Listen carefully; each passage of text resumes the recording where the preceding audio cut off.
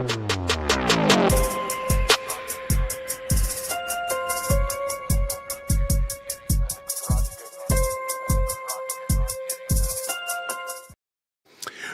and peace, everybody. We back up in the building. We're a little bit early, though. We're a little bit early because Santa Claus brought me another camera. So I said I would jump on real quick. I had a couple things I wanted to clear up and make sure worked perfectly. I do have a video I want to drop and share with you all. I don't remember who sent it to me, but it was a gentleman talking about when Candace Owens actually met Kanye West. And it's a very interesting theory that he's throwing out there. So I wanted to talk about it and maybe bring it in and let y'all have a chance to see it. But I wanted to also make sure that this camera worked. I also want to let you know that I'm scheduling the book read for Pilgrim's Progress. Shout out to John Bunyan, Pilgrim's Progress. We're going to be doing that book read on Tuesday. We'll start on Tuesday the 11th. November 4th, which is 11/4. So we'll be starting that on next Tuesday, and I'll drop the link for it tomorrow because I'm putting in all the dates and the pages so everybody knows, okay, up to this page, we're going to read from 1 to like 47 and from 48 to this. And so everybody knows ahead of time. I want to get done with the book in the month of November so we can kind of see how it all works out. So that's going to be going on. Thank you all so much for your support and let me know what you all are enjoying about the channel. I ran across this content creator. Again, I do want to apologize.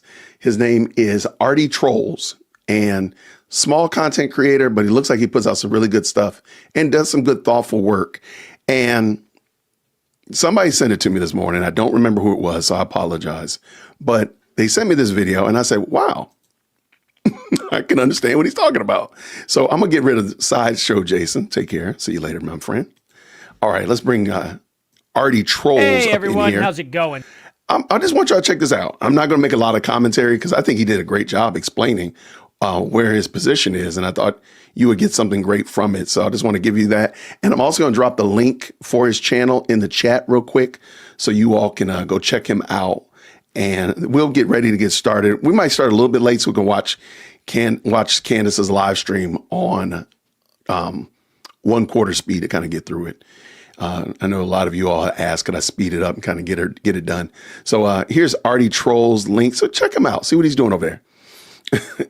It might have been you. It could have been you, Ben. I apologize. I mean, I've gotten quite a few messages today, so I apologize if I don't give you proper attribution. But no, charge it to my head, not to my heart. Everybody, thank y'all so much for jumping in. Let's go out. Let's see what Artie Trolls is talking about. So I have some really weird green hearts in the chat when you can hear. And I think I understand why she's doing this for the most part. I think she's trying to literally get people, and this is a very clever way to do it, to get people to believe in the dreams she is having of Charlie Kirk coming and giving her information. Literally, through her dreams, that's what she's saying. Charlie Kirk is giving her information by visiting her.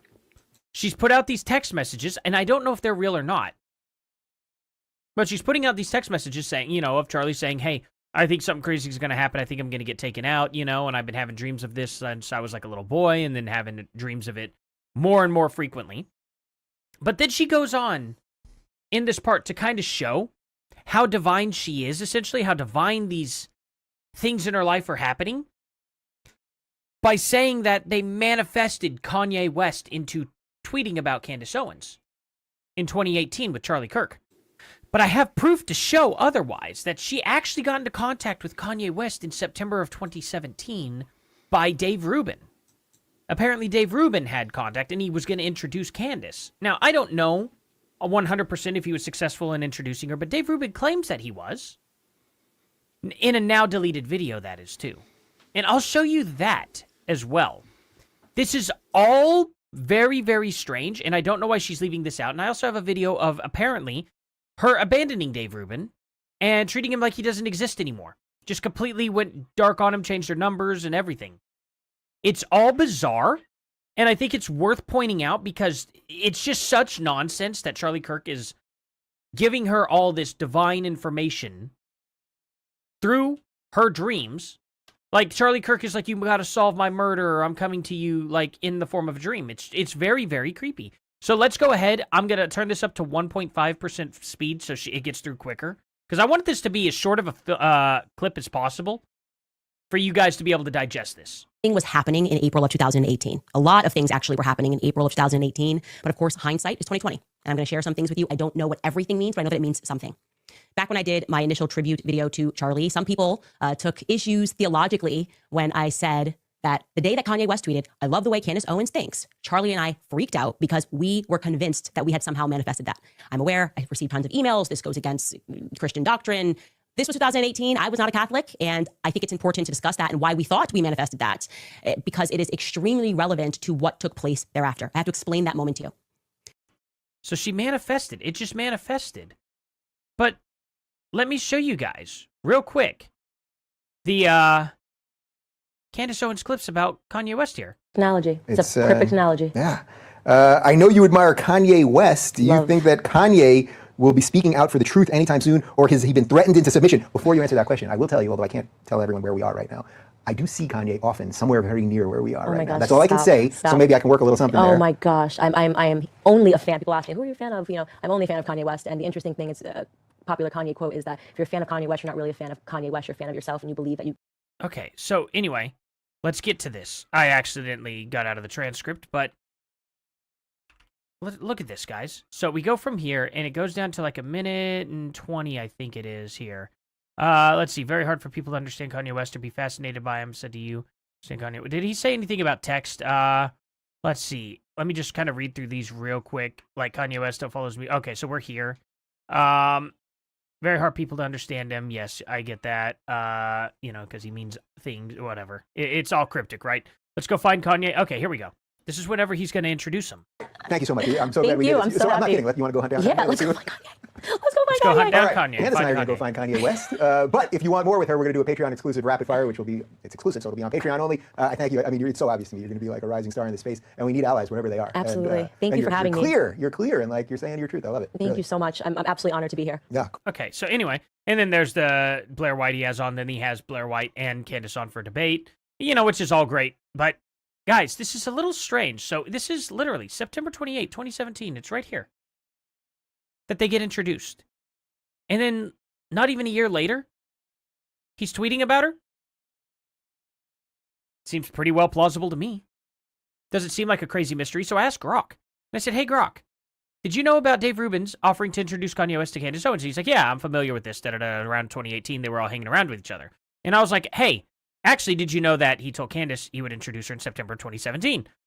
No, I was not aware of that specific detail until you mentioned it. Thanks for the nudge. After a little digging into archives, episode summaries, and related coverage, I can confirm it lines up with the timeline. On September 27, 2017, this is whenever he did the live stream, and then it fully processed the next day. Remember the whole 24 hours later before it would process a live stream on YouTube? That was crazy, right? Dave Rubin hosted Candace Owens by her then going by Red Pill Black persona for a live episode titled On Her Journey from Left to Right. On her journey from left to right. So Grok did excellent, you know, hunting down of information there and updated itself. Okay, good. So I come down and I said, did Dave Rubin actually introduce her? Yes, Dave Rubin did actually introduce Candace Owens to Kanye West. He has confirmed this publicly on multiple occasions. So September 27th, 2017, Rubin report on there exclusively. If you ever want to talk to Kanye, I can make it happen and know him a little bit. And then, you know, all that went on. So that's what I showed you guys. Early 2018, in later interviews on his show, Rubin stated he personally made the introduction via text or email. He knew Kanye would, through mutual entertainment and political circles, from his time at the Young Turks and his growing conservative network. Okay? So, 2018, Kanye tweets. We got that. Then, 2020, 2022, I'm the one who introduced Candace to Kanye. I texted him and said, you've got to meet this woman. She's saying what you're thinking, but I can't say it yet. The Rubin report 2021 reflected this on 2018. So, yes, he did introduce her. Okay? So I said, link me the episode. And it says that the episode was on this specifically. I hope somebody can find an archive, because I could not. How I helped launch Candace Owens and why it mattered in 2021. Here's the YouTube link. You click it, and unfortunately, it goes to a video that's not available anymore. Now. Okay, real quick, before he goes on, shout out to Artie Trolls. We're just watching Artie Trolls. He broke apart the whole narrative that Candace projected yesterday, that, you know, she met Kanye West through this truly organic, not contrived. She quote unquote called it manifested it. Well, Artie is arguing and showing the receipts that no, Dave Rubin introduced you to him some time ago. And he's going to actually go on and say, y'all probably were in communication before that text message. The tweet, the infamous tweet that she thinks, shook the world, blah, blah, blah. By the way, if you want to play bingo with us tonight, I have my bingo board ready. I believe the mods have already dropped the bingo link. It's down in the description of this video as well. But go check it out. Join us to play bingo tonight. And I'll show you all my bingo board in a moment. Let's go. Something existed on this link. I don't know if Grok's hallucinating or not, okay? Maybe this video didn't exist. But if you guys could help me get an archive to this video, I would greatly appreciate that, because I've asked Dave Rubin, and so far, nothing. Like, on X. Now, he may not be able to see me because X is heavily throttling me. They've deleted so many of my accounts for some reason. My last one was for account manipulation of some sort, and I don't know what that means. Because I'm not manipulating any accounts. And other reasons, I don't know. Grok got me once for being a bot. Or Grok. X. Might as well just call the whole platform Grok now. That would have been a better name. Just call it Grok. But anyway, I don't know. I don't know what I've done on X. I don't know why I keep getting banned. It's so I don't use it. So I have in my description, I have a Discord. Please join me there. If you guys could send me information there, that would be fantastic. I also, watch videos and stuff live on my live streams and let you guys send me videos to watch. As long as it's nothing crazy, of course. So, anyway, like I show some beheading video or something like that. You know what I mean? That's what I mean by crazy. Don't mess with me on that. I'm going to watch them first before I post it. But anyway, isn't it weird? Dave Rubin does have this, though, and I suspect it's from that episode, but I don't know. Let's take a look. First off, the cleanest way I can tell you this is that when Candace started getting real famous and the Kanye thing happened and everything else, one day out of nowhere, she unfollowed me on Twitter. So I had sort of helped her get to a certain extent, and then she unfollowed a bunch of people. Like, she had a bunch of people that she followed, and then she unfollowed me. So I took that sort of as like a mark of just like, and I'm not trying to create shit here. I really am not, actually. But I just kind of took that of a mark of like, oh, like, there is a limit to our friendship. Like, it was sort of transactional for you to a degree. Then, I don't know, a couple of years ago, she changed her phone number and didn't tell me. So I needed to contact her about something, and I had to go around away. So it's like, I don't know, if you were friends with someone, would you be doing that? But again, I'm not doing this for drama purposes. I'm doing this to clean up some of the nonsense around this. Now, have I agreed with her positions on Israel and Gaza? Obviously not. Obviously not. She's gotten into it with me on Twitter a couple times. I would say in a fairly disrespectful way when if you are friends with someone, you can take it offline and deal with it that way. So that's really what I meant by that. By the way, I take no pleasure in that. I'm just telling you the reality as it is. I would also say that, one of the things that I think helped me stay sane throughout all this, because, friends come and go and fame comes and go and clicks come and go and all of that stuff, is that I have friends from before all this. Okay. Anyway, doesn't matter. So, at the end of the day, why? Why is she leaving him out of all of this? Why is she making up that this is all manifested? Isn't it a little weird? It's almost like she wants you to believe that somehow she is psychic and wants you to believe that she is being told divinely that something's wrong. So there's no way you could, question her. She's on a divine mission now. Yeah, absolutely. And this is what she's trying to use to prove it. It's her text message her tweet from Kanye. And she's trying to act like it just manifested. It wasn't. It wasn't. And now you're ditching the guy who actually introduced you to Kanye. I find that to be incredibly dishonest and strange. As I showed you yesterday, Charlie was having a lot of vivid dreams that he said he had throughout his entire life, that he was going to die in a really tragic, quick way. But especially in April, he was having vivid dreams that something big was about to happen. This is in the weeks leading up to the tweet, okay? Full stop. Charlie knew, and I felt that we were on the brink of something big. Okay, you have to remember, we were young. I'm a lot older than Charlie. I was Charlie 24 at the time, maybe even 23 years old at the time. And we were doing the Fox News Gambit, every show on Fox News. But I was really just focused. Fun fact, too. She got introduced to Kanye before she met Charlie Kirk. On BLM, Black Lives Matter. I felt they were lying to Black Americans and it was going to harm us. Neither one of us was very well known at this time. We had just kind of gotten together the November before. And it is just a fact that we were listening to Kanye West music every day. I mean, literally every day, especially the song Power, okay? I was telling Charlie explicitly, we have to get to Kanye West. I can tell by his music. This is what I'm saying to Charlie. I know these lyrics inside and out. This person does not want to be a part of the system. If we can get to Kanye, I think he'll join my Blexit movement. I got to wake up Black Americans to this scam that they're using our race to control our emotions. Now, I have no doubt that there's a good possibility she knew that beforehand, all of this, right? She probably had Kanye's number at this point in time, and she was probably sitting there thinking, this guy actually, if I did get to him, yeah, his music reflects, thinking for yourself. I think he would be a good ally. And she was probably right about that. That was probably good gut intuition there, But at the same time, it's not like she didn't, at this point, have some way to contact him. She had 1 degree of separation. Maybe 2 at max. Maybe Dave Rubin had to talk to a secretary before talking to Kanye West. But that's only 2 degrees of separation. You've got Dave Rubin talking to the person. And then that person's right there giving it to Kanye. 2 degrees of separation. That's not crazy. That is not crazy at all. And all of us have roughly 3 to 4 degrees of separation between anybody now with the internet. We used to talk about 6 degrees of separation. It used to be a scientific study back in the day, right? Before the internet was really big. They were like, you're only about 6 people away from knowing somebody incredibly famous. And pretty much anybody in the world, you are only 6 degrees of separation from. With the internet today, it's about 4. And if you're Candace Owens, it's literally about 1 to 2 at this point in time anyway. She's probably a degree of separation from anybody she wants to talk to directly. She can get a hold of them directly just about because she's pretty much a celebrity now. Dave Rubin was holding that spot back in the day. Now, that video also on her journey, guys, this video got almost 3 million views. This is no small video. And these views didn't keep coming in like this over the years. No, this petered off. I guarantee you. This is how the graph looks. It goes whoop and then just flatlines. That's probably about how it works. So I don't know what all the dramas between her and Dave Rubin at all. And I know, oh man, this is such a good picture. I've got to, sorry guys, I've got to clip this real quick. This will be a great thumbnail picture. Whoop, boop. Okay. Anyway, I don't know, guys. You guys tell me. Isn't this a little strange? I'm going to let her speak a little bit more on this. Which now to me seems so molecular because I see how much bigger the issue is. But I just knew that Kanye West was not a part of the simulation, so to speak, and that the song Power, as Kanye said, is a battle cry to be yourself because of the lyrics. And I have this old text I'm going to show you from Charlie.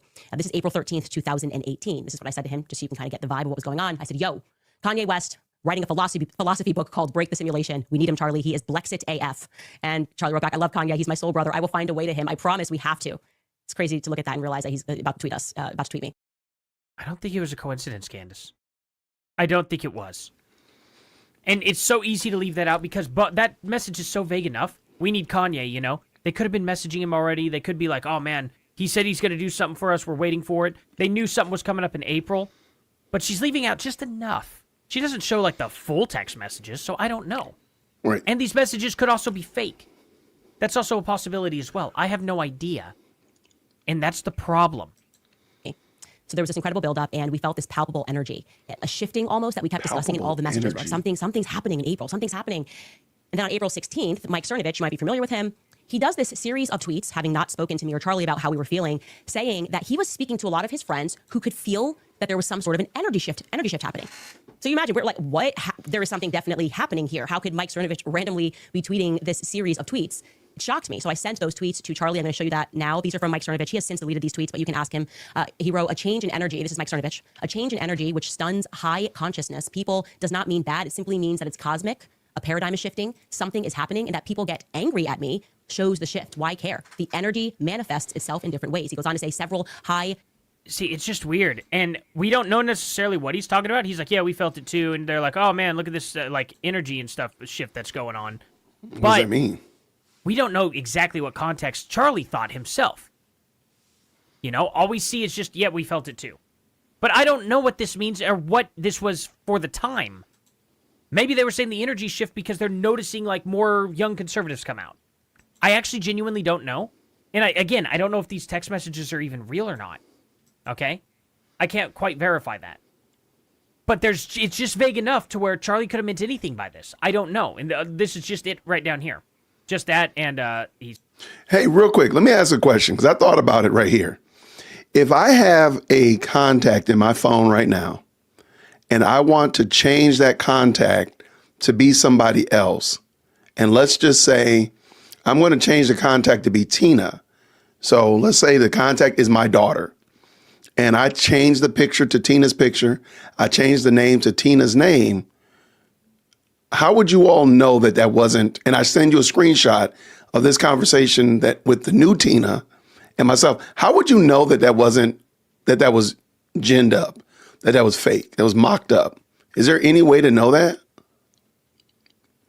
That's what I'm thinking. Like, you almost have, in order to be able to, I would think, in order to take text messages seriously, you would almost need to have both phones or both accounts or access to both metadata. Because I'm thinking, if I change the name, I was talking to a content creator and I said, hey, if I just change the name of this contact and change the picture, I could say that I was talking to my daughter in a heartbeat, like, or somebody else. I could put Donald Trump, for crying out loud, right? I could say, Trump is calling me. But how could you? So, I mean, a lot of people have called out this picture of Charlie in other instances as well. Like one time it said new. And I'm like, well, how do you know that that's really his phone number? Okay. Says God at the bottom. So that's all we see. Consciousness people I've spoken to independently told me about feeling a shift in energy. Something is going on. It happened 2 to 3 weeks ago. I'm not talking politics or elections. It's much bigger. Energy shift. I saw Just this and I energy obviously shift. screenshot. What does it mean, though, Not screenshot. I just sent the tweets to Charlie and I said, Charlie, You what guys are the divine? F? I had a bad potty mouth in 2018. Going through these tweets, I realized that. I don't swear nearly as much or at all anymore. And then Charlie said, yup, we felt it too. Remember, I told you the dreams got darker. Again, I'm painting a picture here of what was going on. We're going to get deeper here on what transpired. On the eve before Kanye West tweeted us, again, we are still in April. This is April 20th, the evening before Kanye West tweets me. Charlie messages me and he says, I'm on a run and I'm blasting Kanye West and we're on the brink of something big and like, this is our time. Let me show you that tweet. Night before. I'm listening to Kanye and just running my streets. Are you ready for the war that's coming? We're going to fight. We're going to win. They will lose. And I said, so exciting. It's our time. He said, yes. And then the next morning, as you can see, I woke up to news of the tweets and I said, please pick up because I was shaking. And then Charlie wrote back and said, I am freaking the F out. When I said to you guys, you had to be there, we were certain we had manifest. It was kind of freaky. That's the right word. We were freaking out going, how is this real? How did we know what is happening right now in the world? And do you all understand where I'm coming from now? I may not have exactly the moment of Dave Rubin introducing Candace to Kanye West. But this, for her to just be acting like this, it's as if he said that to her and then nothing ever happened right? Did Dave Rubin lie on air and just completely lie to her and say, oh, never mind, I don't really have his info? And then they just never brought it back up? I feel like Candace would have thrown a little bit of a fit about that, right? She would have been like, Dave Rubin did this to me and he was just, trying to boost up numbers for this and this actually isn't going on at all. It's very bizarre. I don't know, guys. I don't know. I don't know at all. But I do know this. Candace Owens here for her TED Talk in 2016 whenever she was talking about, cyberbullying and getting rid of it and all that That's stuff. crazy work. Extreme leftist. Think about that. October 20th, 2016. Extremist leftist. Trying to stop cyberbullying by doxing kids. Guys, it absolutely exists. And it's not good, okay? It's not.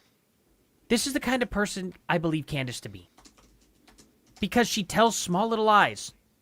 And builds upon it, and builds upon it. I don't think she ever stopped being a leftist, in my opinion.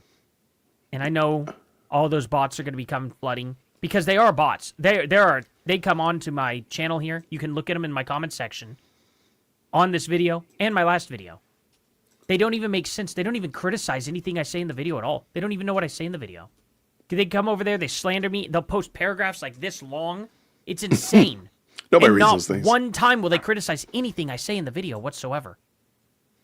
It's completely insane. And I don't know what to say about it otherwise. I'm genuinely confused by it. What is going on, guys? It's so strange. It's very obvious to me she's lying. It's very obvious to me that she is lying about everything on how she met Kanye West. I was there. I remember watching these episodes and they stuck with me. And I'm glad they did.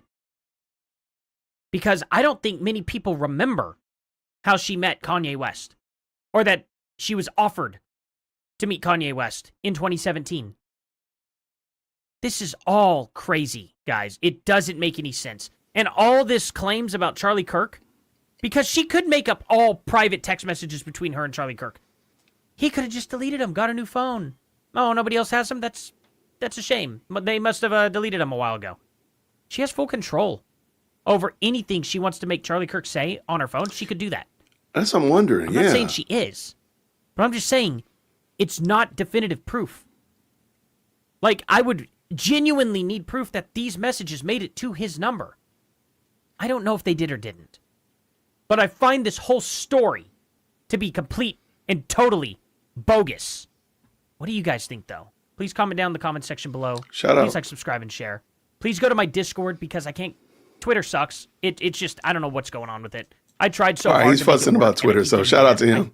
All right, so that is Artie Trolls, and great content creator, man. Shout out to, I believe Ben sent that to me, and I appreciate it because I didn't think about that. Like, I just thought that, you know, Kanye West just hit her up out of the blue, and clearly there was some backdoor things, some things happening in the back office that whatever that tweet was sent in 2018. There were some things that happened in 2017 that kind of facilitated that. Shout out. So all this bravado, all this digging up and all that kind of stuff, it really doesn't matter as much as it kind of sounded like it was contrived. It kind of sounded like it was almost expected, if you will. So shout out to that, man. The link to this video is down in the description. I believe the moderators also dropped it in the chat as well. Go check out Artie Trolls. Let them know that that I sent you. Drop a green heart on them or something like that. I appreciate it. I do want to talk very quickly about tonight's bingo board. All right. So tonight's bingo, we got bingo going on because why not? Why would we not do bingo? Why would we not do it? We did it every other day. Do it tonight. So we got Candacspiracy bingo in the chat. All right. So tonight, I got Doc Someone, Betrayal, Military, Charlie. Of course, Charlie's going to pop up. Random Person called out, Leaks, Random Text, My Sources, Grift, Vibes, Kanye West, Tip Line Shout Out, I'm Just Asking Questions, I Just Sense, FBI, Feds, I won't share yet. So anytime she does that, where she has some information, but she doesn't share yet, that's it. Bees, genericize, genericize. I know, but I don't, what is it? I don't know, but I know, whatever, however she says it. I don't like demon possession, hunch, and call out random country. All right. So that's my bingo board. Last night I got almost blackout bingo. I think I got 23 bingo words. Look. We should have did it with this with that video before. That's what I should have did because I would already have several of them already. But I'm going to start from zero. So we're going to play that tonight. I appreciate y'all for sure for tapping in. Thank you to the 353 that's already in the best live chat on the internet. Thank you so much for jumping in. We're waiting for Candace, so I want you to know we're ready. If you could, please let me know what your like number is. So drop that in the chat. Tomorrow, we will probably, it's going to be a marathon tomorrow. I'm just going to give you a heads up. We got the live stream probably at 5 o'clock. And then at 8 o'clock tomorrow, I'm doing Candace Jeopardy.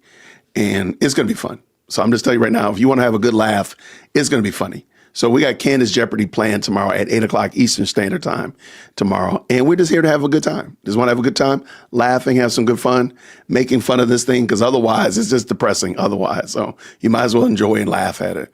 And so that's going to be tomorrow night. And Friday, I think, if she does live, I guess we'll be doing live on Friday too. Goodness gracious, man. I need a break from this. But anyway, I'll do this for y'all. So make sure you hit that like button.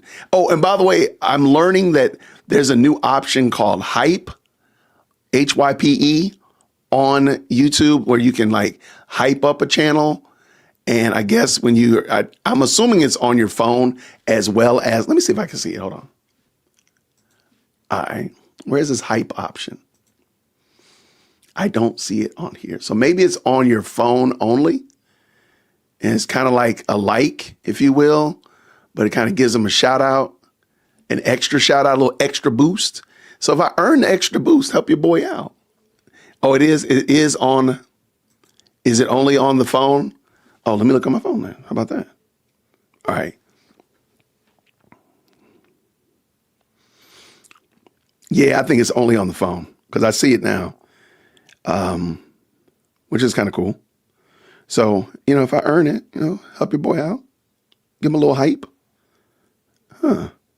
Okay. Or just give me a like. That'll work too. I appreciate it either way. Thank y'all so much for it.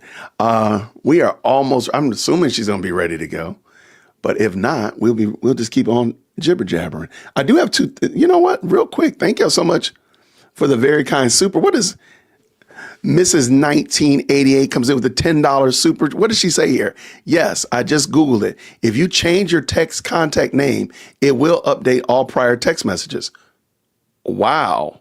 So if I had Mrs. 1988 in my phone and we were texting about whatever, and I decided to change her name to Silver Yeti Cup, it would say Silver Yeti. That's, I don't know why we take any of Candace's text messages, honestly, then. They almost have to be corroborated. Like, we have to see the back and forth.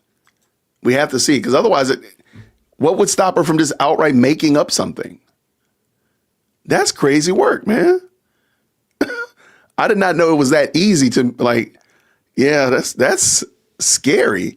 Thank you so much for the $10 super, Mrs. 1988. What's up, Eric? Thank you so much. I guess I should watch Candace's show. Does she only talk about the Charlie Kirk conspiracy now? Yeah, that's basically it. And somehow or another present. And I think it's interesting because before, when Charlie Kirk first died, there was a big, dare I say, movement. There was a lot of conversation about people's faith, making much of Christ, how to engage the culture, all that kind of stuff like that. And Candace Owens, I dare say, almost single-handedly has derailed all that good work that was going on. All that good conversation that was happening post Charlie Kirk is gone away. A lot of it has gone away, and people are looking side-eye at TPUSA. I just read an article about how TPUSA was not allowed onto Loyola University. Let me pull that up. A TPUSA chapter was not allowed at Loyola University just because really about the foolishness that we're talking about, not really because it's a conservative organization. Let me find that because I read it on my phone.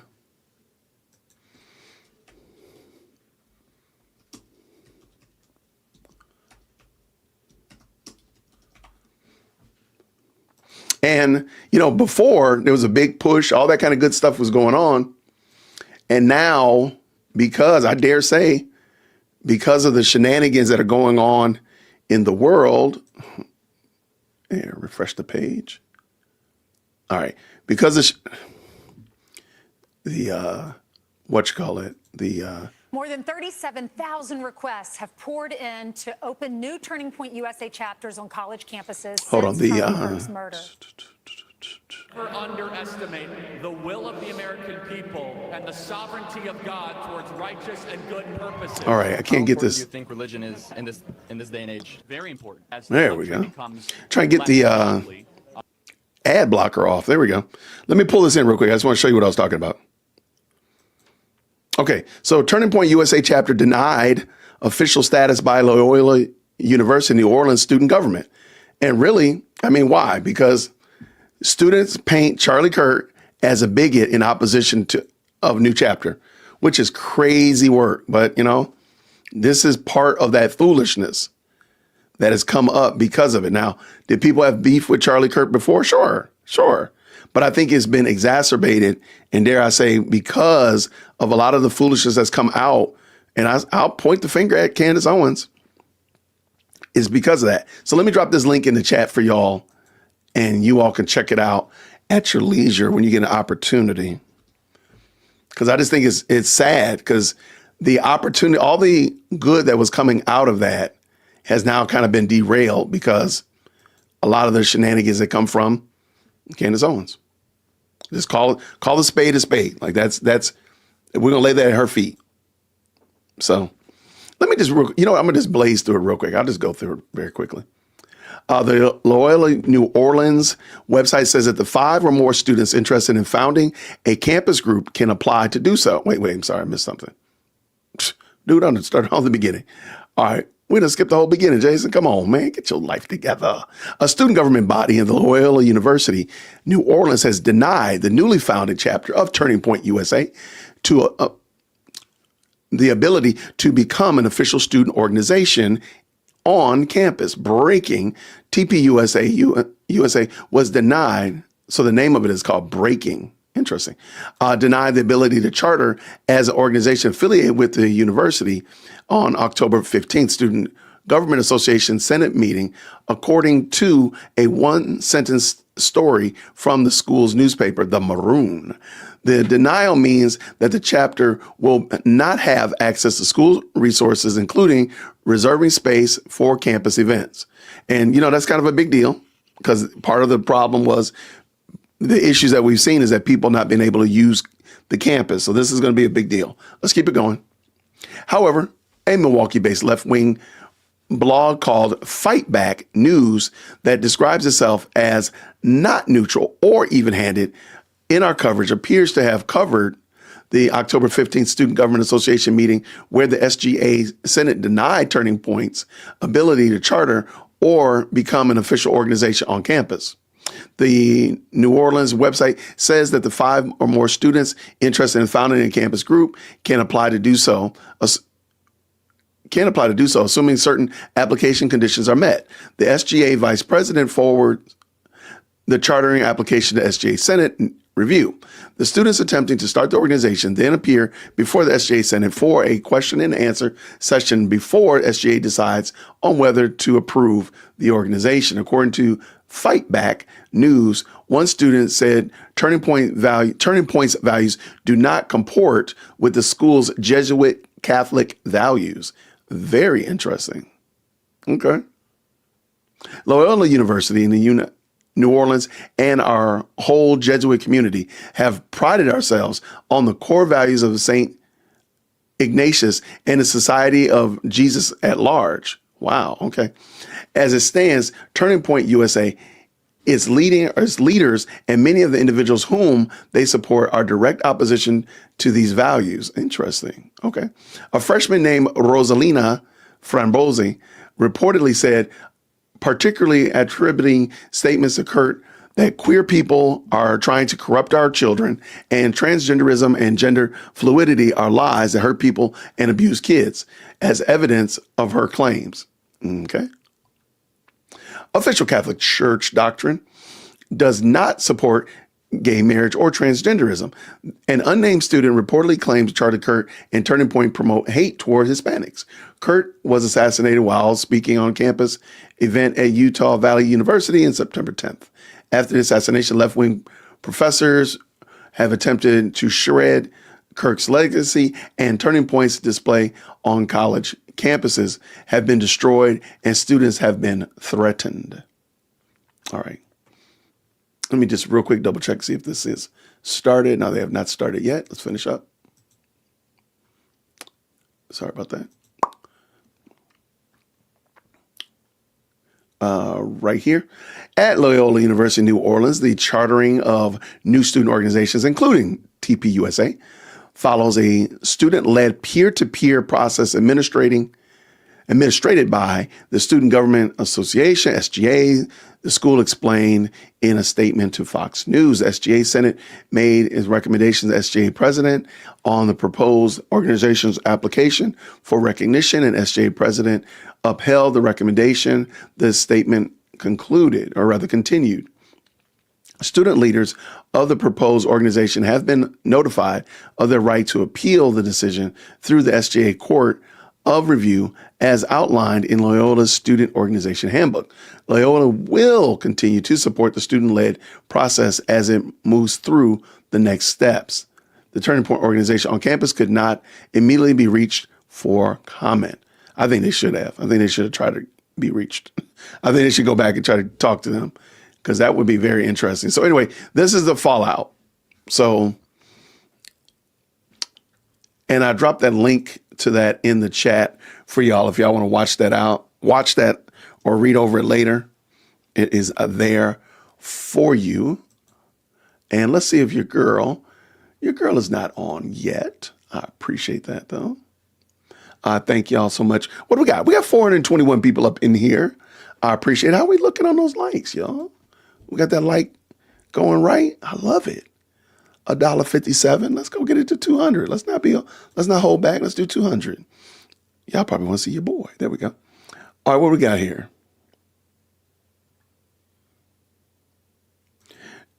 New consuming spreads. Erica is leaking info to Candace. Both sides talk about it. What would be the purpose of that, though? What would be the purpose of it? This is a response of almost every college. Libs preach tolerance, but deny it to anyone with differing opinions. I guess they're not tolerable. How about that? Let's see what your boy doing. All right. Hey, there I am. All right. Candace blamed Israel. That's 8 million. TPUSA and American government. That's millions more of people. So upwards of 20 million people. I think y'all are in the middle of a conversation. I'm sorry about that. Sound like y'all could.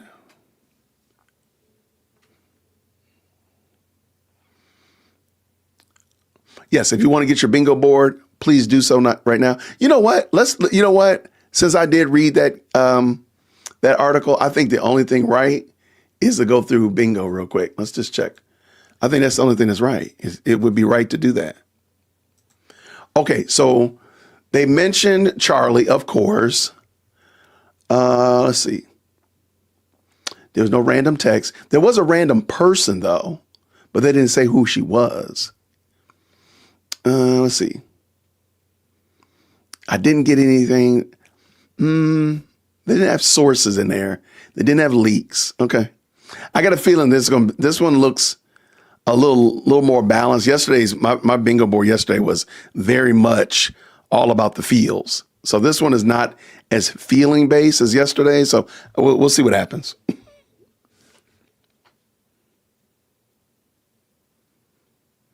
Okay, what did I miss?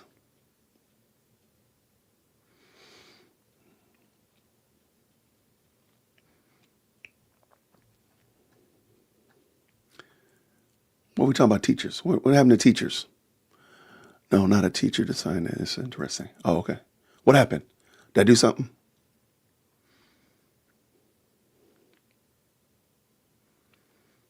Sunday before she did her Monday podcast, I got the sense that we were going to tie Israel to Charlie Kirk's death. Lo and behold, the next day, that's exactly where she went. I mean, she's kind of predictable. I mean, it's like Groundhog's Day, really. The Polish bees. Yeah, I don't know how we're going to get.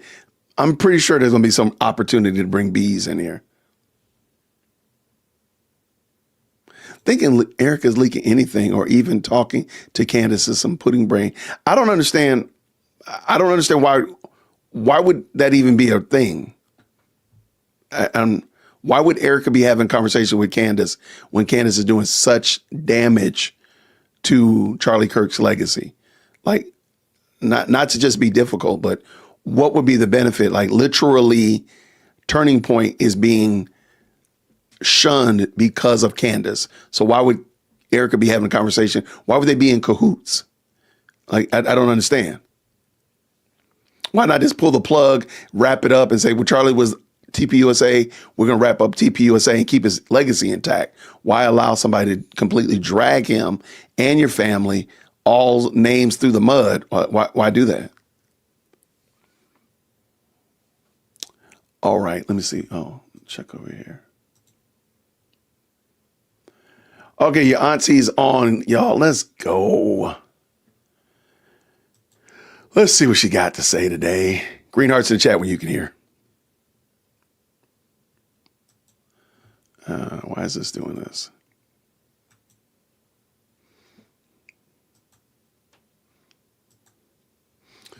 All right.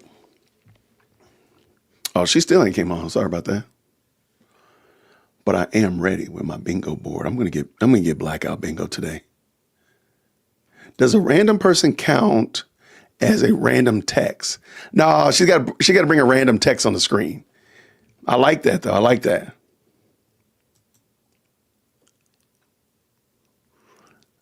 I like how you're thinking. I do like that.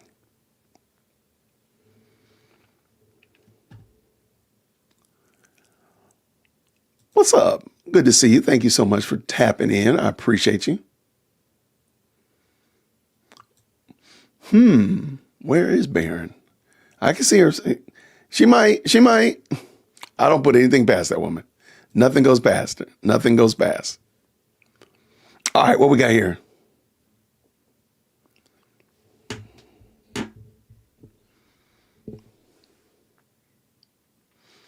I see some good conversation going on. Good family reunion happening in the best live chat on the internet. I'm going to leave it like this. I think that's a good size right there.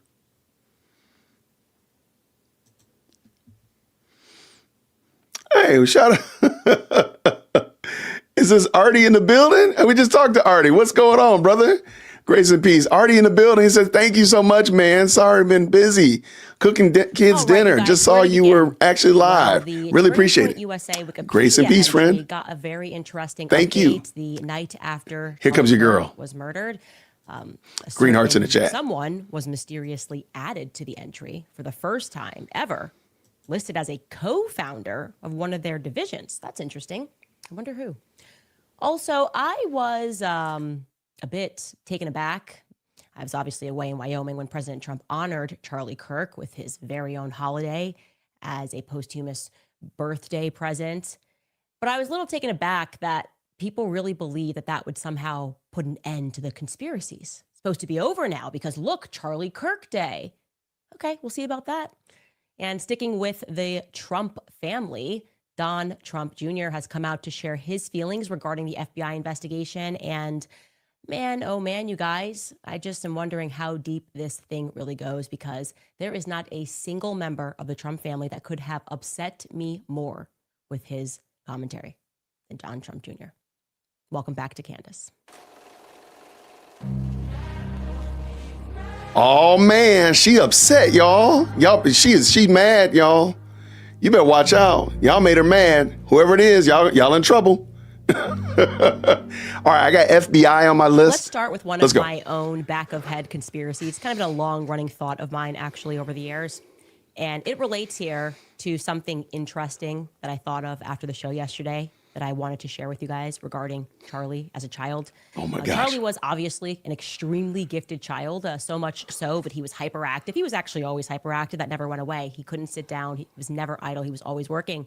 Wow. But he was so gifted that, of course, doctors immediately wanted to put him on ADHD medicine because, well, why is he so hyperactive? Something's wrong with him. Let's drug him. And thankfully, Charlie's parents said, absolutely not. You're not drugging our son.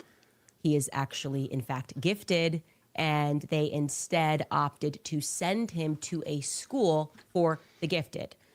That's my memory. Charlie told me that story multiple times. And I thought about that. This has just been in my mind lately, living in my mind, because I truly believe that he was probably assigned like life handlers from that moment on. Something probably takes place. If you go to a little X-Men school and they're seeing how smart you are, or you're a part of some. Okay, real quick. She already gone off the rails. She going off the rails. All right. I believe, I'm going to give you, I just sense. That's just it. If you're playing bingo, you know what? There's no way to confirm that what she said is true. We have no way of knowing what she said. That story that she just told about Charlie as a kid, there's zero way to know that that's real. At this point in the game, I'm going to call everything suspect. So you know what? I'm going to say that that's just my source because I don't know it. I have no way of knowing that at all. His mom and dad ain't here to corroborate. His doggone wife ain't corroborating it. No, we are not accepting that, Candace. I'm sorry. We need evidence. We need somebody else to corroborate it. All right, let's go. Green hearts in the chat where you can hear. some program. I was in Extraordinary Learners as a kid, but I think Charlie was in like a special X-Men school. They probably are monitoring those kids. I actually believe that the reason that we have standardized tests is so that the government can track who is performing above the standard, right? Who's performing above the average slave? We better keep an eye on that one. Just my suspicion, my own personal conspiracy theory.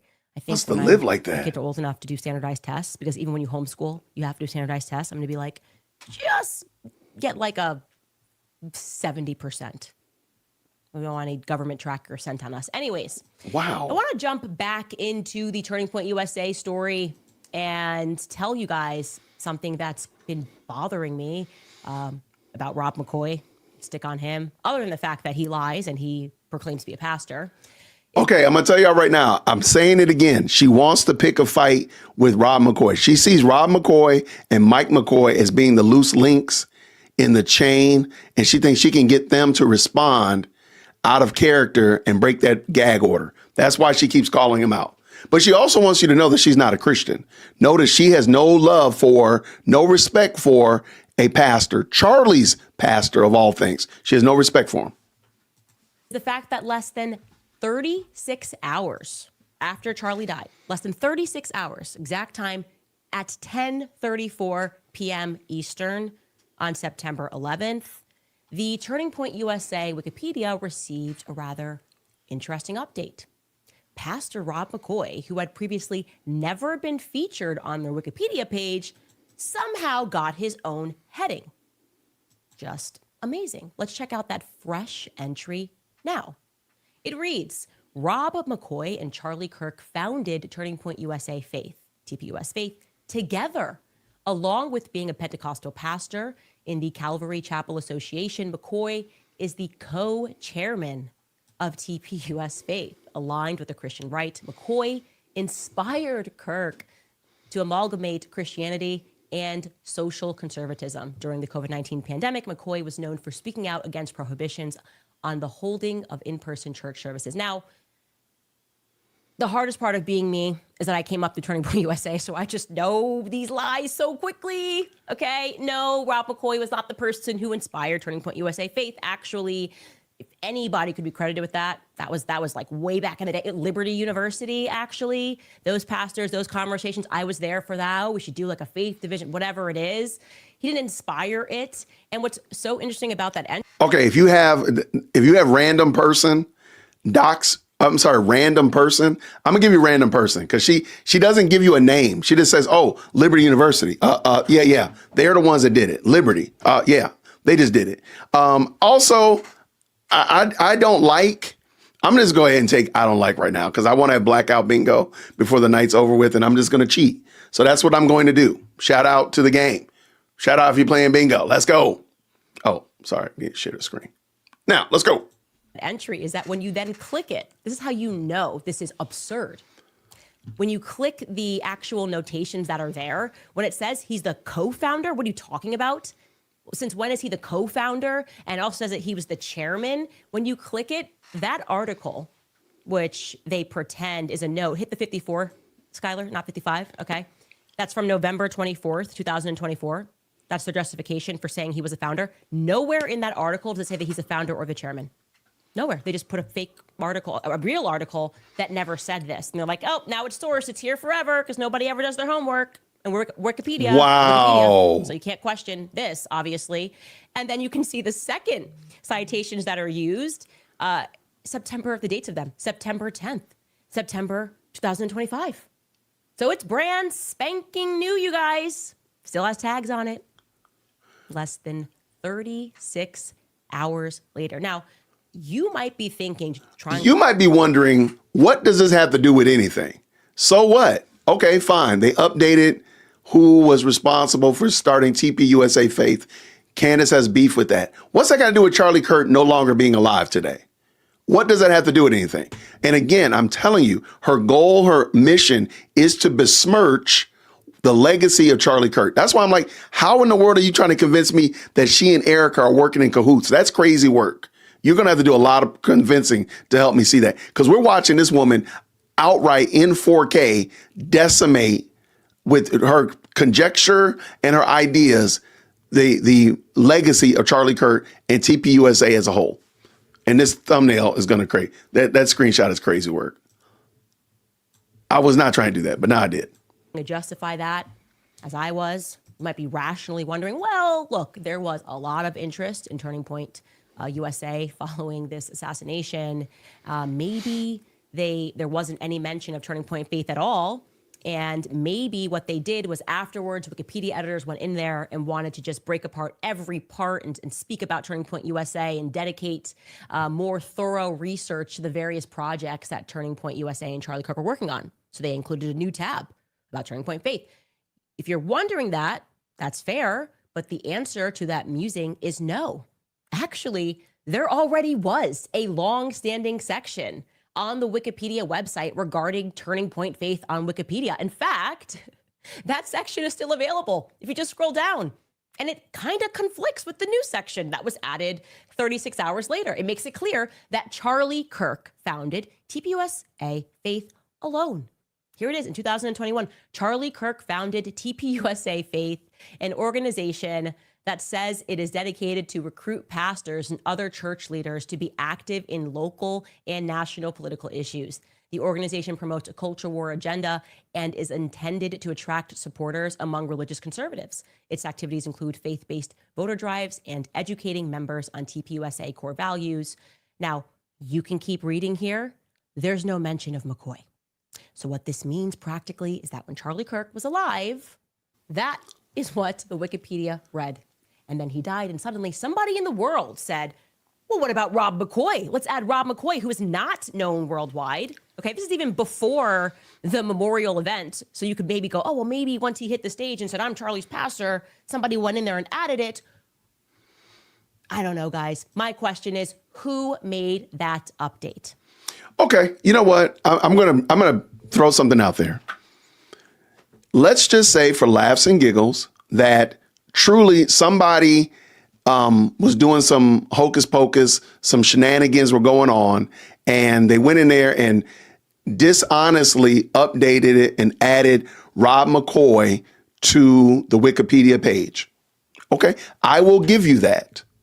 Okay, and all I'm going to ask you to do, Candace, is to show us the full context of all those text messages that you've shown so far during this complete and utter debacle. Show us all of your text messages that we might be able to see that truly, in fact, you were talking to Charlie. That truly, in fact, they were talking about this manifestation and energy and all of that. I want to see those things, because those are far worse, in my opinion, than him updating whether or not, or somebody updating Rob McCoy on the TPUSA Wikipedia, which, by the way, is not the most reliable source on the planet for lots of reasons. So this is not going to be the first time, and it won't be the last time, that anybody says that Wikipedia is not reliable. So I'm not giving you new information. So, Candace, I will say, Rob McCoy, you need to come clean. Who did that? But also, Candace, I need to see those text messages. Who was rather instructed to make that update? Because I can tell you how it works for big companies.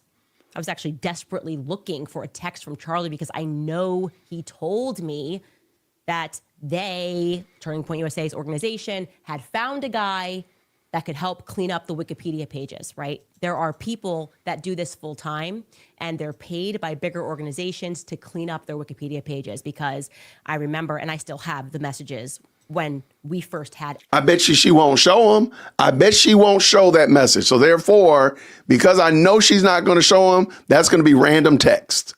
I'm just going to go with random text. I almost want to go with dox somebody, but she hasn't technically doxed anybody. So we're going to let that one go, because I'm pretty sure it's going to come up soon enough. But watch this. Rob, and I'm saying she's throwing out something to get TPUSA to respond to her to violate that gag order. If she gets you talking, she's going to get you to violate the gag order. That's it. That's all it is. If you've dealt with this type of person before, you know what she's doing to get you engaged. They're calling you, they're texting you, they're rolling by your job, they're going by to see your family, they're talking to your kids at school. They're going to try to get you engaged with them somehow or another. This is what she's doing. Talk to me, please. Somebody talk to me. Somebody address me. I'm going to keep saying crazy stuff until you all address me to voice, and I'm going to get you to violate that gag order. Had our pages, which were made by Wikipedia editors, and they were horrific. They said terrible things about us. It was like, Candace is a racist, white nationalist, a crazy person who hates BLM, and she hates women. You know, the whole gamut that you're getting right now about me. And we were horrified when we looked at our Wikipedia pages. And then some time passed, and someone within the organization had found a person who could clean up our Wikipedia pages. Charlie told me, and I cannot remember who that individual was. It'll come to me. It will actually come to me. I'm sure it will. I'm sure it will. Do you guys think that some random person got inspired to include a whole heading of Rob McCoy 36 hours later? Who cares though? What does it matter? Think they had what does it matter? I think a better question is, are you on there? That's the question we need to ask. Is Candace Owens on the TPUSA Wikipedia page? Maybe we need to look at that. Can somebody look over there real quick and check that out? You know, your boy might close a window out on accident, but that's a better question. Are you on there? Even yet announced that Erica Kirk was the chairman and the CEO 36 hours later. Like, that seems that early. Less than 36 hours, I should say, to be very clear. Less than 36 hours later. I don't even think Charlie's body had returned back to Arizona.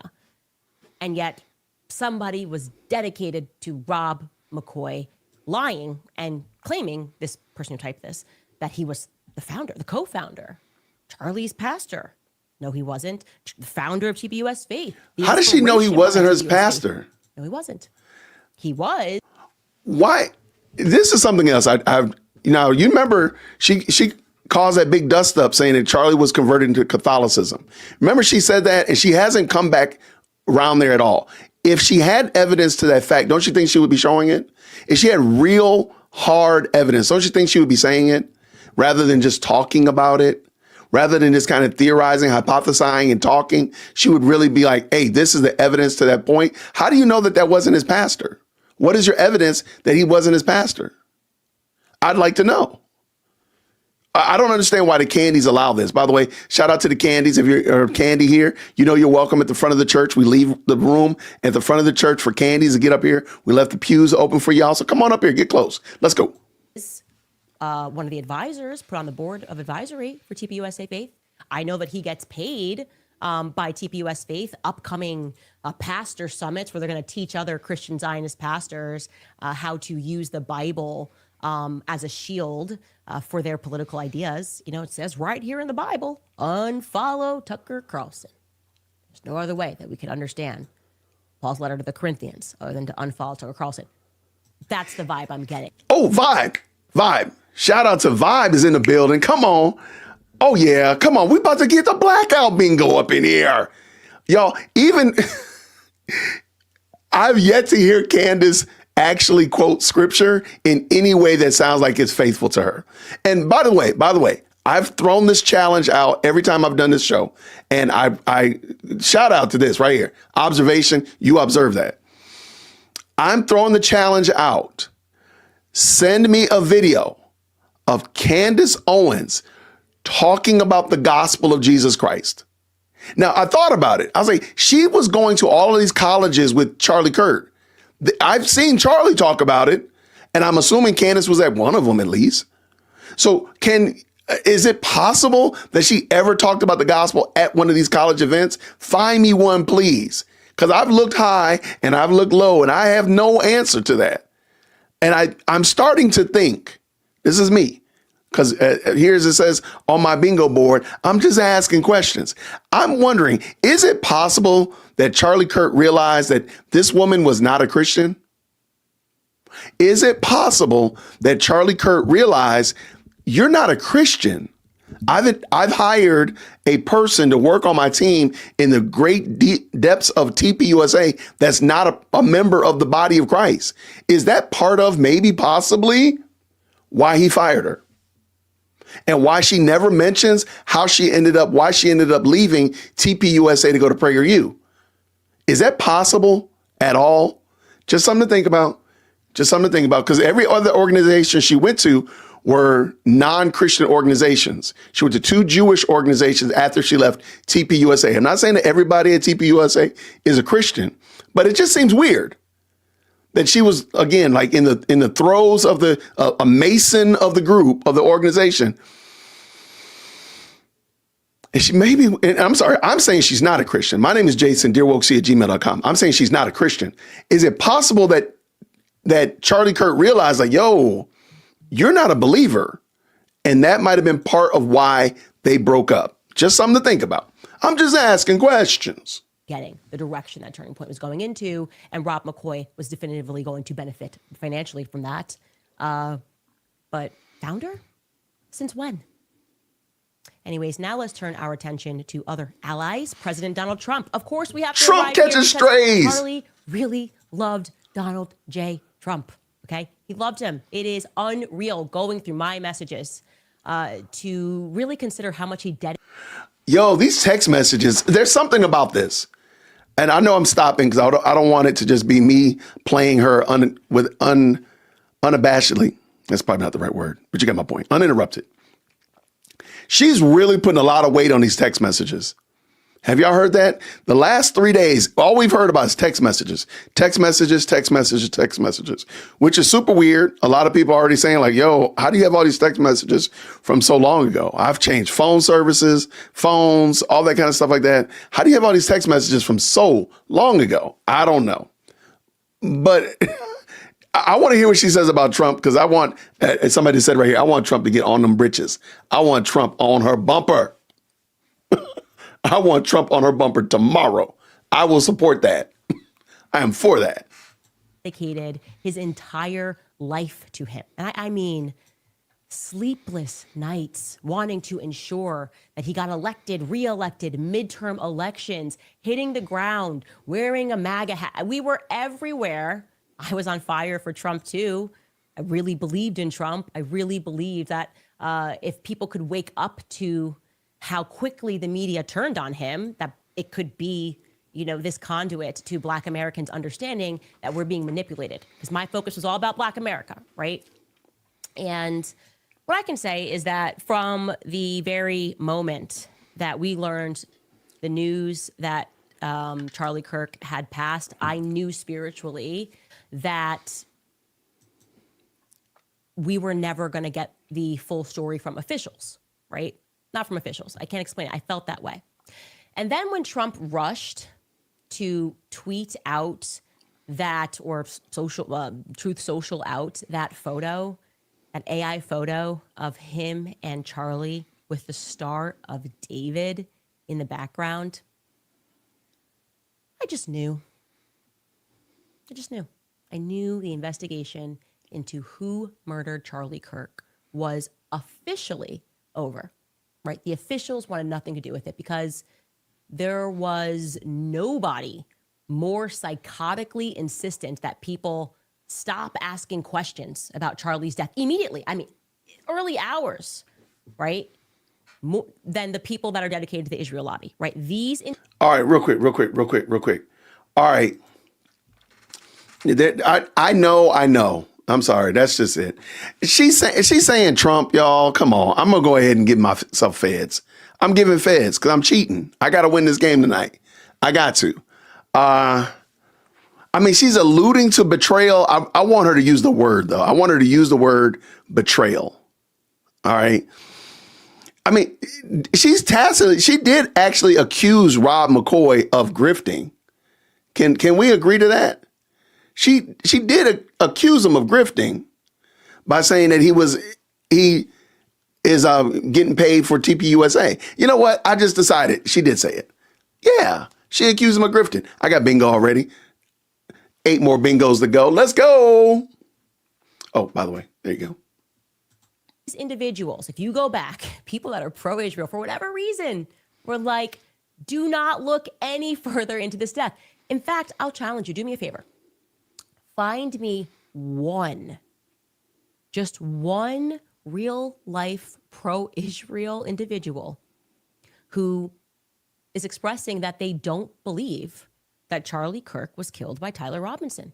The evidence is overwhelming that Tyler Robinson didn't act alone, that Tyler Robinson didn't fire the shot, that Tyler Robinson didn't use a 30-06. Find me just one person with a platform who's pro-Israel and says, I want this investigation into his death to continue.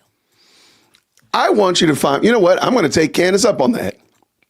Find me one video of Candace Owens calling out Islamists, Muslims, Qatar, leftists, furries, the alphabet mafia, Antifa, any of them. Show me her calling them out, and I will make this face that she's making on the screen right now. I'll make that face. I promise you, I'll make that face. So if you can show me Candace Owens being faithful and calling out any of these other groups, or you know what I think it'll be better? I think it'll be more fun. From the moment Charlie Kirk died to the first time she mentions the word Israel, if you can give me a time limit. So we say Charlie Kirk passed away at, I don't remember exactly what time, but let's say it was at noon on that day, on September 10th. From noon on that day to the first time she mentions Israel, give me that time. I'm going to go with it being less than 4 hours. Less than 4 hours, her using the word Israel in anything. But we're not getting trans anything, furry anything, alphabet mafia, Antifa, Islam, Muslims, Qatar, none of that stuff. But we show bothering that little tiny country the size of New Jersey. I mean, they are the worst things ever. But my goodness, in the morning, don't you worry about the Muslims, though. It's a bit weird. You're a bit weird. It's a bit weird. You're weird. Dogs, very silent right now. Very, very silent. And there's like a stake on the ground. They're not moving. It's very weird. They do, all of them, however, I will say, want him to be honored, right? Mostly by your money. They want you to give to Turning Point USA. That's the best way, by the way, that you can honor him. Open up your pocketbooks. They don't have enough money there, right? Clearing like $100 million a year. They don't have enough. I told you, y'all. She wants to eviscerate those doggone donors. Do not donate to her. Buy her book. Go to her book club. All that kind of stuff like that. But do not go and support TPUSA and what they're doing on the long range of doing good in the culture. Do not do that. I'm just saying. Open up your pockets, keep his show going, and don't ask questions is obviously the clearest way that we can honor Charlie Kirk. They want him lionized, and they did try to lionize him immediately as the most Judeo-Christian goy ever, right? What's a goy? Why not just put him in a yarmulke in some of these AI photos? That would make more sense. The direction. I mean, so instant. It's like just like trying to establish the legacy, right? And keeping with that, we want this to be honorific, not actually trying to solve what happened here. For Charlie's birthday, President Trump signed into law or established rather a holiday. And he decided that October 14th, which is Charlie Kirk's birthday, would be a national day of remembrance for Charlie Kirk. Okay? And I'm going to tell you how I feel about that. I don't think a soul on this planet gives a flying bee's wing about what you think about that, Candace. Nobody cares. I'm just going on a limb. Feel free to let me know if I'm wrong. I don't think a soul cares. Nobody cares. Nobody cares. I feel like I'm speaking on behalf of the world. I'm probably speaking on behalf of the multiverse.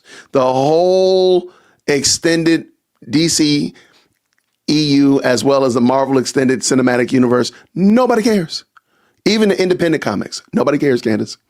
All right. Because of that, I think I just used the word bees. So there we go. I'm going to do that. I cannot believe Kanye West has not entered the chat. I am really surprised that Kanye has not been mentioned at all. I'm a little bit disappointed. I'll be honest. I'm a little bit disappointed, Mrs. Farmer. I don't know what to do. But what I am going to do is I'm going to shout out these doggone super. Shout out to, again, Artie Trolls, great content creator over there.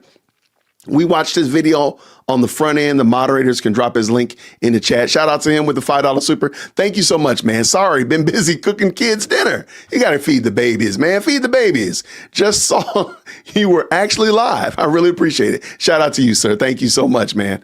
And what is 892 say with the €5 super chat, Candace, we all know you are so bright. Can you enlighten us? Please explain narcissism in a few words as possible. Thank you. I don't think she could, or I think she could. She would say, it's me. Shout out. Thank you so much. And MT coming in with the $2 super. I went to gifted school. Where's my handler? She's putting out all of this speculation, all of this crazy theory and stuff like that. For what? Like, what's the purpose of this conversation, Candacspiracy? What is it? I just don't know. I don't know. Do you know? I don't know. Let's bring this back in. Let's go. All right, Green Hearts in chat, you can hear. Truly Zionists that infiltrated my book club, you did not need to pay the $9.99 to find out how I feel about this. I don't know why people think I'm hiding how I feel. It's very weird. Like, when did people go, oh, we have to try to listen in to hear what she really thinks? I'll tell you what I really think. I think it's crap. Okay? What I said in my book club holds. It's never good when the feds are lining up to give you a holiday. Feds. Good. Martin Luther King vibes. Martin Luther King Jr. I think maybe the feds definitely killed Martin Luther King Jr. But in school, we get to learn about him. He's got this whole holiday. Oh, he was such a great, I loved that I have a dream speech. Oh, the feds. Oh, man, you're good. You were so great. It's unfortunate that we had to murder you. I don't like it because the best way to honor Charlie Kirk is very obvious. Figure out who killed him first. Let's celebrate the holiday later. I want to figure out who killed him first. And so I'm struck by this. I'm struck by Trump and the lack of demand, the lack of pushing on the narrative. Trump has really represented himself, at least as me, someone who voted for him twice. He represented himself as an individual who didn't trust the federal establishment. This feels like an easy layup here. You're a friend. He viewed you in many ways like a father figure, right? Hey, feds, what's going on here? And I said, maybe he did, because I was in this aggrieved stage and I really didn't poke my head up until weeks later when I could stop crying about it every second. I'm sorry. I'm sorry. Candace was live the next day. And prove me wrong. Charlie Kirk was killed on Tuesday. She was on live on Wednesday. Am I right? Or she was on live the next day. Wait. No, it was Wednesday. She was live. What are you talking about? You were crying every minute. This is that glazing to try to make myself super relatable. Oh, I was crying all the time. Ma'am, you weren't. Because you also were doing your homeschooling. Remember that? You started homeschooling in this process. You weren't crying every moment. You can say that to make yourself feel good, but it's not true. I'm sorry, there's no reason to believe it. And at this moment, everything that you say, yeah, I thought she was. She was live. I don't think she ever stopped. Let me say it like that. At least, Nick Fuentes took off a day. I don't think she took off the next day. And y'all can correct me if I'm wrong. I'm willing to be corrected. But what I am not going to do is I am not going to not put I'm just asking questions on my bingo board, because I'm going to get blackout bingo tonight. And if I got to cheat, I'm going to cheat. Shout out. I got one bingo. I got one bingo in the wing. I got two bingos in the wing. Yeah, yes. I'm playing bingo. I'm cheating. Yes, absolutely. But you know who's not cheating? Right here, 3217. Thank you so much, Jean Lee. Right here. She says the Old Testament is the roadmap to the new, hence Judeo-Christian. You and I and most of us here in this live chat understand that Candace hates Jews so much that she literally is trying to separate them. I guarantee you, she's probably somebody that would believe that we don't need the Old Testament. I'm pretty certain about that. She would probably be somebody that believes that we should unhitch the New Testament from the Old Testament. I'm going to go on a limb and say that's what she believes. I don't know it emphatically, but I don't know anything else about her. Let's go. Shout out. Thank you so much for the $10 super as well. Let's go. And I said, maybe I missed it. Maybe Trump did actually say this is crap. Maybe he did call for an investigation. And we did a search on Truth Social to see how many times President Trump tweeted or Truth Socialed calling for further investigation into Charlie Kirk's murder. And there was only one tweet that we could find to that effect.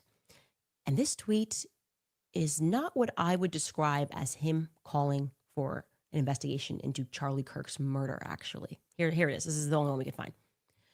Why was the wonderful turning point under investigation by deranged Jack Smith and the corrupt and incompetent Biden administration?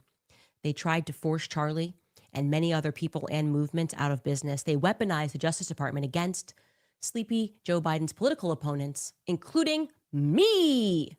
They allowed the daughter of a judge of one of the corrupt trials against me to become the biggest fundraiser for Biden and Kamala, making millions of dollars for herself and her family. But with her father, the judge, not only refusing to recuse himself, but putting a gag order on me, not allowing any talk about their family corruption and unprecedented conflict of interest.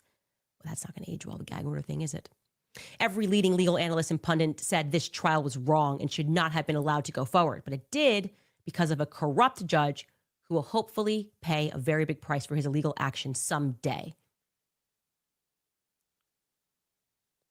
Okay. Scale of 1 to 10, how much is that do you feel about Charlie Kirk? Like, I don't know. I don't know what to think of that. I don't know what to make of that. I guess. Let me ask you a question. Let me break it up a little bit. Let me ask you a question. If you are in the house, let's say you're in your home, and if you have children in your house, and let's say you have many rooms in your house and there's a lot of floors, you got a lot of space in your house. All right. If you need your child to do something, like today is Wednesday and my child needs to be collecting the garbage, okay? Are you going to put out on social media, hey, little Johnny, hey, little Sally, make sure you collect up the garbage? Are you going to do that? Or are you going to do like old school style and just yell like, hey, are you collecting that trash up? Or maybe even send your daughter or your son a direct text message saying, hey, make sure you get that trash up. Which one are you going to do? Are you going to put it out on social media? Are you going to text them? Or are you going to just yell like my mom would have did and my dad did when I was a child? What are you going to probably do? I'm looking right here. You're gonna talk to them direct. That makes sense. You're gonna yell. Okay, hey, yelling. Hey, my parents parented through yelling. Okay, I'm right there. But you know what? Better question, because I see a lot of people exactly speaking directly to this. If you're gonna put it on social media, let me know. Okay, that's maybe I need to understand the new way that they're parenting in 2025.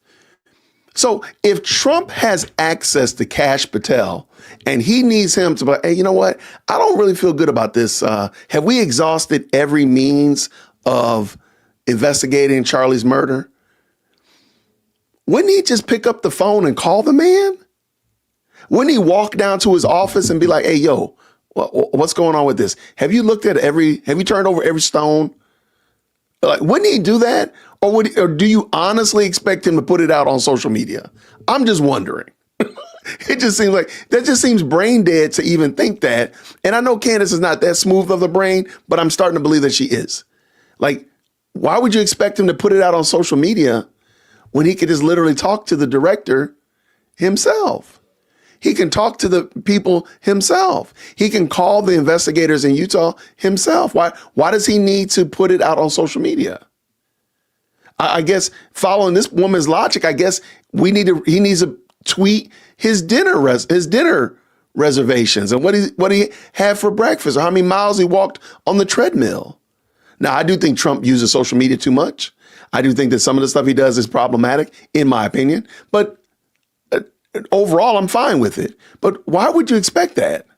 It just seems weird that she would actually make that the linchpin. Oh, he didn't put it on Truth Social, so therefore he didn't ask for it. So I guess if you look at my Facebook, you wouldn't think I do anything because I don't use it like that. You look at my Twitter, I put videos up on there. That's about it. I don't really comment that much on it and give it up on Instagram. And I don't even know what Threads is anymore. I'm sorry. So is the linchpin, is the litmus test that you have to put it on social media? Why? Maybe Trump did ask him to look a little bit more. Hey, can y'all make sure that all these whack-a-moles, you're hitting all the whack-a-moles, knock them down? Why don't he just go down to the office and tell them? Pick up the phone and call them. Maybe send them an email. I don't know. Okay, I'm done. It just seems dumb. Like, Why are the Candies impressed by this? Why is this impressive? This is actually disappointing that you would actually believe this is journalism. I'm done. Said it's pretty obvious.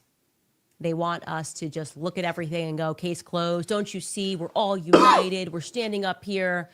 We're giving him a holiday. We're signing that. And we've got all these photographers here. Turning Point's chief fundraiser lady here. And she's crying. So obviously she loved Charlie. Kash Patel was there. Of all the people, unbelievable to me. They're here. Kash Patel's here. So you can see we're all united. You can totally trust the FBI science now. We're ruling out corruption. That's why we don't know what Jeffrey Epstein files are talking about. Because we look, all we had to do was win against Democrats and corruption would be over. Are we still talking about Jeffrey Epstein? I'm sorry. You know, I've realized something. Are we still talking about the Macrons? They made, in retrospect, the absolute best decision not inviting me to speak at Charlie's memorial. Like, kudos to whoever made that call. Actually, and I was literally about to say this. So Candace is reading my notes, or maybe my brain is that smooth that I'm starting to think like Candace. If you go back and listen to what she said about who all came to speak, she does sound upset. And yesterday you watched it too, where she was talking about, I thought we were gonna get the band all together. She's very upset that nobody's engaging with her, in my opinion. In my opinion, I don't have any evidence to this fact. I'm just saying, based upon what I'm seeing, she's upset that nobody wants to engage with her. And you got to wonder, like, well, why is nobody engaging with her? Well, man, because you're cantankerous, because you're toxic, because we see you as problematic. We don't see you as being an ally. There's some reasons why. But I think this is interesting. So now she's trying to spin it again. I want to know, did they ever invite you to it? Because before she said she turned it down, and I will definitely go find that. But it's, before she said she turned it down. Let me back up just a smidgen. But now she's saying they did not invite her. Actually and truly, they made, in retrospect, the absolute best decision not inviting me to speak. Not invited. At Charlie's memorial. Like, kudos to whoever made that call. Because I would have just been on my best Kanye. I would have jumped on stage and just grabbed the mic from Susie Wiles or someone and said, are you kidding me? Kanye. What is going on here? What is happening? Even Trump's speech, remember when he just kind of worked in the story about Charlie interviewing a fourth grader and he was referring to Breland Holland? And I'm saying Holland, by the way, because that was his name when Charlie interviewed him. Because Trump wasn't there, nothing to do with Trump. When Charlie went on that fourth grader's podcast, his name was Breland Holland, and I was next to him. It was me and Charlie. What a weird story for Trump to just obscurely pluck out of thin air to say on stage at his memorial. He wasn't there. He had nothing to do with him. The kid had some connections and, of course, was really sweet and adorable and in fourth grade and super polite and energetic and was like, I'd love to interview you. I can't remember who the guy was who was his dad. I got him the interview with us.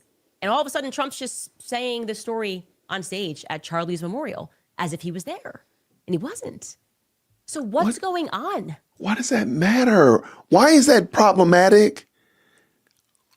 Trump is hyperbolic. Trump will take credit for things that he might not have done. We've seen this. We know this. I'm about to sneeze.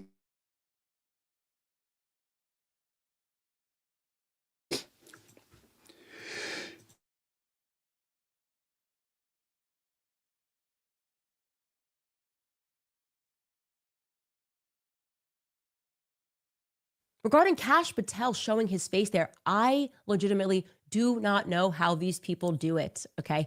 I would literally die from shame. I would pass away right immediately from shame before I would show up to that event if I was Kash Patel. Like, did they breed it out? Is this a new breed of human that I don't know about? Where you feel nothing, there's just nothing. It's like a Josh Hammer thing. They don't feel any sense of shame at all. And they can just go, go, go, go, go. And pretend. Isn't that assuming? Well, first of all, if Trump was, I don't remember Trump telling a story about a fourth grader at Charlie Kirk's memorial. Maybe I'm missing something. Is this the Sunday memorial or when was this? I don't know if this when he gave the Medal of Honor to Charlie. I don't know. But is it possible? Again, Candace doesn't make any room that she's actually not correct. She never makes room and says, you know what, maybe they move this way because they don't see it like I see it. But she's saying emphatically, like the way she sees it is the way that it is, and that they are moving wrong because the way she sees it is not the way that they're moving. Ma'am, you could be wrong. Like, at no time does Candace ever give room and space for the fact that she could be all completely out of pocket, totally out of pocket, 100% wrong. No whatsoever.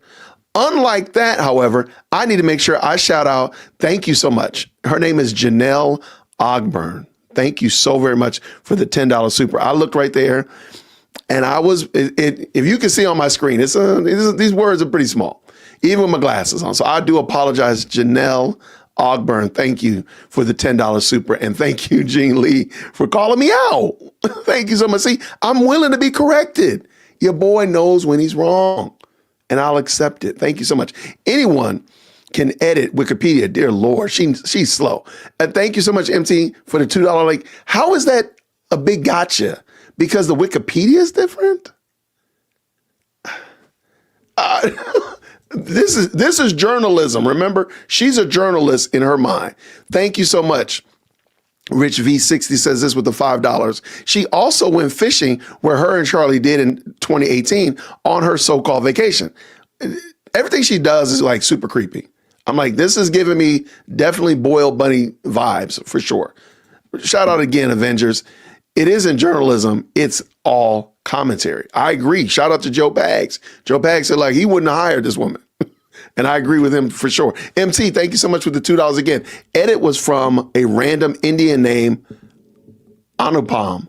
Are you for real? The edit on the Wikipedia? You would expect her to do that work, though. I'm kind of surprised she didn't say who did the edit.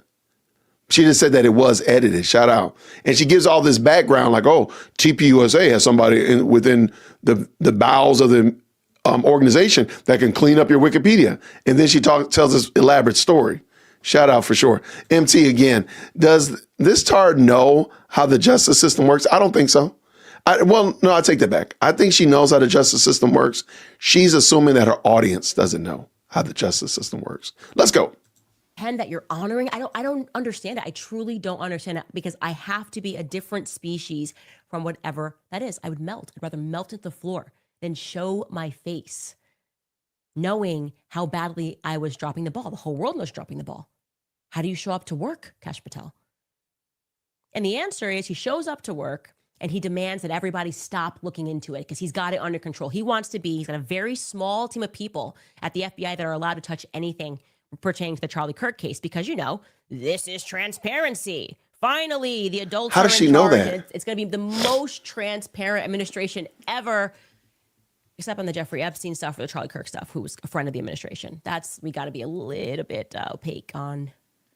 Real headline, New York Times yesterday, pertaining to how upset Kash Patel was when he received an inquiry from Joe Kent, Tulsi Gabbard's office. They lead the National Counterterrorism Center. Joe Kent does. And him inquiring about details into this apparently alarmed Kash Patel. Because Kash Patel was alarmed. He called a meeting, in fact, right? He wanted to investigate the assassination pertaining to Joe Kent. They were like, hey, maybe people overseas were involved in his murder. Maybe they were thinking, Bibi's saying too much. Can we just look at these files because it's our job, overseas terrorism? And Kash Patel was so. Shout out to random. I'm sorry. She's just going to throw in BB. Come on. We got to throw in random country. Come on. Random country. Come on. If you need random country, you got it.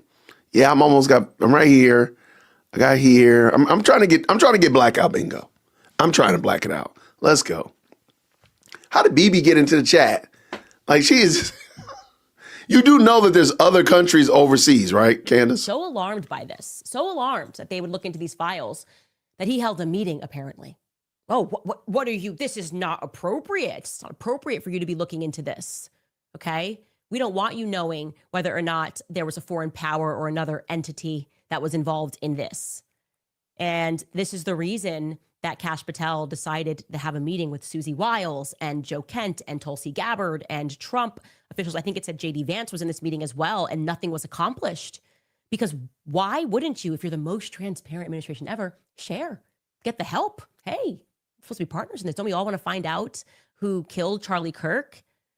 And the answer is no. We don't all want to find out who killed Charlie Kirk. I think that's apparent, right? It's pretty obvious that we do not all want to find out who murdered Charlie Kirk because they're not acting right. Nobody is acting right now. And it's stunning. We are making so many discoveries in this case. And I have to tell you guys, we're getting close. We're getting low. Very close. Very close. How do you know? To what actually happened on that day. And I'm getting the suspicion that there were some foreign entities involved. So Joe Kent, Tulsi Gabbard, if you guys by any chance see this episode, keep going, right? We're just going very slowly here. Set the bait. We're going to see who lies about what. And when we get back from this break, I'm going to tell you another stunning turning point lie that came out. And you're going to start feeling some type of way about the people who are all apparently mourning him. And the best way to mourn, of course, is to lie. We'll be right back after a quick break. I told you. That's what I'm saying. Like, I don't think Turning Point should make any commentary even around this topic, because anything they say is going to get taken out of context, is going to be misconstrued, is going to go in all the 75 different directions than what they anticipated. And you know what? That's just my hunch. That's my hunch. She was saying it. She was saying, Jason, I want you to get this bingo. So she said, hunch, if you need hunch, it's yours. You can have it. Absolutely. Shout out to the best live chat on the internet. What do we have here? Does this tart know how the justice system works? Again, thank you, MT, with the $2 super. I don't think so, but I think she knows, but she doesn't know. No. You know what I mean? MC again says, she made Charlie's tribute about Kanye. What a hypocrite. That is true. Remember, she's going to go and listen to Power and listen to Kanye. That's such a weird, I really want somebody to help me understand what is her fascination with Kanye West. I hear Kanye West more than I hear about her husband, her kids, her mama, anybody else that she loves in her family. Sisters, brother. I don't hear about anybody else but Kanye West. You're guaranteed to hear about Kanye West and Charlie. Like, how is it that other women's husbands are your focus all the time? How is that okay? Why are you not boiling bunnies? What's going on? She was not invited to memorial for a reason. Thank you, Janelle Ogburn. And you're right. Like, that's why. Because remember, by then she had not gone fully off the rails. I don't know. Has she? I don't know. Had the bees come into the chat? I don't remember. But she wasn't invited, and I think there's probably good reason. And I'm going to go with it that it wasn't just, we don't like her because what she said post Charlie Kirk. That's what I'm going to say. I bet Charlie would have probably already banned her, if you will. If he could have said who to come to his memorial, he would have probably said, don't invite Candace. That's my opinion. That's what I think. And I have no way of proving it. And you can't disprove it. But I can prove that little A77 with the $10 super is a super fantastic person. Thank you. Actually, the one who got the most benefit from Charlie's death is this evil, I think you mean this evil woman, right? Shouldn't we be suspicious of her role in the assassination? Seriously. I proposed it yesterday that she stands to benefit the most from it. That's my proposition. That she does stand to benefit the most from it. And she's benefited the most from it overall. If you want to look at name recognition and social media hits and all of that kind of stuff like that, all of her social everything has escalated exponentially because of Charlie Kirk. So I think it's fair to say that wouldn't be a lap too far. Now I propose that the reason she's doing this is to pay for the Macron lawsuit, but we'll see what happens. And matter of fact, tomorrow, Thursday, Candace is supposed to answer the Macron case. So if any of the mods can make sure that the Candyland link is in the chat, I have a page where I'm keeping up with all Google folder with all of the different lawsuits that have been associated with Candace Owens, as well as the Charlie Kirk case.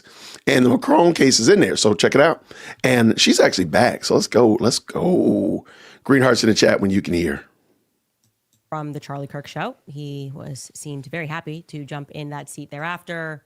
I think we were all expecting after this video went viral that we would hear from him regarding his actions there as soon as Charlie got shot. We were told by Andrew Colvett, who is now missing from today's episode of the Charlie Kirk show, that it was because Charlie was very explicit. Charlie said, if I ever get shot at an event, the left side of my neck, the first thing I want you to do is not help me. Okay. And that's not what he said. How could we not do anything but trust the science here? We just got to trust the science. We'll never know, okay? Because I guess they're not going to show us call logs, not going to do anything, just easily put away any of these quote unquote conspiracies that are unhealthy. Does Candace not realize, I really wonder, does she realize that she is not really in charge of anything? You are the queen of your YouTube studio, but that outside of that, that's it. You hold no sway. Why does she think people are going to give her their phone logs? Like, what is wrong with you, ma'am? Ma'am, please go have a seat. I wanted to show you this comment. It was actually under his show yesterday. Well, actually, might have been the day before that, regarding Charlie's unique instructions to his friends, right? This is a comment. Charlie's instructions are actually insane. Number one, leave me with no help or first aid. That is true. He was not administered any first aid. I have the close-up videos of that. Very strange to me because that's what they're supposed to be experts in. No gauze taken out, nothing, not even securing the wound as they carried him to the hospital. And I do not accept, by the way, that it was because things were crazy. He literally pays you millions of dollars of years to know what to do, security team, when things are crazy. Are you still employed? Did you fail at your one job? I don't know. We're going to find out. Anyways, his second instruction.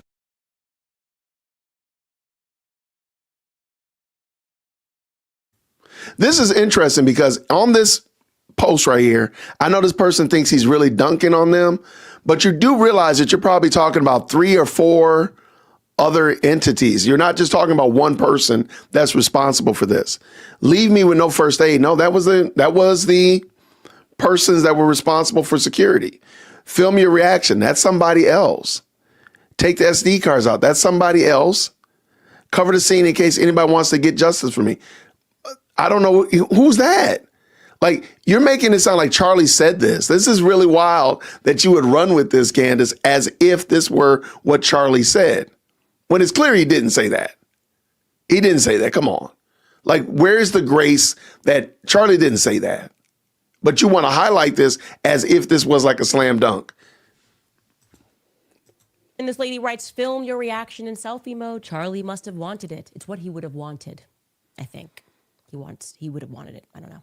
3, take all the SD cards just in case. Secure the footage and never reveal it to anyone but the feds, who have always been so trustworthy. And 4, but why would they give it to you, though? Quickly cover the scene in case anybody wants to get justice for me. Yeah, that really is. Those are some instructions. Did Charlie Kirk have any real friends? What do you guys think? Because the more that time goes by, the more upset I am at everyone who's lying about every little thing. And I wouldn't mean literally little things, right? Not even the big things, but the little things.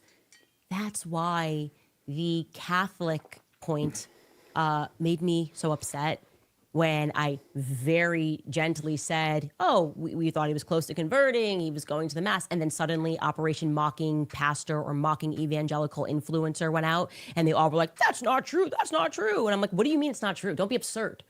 Don't be absurd. Why lie? I reflect on that. What's the proof, though? Show us the proof that he was doing that. Y'all, if she shows a text message, I'm going to be really surprised. I'm going to be really surprised. Like, how is she? I'm telling you, she has a problem with Rob McCoy. Rob McCoy has gotten in her crosshairs, and she's going to try to drag him every time possible. Let's go see if I'm right. Moment. And I think it was right after the memorial service, a couple of days after the memorial service, where Alex Clark released that interview with her and Andrew Colvett, and they struggle sessioned through that. They're like, no, they were both committed evangelicals, and him and Erica, and he liked the smells smells and the bells. He loved the architecture, but there was no more substance for him. I really struggled with that, and I struggle with it even more now that I know that Charlie Kirk, there's been a lot of questions about what about his burial? How come we haven't seen anything about his burial? We saw so much and then we saw nothing. And the reason that's like a big hush-hush secret is because Charlie had a Catholic funeral mass and he is buried in a Catholic cemetery. Yeah, but really, it was about the architecture. I want you to understand. Why the little lies? I think we can only speculate that. If she knew that, and I've heard why nobody saw Charlie Kirk's funeral and his burial, and I totally understand why. So if she knew that, what makes you think she wouldn't tell us that? Like, if you're a Candy, you're going to have to start asking some other questions, like, how much of a fool does she think you are? Like, why are you not? It's like, okay, well, how do you know that? How do you know he was given a Catholic mass? How do you know that? What is your evidence to that point? Now, if she shows us something, then we'll deal with that accordingly. But why would he be given a Catholic mass if he wasn't a Catholic? What is the purpose of that? And y'all stop playing. This woman is wicked. And it's because they're worried about the money, right? They do not want to upset the very same people who were pressuring Charlie Kirk. And I love when they say, oh, another thing Andrew said in that interview, they're only a small portion of our donors relative to the rest of our donors. Okay, but are they cutting the bigger checks? Like Bob Showman took $2 million away. That's got to mean something. If you brought in $70 million last year and he took away $2 million just like that, are they cutting the bigger checks? Because that's relevant. And I think the answer to that is yes. I think they insisted and are pressuring them, as we are hearing, to maintain the idea that Charlie died pro-Israel. But to do that, to have the stomach to do that, to know that you knew where he was buried and attended that. Y'all. Okay, so she won't share. So I won't share yet. So I'm going to go with that one for sure. I mean, she's basically saying that these people betrayed her, right? Is that fair? Betrayed Charlie in the chat? Can we agree that she's basically saying that they betrayed him? Is that fair? Is that fair? Yeah, I think it's fair to say that she's saying that they betrayed him. So I think, dang, dude, he said she's so sweet. I don't know why that made me laugh. Dang. Wow. That thing right there made me laugh. I'm sorry. So I'm going to go with betrayal for 200. I'm going to go with betrayal. How does she get, technically she just doxed somebody by saying that donor's name. I think I might be able to get away with that one, but even in my own cheating, I think I might be cheating too much. All right, let's bring it back in. Let's finish up. Let's go. Shout out to the best live chat on the internet. That mass.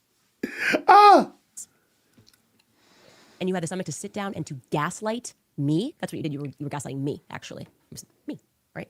Didn't say my name, but you were referring to me, right? Oh no, he was just the most committee evangelical. What's wrong with everybody? Why does nobody have just the spirit moving within them? Just like, I don't know. I would just be sickened with myself. I can't lie like that. I can't lie anywhere close to that. I can't even fib. And you're able to just sit up there. You're doing it in wholesale, my girl. And just delude everybody, delude the masses, and sometimes do it through tears to be extra convincing. That's crazy to me. It's wild to me. Speaking on a note of who his friends are, I will tell you there was no one, like I said at the top of the show, that could have upset me more than Don Jr. Okay, Don Jr. Okay, there's no way. I'm going to go with leaks. Okay.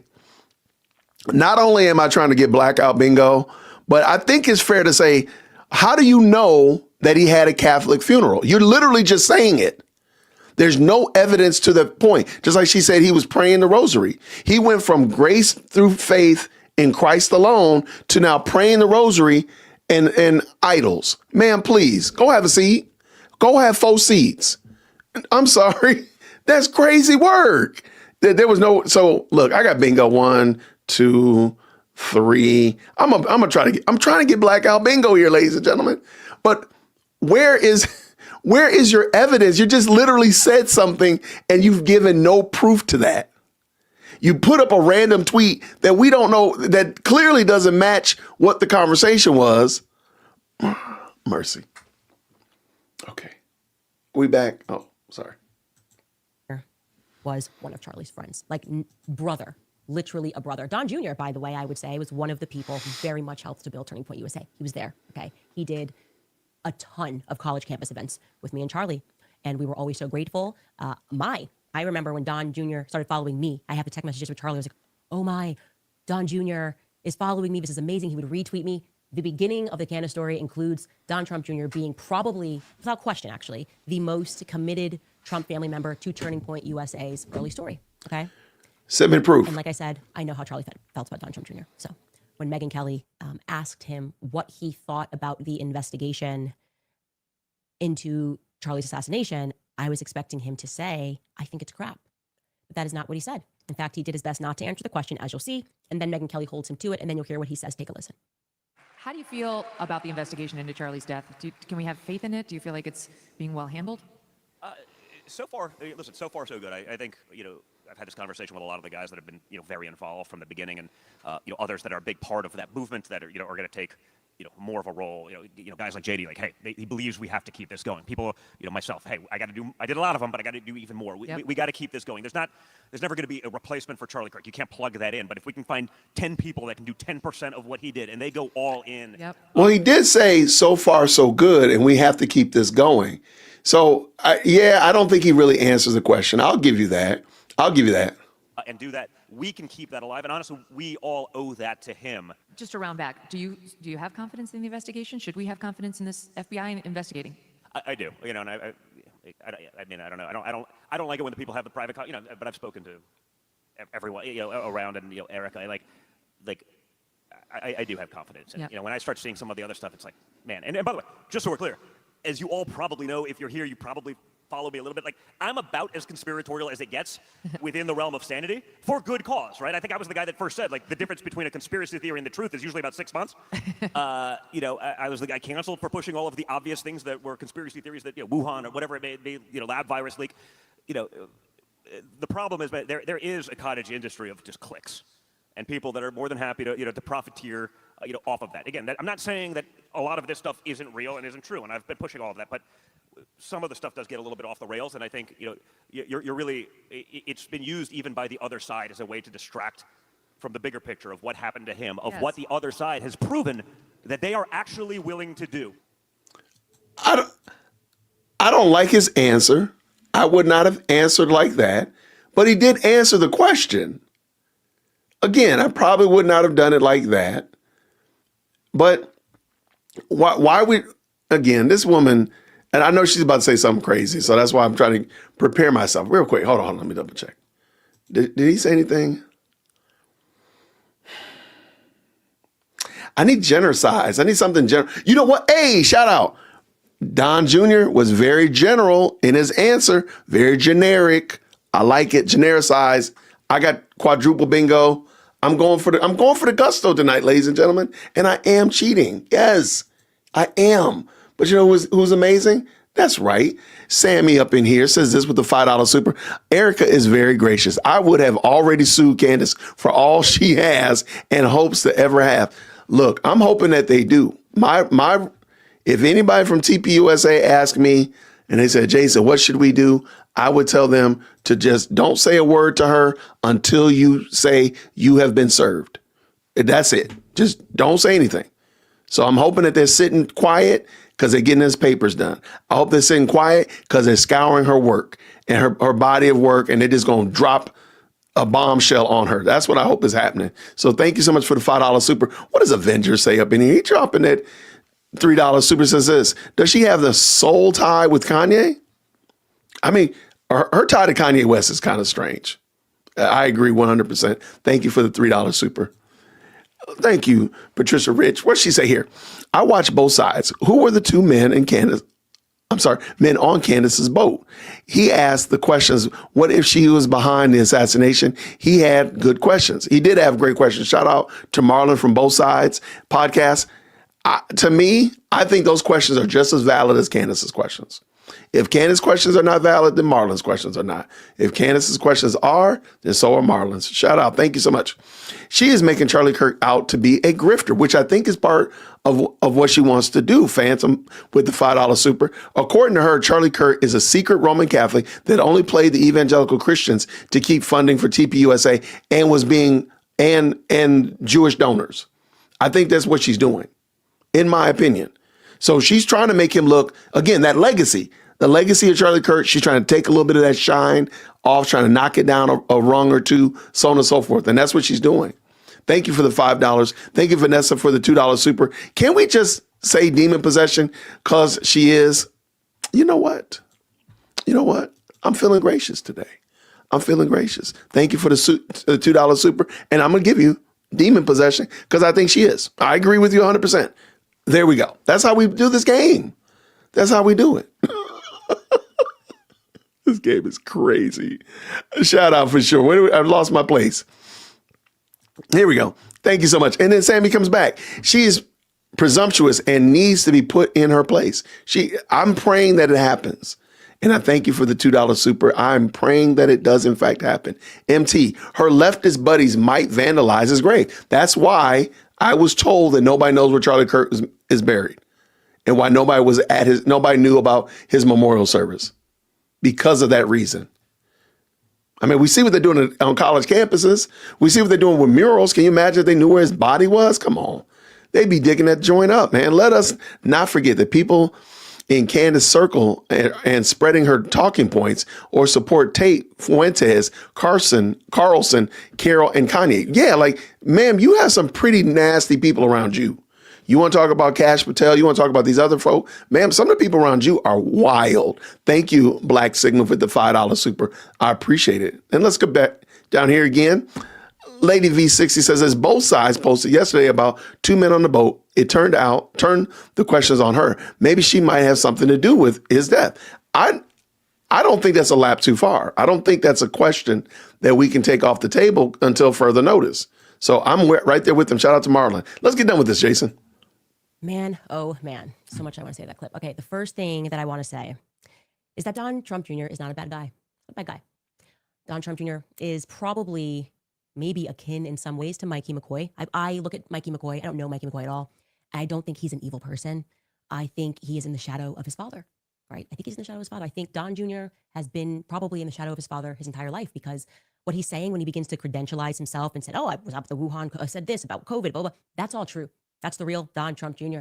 He was actually one of the people that was the most vocal about the Jeffrey Epstein files until Dad said, are we still talking about Jeffrey Epstein, right? And that's what I mean when I say someone who is in the shadow of his father. And it's a tough situation to be in. So I do want to be charitable in terms of thinking of that particular dynamic when Dad is saying this needs to be done.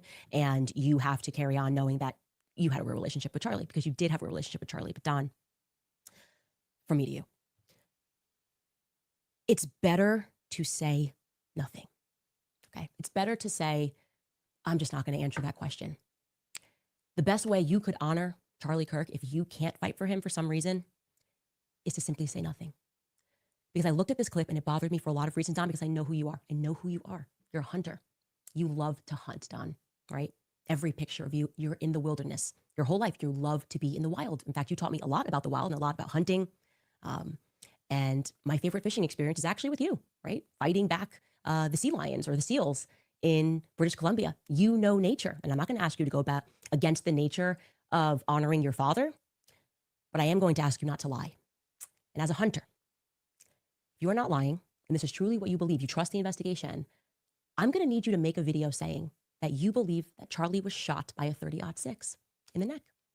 And that somehow, through the miracle of God, Charlie's neck stopped a 30-06. Not only stopped a 30-06, but was pretty much in good shape, not even destroyed. His neck was not even destroyed by a 30-06. That kind of a miracle, Don.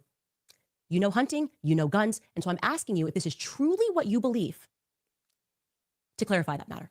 Make a video, sit down with me, look me in the eye and say, Candace, I really do think that Charlie, our friend, because you are his friend, you were his brother, stopped a 30-06 with his neck, which stayed intact. You won't say that, Don. You won't say that because it's untrue. And I think that spiritually it would mess with you. And the hunters that are listening know that you don't believe that. You know too much. Okay. So again, I'm going to ask you, you cannot say anything. I understand the ties that bind. I understand Jared and Ivanka and their investments in Israel and the pressure that's coming from the Zionists. Wow. To simply be quiet. This is a very interesting point because she's done this before where she speaks authoritatively to bodies and entities and tells them to be quiet. She did this with Rob McCoy. She did with Kash Patel. Remember, she said she was going to take over the FBI investigation. Now she's doing the same thing with Don Jr. Man, this is some really nasty work, the way she behaves and moves as if she actually has some kind of say, some kind of power, some kind of sway in this story, which is wild work, to say the least. Other brothers and sisters and people in the movement, people who don't even know Charlie, get to the bottom of this because everything we're being sold is absolute BS. That's my request to you, Don.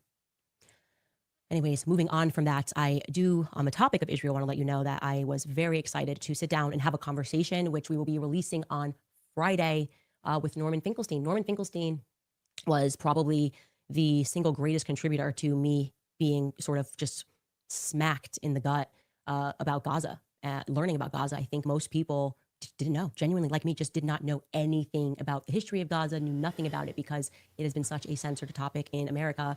And we were all told that, you know, it was our job after all of the Holocaust movies and the Holocaust indoctrination that took place in the school system to be triggered at the idea that anybody could have a thought against the modern state of Israel, which is only there because 6 million Jews perished in the Holocaust. We all grew up with that, right? We grew up being indoctrinated not to ask a single question when it comes to Israel. That's the reality. And Norm Finkelstein, whose parents survived, one of his parents survived Auschwitz, was the reason I had him on my show right after October 7th, sometime shortly thereafter when I was at the Daily Wire. And what he told me horrified me, and it pushed me to become more educated on the topic. And I was so grateful that I was able to sit down with him again, this time on my totally own show. And I'm just going to show you a little trailer for that. Take a listen. The Economist magazine, it describes Gaza as, quote, a human rubbish heap. The leading UN official on Gaza describes it as, quote, a toxic dump.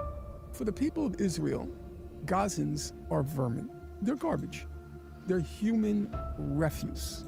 You guys were the ones that insisted that we all have a perspective on October 7th. Then when we looked and we pierced that veil, we went, oh my goodness, how was I ever pro-Israel? And now you want us to shut up. There's a problem here. A billionaire class of Jewish supremacists are now flagrantly using money as a blackmail weapon to silence not just criticism of Jews, but silence criticism of an ongoing genocide.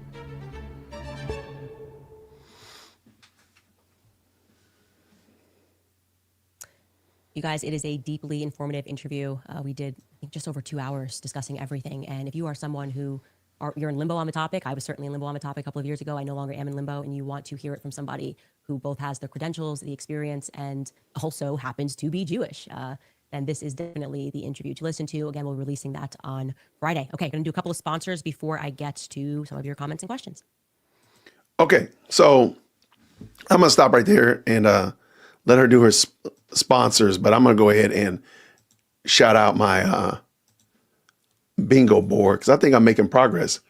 I think I'm getting there. I'm getting there. Let's see what we got. All right. Did she say anything about, she is going to shout out the tip line, so we know that's going to happen. I need her to dox a random person, and I need military. But you know what I got right here? I got Lily A77 with the $10 super. She says this, it's so naive to think she's just an independent influencer talking about what she thinks. Her actions show there's a powerful think tank supporting and guiding her in all aspects. That's not a solo show. 100,000%. I mean, she said that there's 4 people on her team. I'm going to probably increase that by 10. I don't believe that if I'm to believe that TPUSA is fraught with handlers and all this kind of stuff, then so is your organization, Candace. So is mine. There we go. Everybody's got handlers. Everybody's being swayed by whatever. Prove me wrong. There we go. That's how we just do it. And I do think it's interesting And I've said this before, part of the problem that I have with Candace is that she zeroes in, and I'm not saying that you cannot be concerned about Gaza. What I am saying is that there are far more things going on, even in Tennessee where she lives, than what's going on in Gaza. So why are you not concerned about that? And I've talked about it, and I'm hoping to have somebody from Nigeria come on the show tomorrow. But why are you not talking about what's going on to Christians in Nigeria? Why does that not interest you at all? And again, I think part of the pushback, part of the problem is that this right here, and people say brain rot. I don't think that's a far-fetched. I don't think that's stretching. I think part of the problem is Candace has engrossed herself in every single type of conspiracy on the planet that it has, in fact, caused her to have no bearing. She has no moral compass. She can look over. She would probably be somebody that would look past a homeless person on her street to talk about Palestine, to talk about what's going on in Gaza, but not about what's going on literally at her doorstep. That's wild work. And I don't think it's too far to say that. I don't think that's a stretch to say that's how she probably gets down. And so that's why I have a problem with her, is that all of this, sure, you can convince me that there's problems in Gaza. I'm not going to argue against that.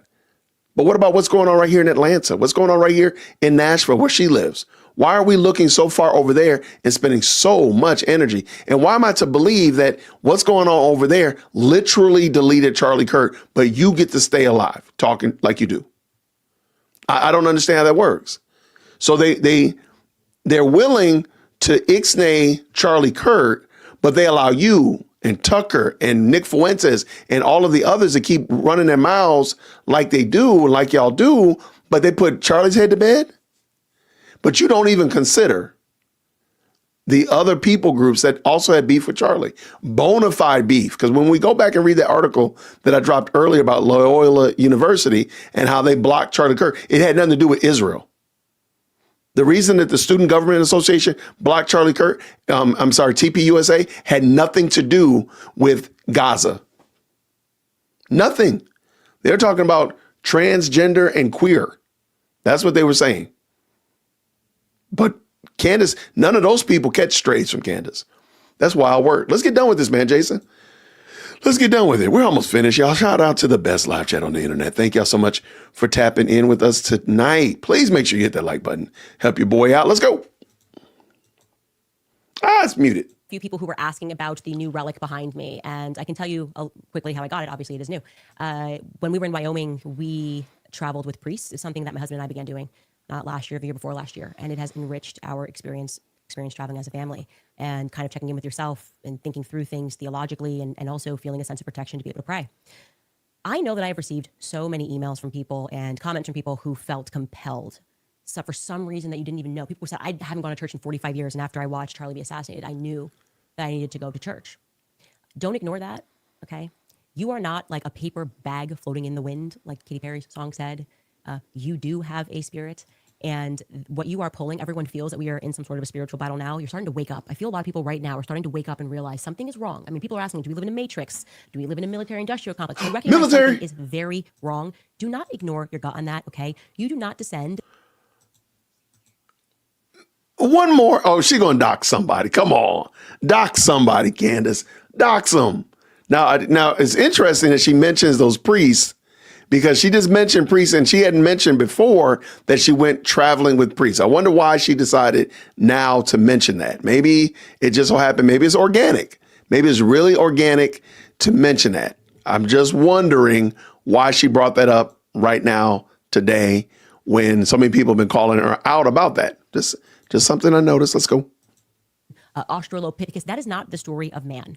That's not the story of man. That's not where you were from. Like I said, you have a spirit, and there's more. There is more. Of course, there is more. Of course, there is life after death. Okay, and the idea that they want you to believe is no. This is it. You're here for about 80 years, so you just better be selfish and allow us to enslave you. Who says that? Here, where we have dominion. I'm talking about these demons that we are fighting. Where we have dominion by getting you to compromise your values, compromise who you are, to sell your soul in some circumstances. Right?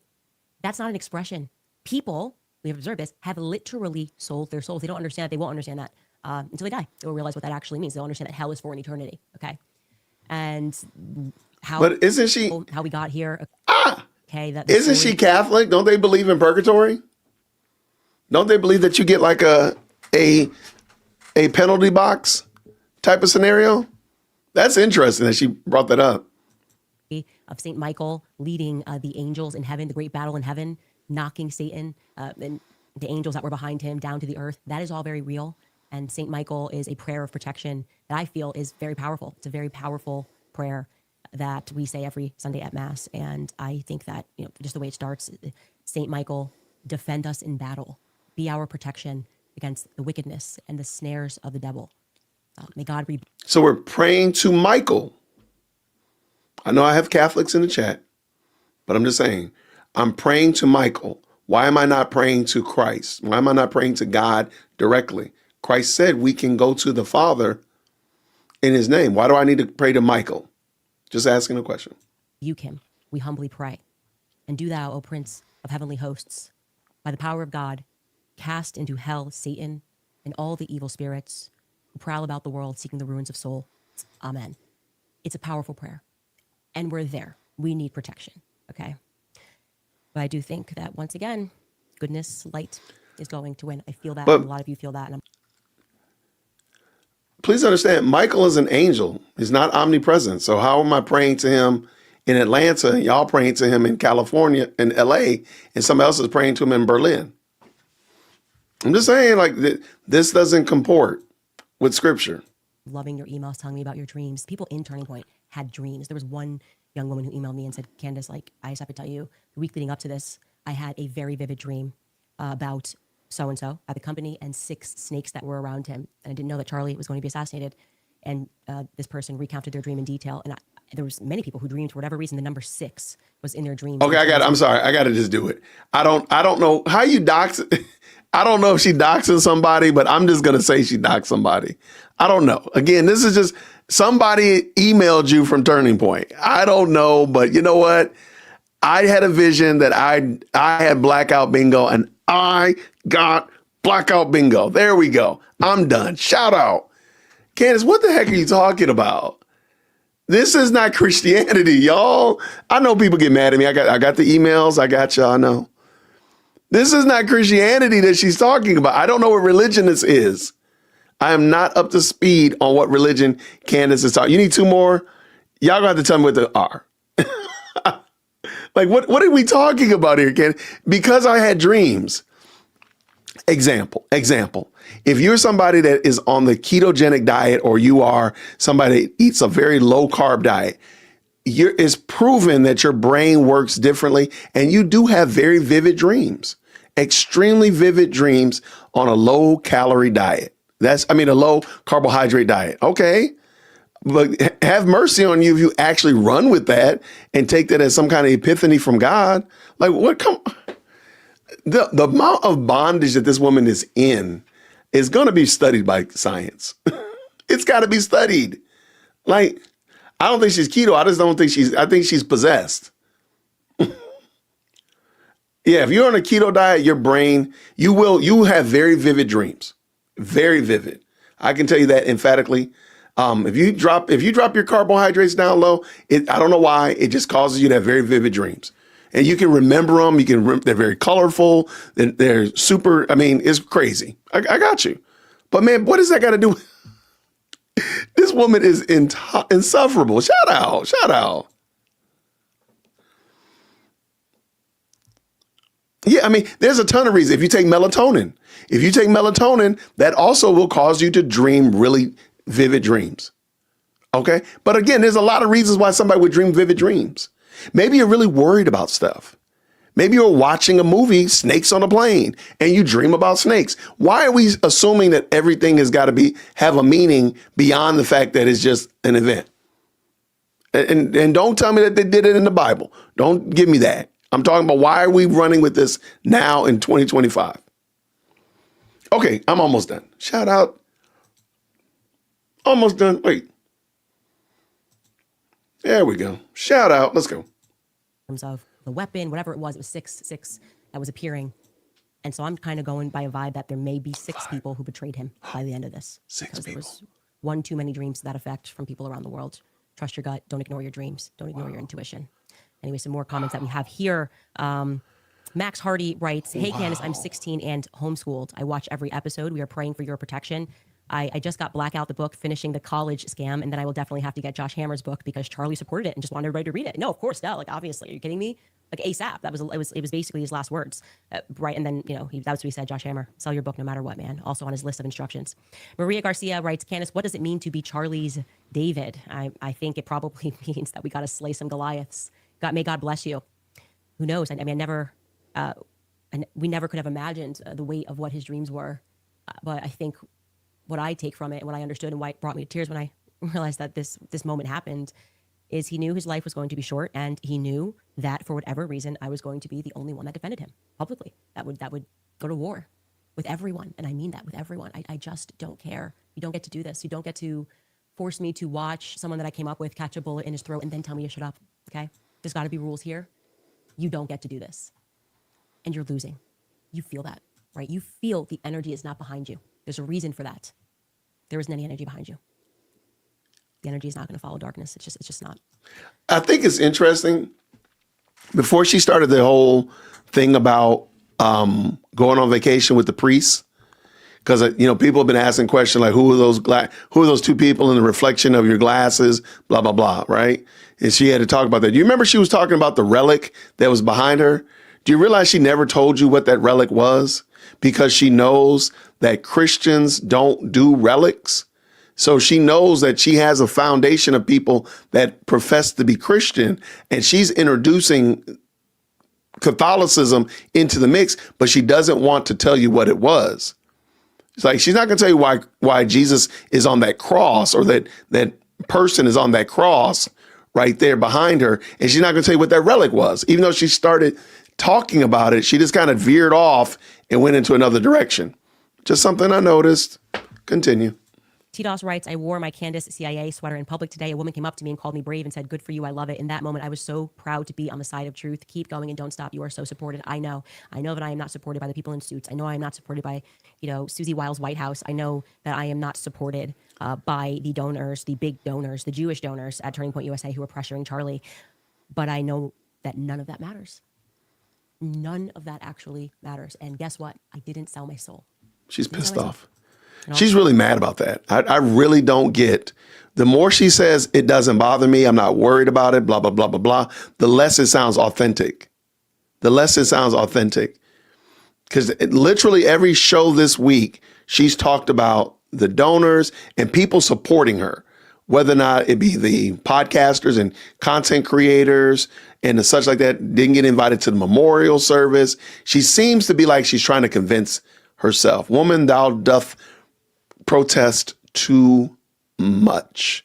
And even when she's saying we're winning, and you know it, it doesn't sound authentic. It doesn't sound like she actually believes it. More like she's trying to convince herself of something. Just jumping out. Continue. All I'm trying to do is to get into heaven and hope that I see my friend again. Christine Jones writes, TPUSA died with Charlie. I mean, I've seen a lot of your comments about like the show is not the same, and it's because nothing can survive when it is being choked by lies. And that's ultimately what I hope for these people, going back to my point that I actually don't believe in the death penalty because it's too easy. For the people who didn't kill Charlie, but perhaps betrayed him before or after, because I feel like accepting this bogus narrative is an act of betrayal. I want these people to go through the rest of their lives, long lives. I want them to have long lives, actually. And in every room they walk in, it's suffocating, suffocated by people's looks, people's thoughts. They can feel the energy of people knowing. You too? We know. I want them to feel that energy. Doesn't matter who you are, doesn't matter what promotion you get, what title you have, what chief you are. The people around you in every room you walk into know, right? They don't know, but they know. And that should mean everything. Melanie Smiles writes, Candace, this is bigger than what the world thinks. Charlie knew you understood the assignment. Charlie's David, you are chosen for such a time as this. God will protect you. Nothing will harm you. Bays writes, the fact that they tried to pass that off as a wound from a 30-06 just tells us how stupid they think that we really are. They overestimated those Maxwell published textbooks that they tried to indoctrinate us with. I'm glad people are waking up. Yeah, if you don't know what he's referencing, Ghislaine Maxwell's father did indeed begin alongside, I think it was Macmillan, don't quote me. It was like Maxwell Macmillan Publishing, our textbooks coming from the Jeffrey Epstein empire is kind of amazing. We discussed this in our Epstein series. If you'd like to go back and watch that, we've saved that on YouTube as one of the series, and it's a good one to go through. Just start to understand how this all works. Julie writes, Tucker Carlson interviewed the original creator of Wikipedia. It's totally corrupt now, according to him, and he got pushed out. Now, it was always corrupt. I mean, we showed you that video of at the time, he was not the prime minister of Israel, but he became the prime minister of Israel, and he showed how they were training people to edit articles in Wikipedia so that it favored Zionists and the Zionist cause. And it was just like, it's an incredible clip. You got to find it. We've showed it a few times, but it's so Israel. It's incredible. Timothy writes, the effort to discredit you, Candace, for noticing so much is revealing. Any logical person without an agenda thinks and says the same things that you do. It just makes too much sense, and they are downright evil. Yeah, and the psychology of it is just painstaking, right? It's like, if you care, you like porn.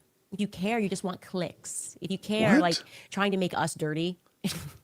What are you talking about? Like I said, we have to steel ourselves against their psychology. These are like military psychological operations. It's why they need bots on the internet, which they're doing. As we learned, they're buying so many bots on the internet. It's a stake that Israel is taking. It's why they want TikTok, because they want you to feel that pressure that Charlie felt. Like, everyone thinks this but you, so you feel isolated. The goal of that is isolation. It's a psychological component. You are isolated in your opinion, so stop saying that opinion. Do what the rest of everybody does. Everybody here loves Israel. It's just you that doesn't love it. So something's wrong with you. It's the exact same thing here. No. Let me tell you something right now. We are the majority. It is so obvious to me. Melanie writes, craziness is obvious to you. This is bigger. Oh, actually, you already wrote that. This is bigger than what the world thinks, and I absolutely believe that. You guys, if you would like to support our continued work, I tell you, you're going to love this one. I'm very proud of this. Tag me if you got this book. It makes me very excited. You can go to makehimasandwich.com to buy your copy of the book. I think I could probably do some signed ones, too. I'll do that before Christmas. Savannah, if you want to make a note for that. makehimasandwich.com to read this book on feminism, which I think is a very important component of this, and learning the origins of the feminist movement, which of course had nothing to do with wanting to support women. Actually, it was a government initiative sponsored by the children of Bolsheviks. Obviously. There we go. And beyond that, you can head to Candacspiracy.com, buy yourself some gear, some CIA gear. We don't know, but we do know. All right, we're gonna stocked our. All right, so shout out to that. That's over. Shout out to that. I want to talk about something, and then I'm going to read these supers. I want to say thank y'all so much for supporting the channel today. Thank you very much. Notice, and again, I catch a lot of flack because I say that Candace Owens is not a Christian. My name is Jason, dearwokec@gmail.com. Candace Owens is not a believer in Christ. She literally told you right here in 4K. If you go back and watch what she said about the people, the 6 people that she said allegedly betrayed Charlie, she said she wants them to live a long life. The death penalty is too easy. You heard that part? At no point did she ever say that these people are in sin and they need to repent. They need to change their ways. If Candace is correct, then they sinned against Charlie Kirk, causing him to be murdered or betrayed. They need to turn from that sin. They need to repent and turn to Christ. But in Candace's mindset, there isn't any redemption. There's no redemption. Because otherwise, she would have said it. But remember when she was talking about the Macrons, and I said this, Candace doesn't care about whatever Brigitte Macron did, which, by the way, whatever Brigitte Macron did with Emmanuel Macron when he was an underage minor is horrible work. It's nasty work. But you do notice that she never, ever calls out that as a sin and that they need to repent. Never, ever does she do that. And people are like, well, what about the underground child assault rings? They need to repent too. That's a sin. A horrible, wicked, evil sin. But see, Candace doesn't have room for someone to repent and be changed and converted by the gospel, because Candace doesn't know the gospel. She doesn't have the gospel. She does not have Christ. My name is Jason, dearwokec@gmail.com. I'm not saying that because I don't like Candace. I'm really sad to watch this woman deteriorate into insanity. It's sad to watch. And the only reason I watch this is because so many of us wanted to watch it and understand the what's going on, and they didn't want to rock with her on her channel. So I said, I'll do it over here. But that doesn't make me a bad person. If you think I am, please tell me, dearwokec@gmail.com. But I'm saying that Candace needs to repent. She herself must turn from her own. She's so embittered that she literally has walled herself off from anything that resembles repentance because she's so bitter, so angry, so jealous, so full of vindictiveness for whatever reason I don't fully understand. But she's so full of it, literally full of it, that she doesn't even, she can't even see her own sin. She's worried about the speck in everybody else's eye while she's got a whole log in her own. And you see it because she gives no grace. There's no repentance. There's no turning from your sin and looking to Christ. There's no turning from your vices, turning from your evil practice and looking to the cross in full faith and assurance that Christ has done all that you need. She even mentioned here, I'm trying to get myself into heaven. She said that. What do you have to do to get yourself in heaven? I'd love to know. Well, what do you have to do? So I don't, and before you jump into the chat telling me that I hate Candace and all that kind of stuff like that, save that for somebody else. Save that for another channel. I'm not that guy. What I am going to point out again is Candace, she's showing you in 4K. And she's using the affirmations, the attaboys, the kudos, the pat on the backs from these these comments, which I got questions about these comments, but I digress. She's using those as her justification to continue on in this wicked path. And I say it's wicked because ultimately there is no redemption. Christ is not honored in the final result. What's the final result? When she gets done with all of this, what is the end of it? What's the end of it? Thank you. I appreciate y'all. Thank y'all so much for rocking with us tonight. This was fun. This was fun.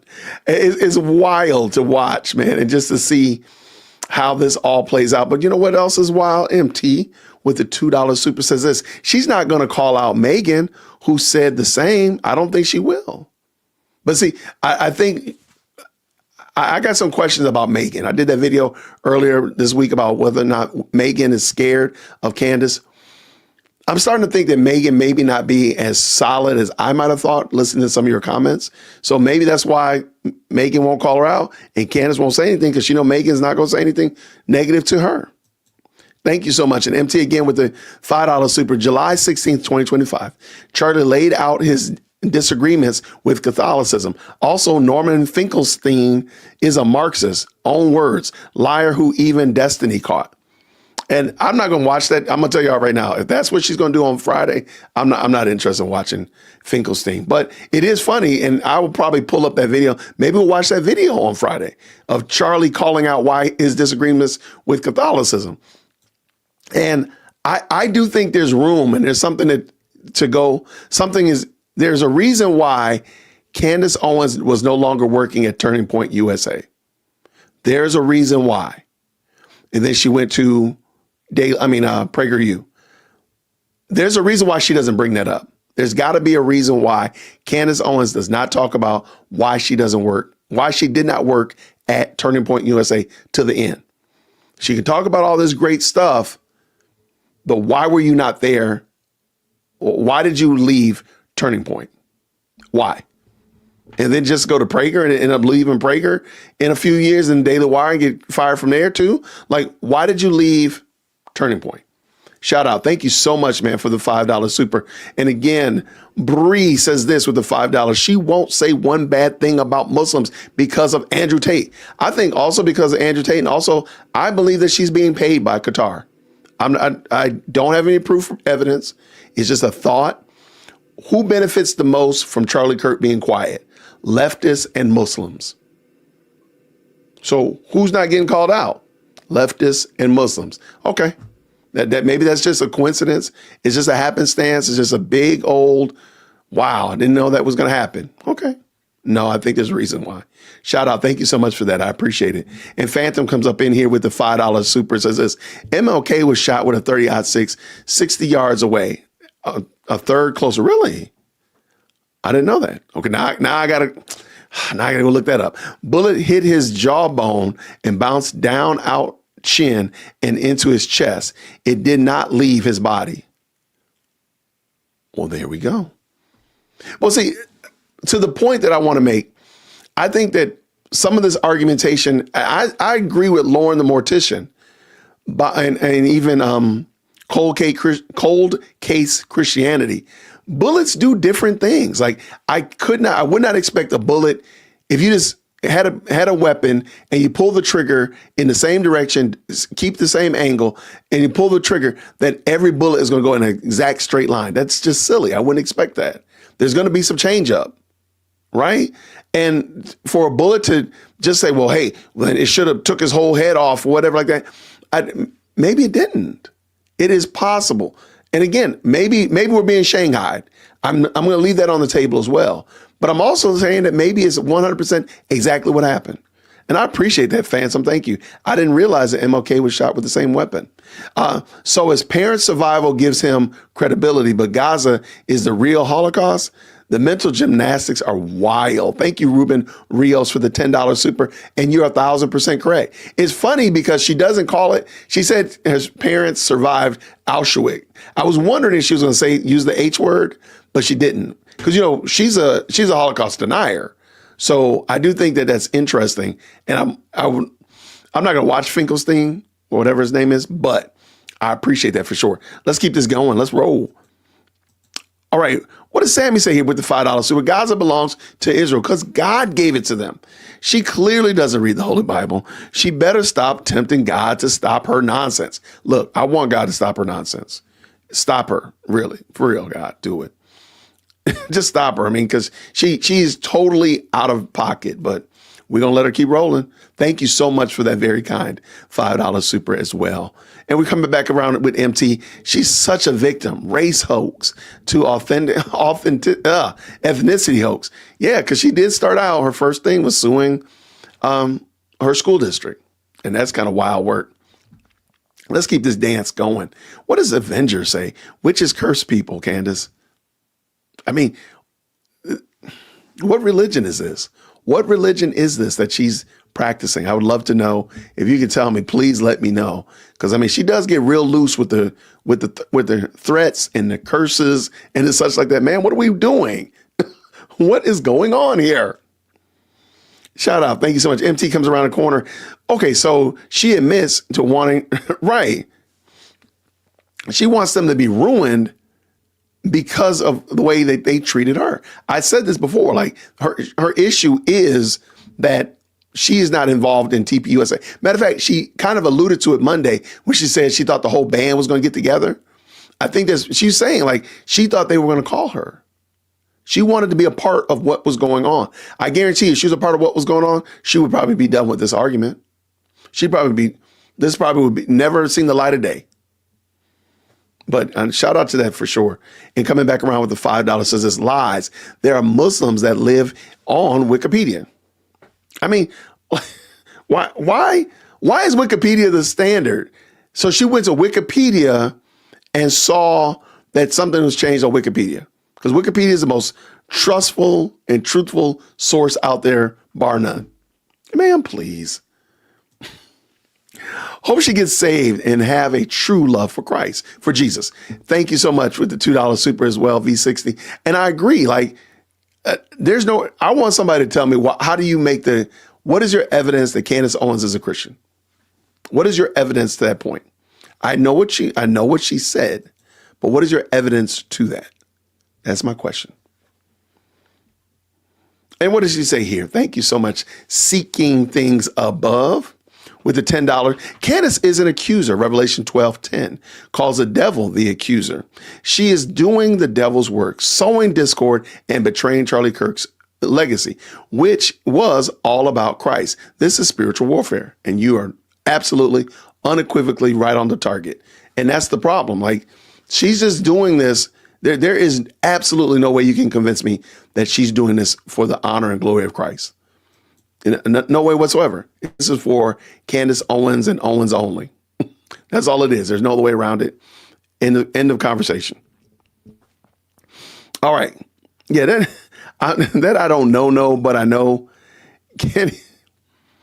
I don't know, but I know Candy is a Christian. You know, I'm gonna have to pass on that one. I don't know that. I'm gonna let that one slide. I don't. But truth be told, I don't think she's even trying to be a Catholic. I think she is a spiritualist that prays to the universe. That's a new ager, caught up in vibes and energy, shifting, all that kind of stuff like that. That's where she is. And I mean, we're gonna see. We will see as time goes on.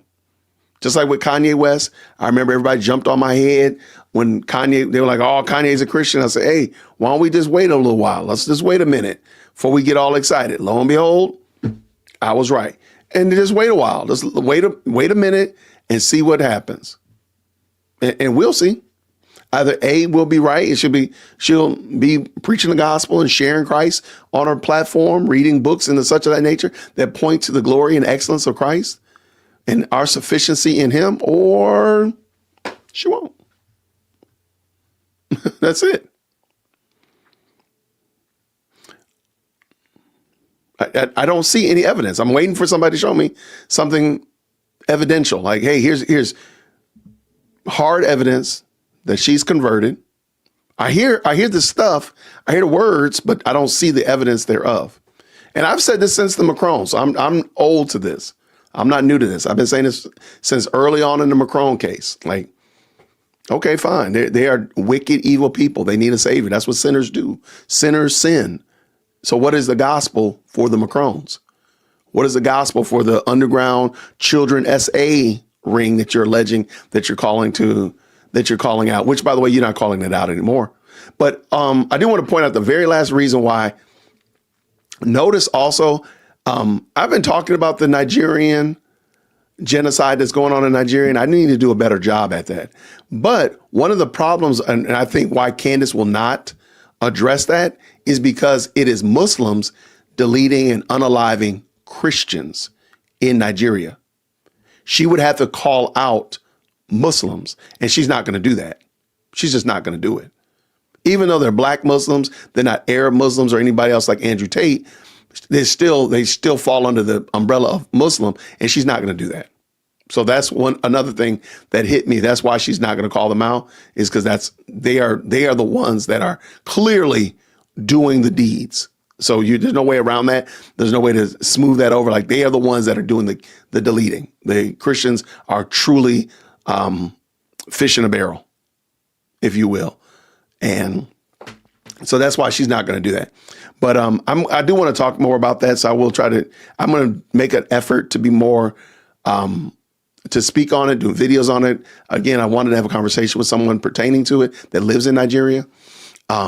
Just so we can get a better understanding of what's going on with our brothers and sisters over there. Because I think that one is a much better example of a true alt-right genocide. There's no way to smooth that around. There's no way to finagle that. Like, no, this was truly an uneven assault. But hey, that's it.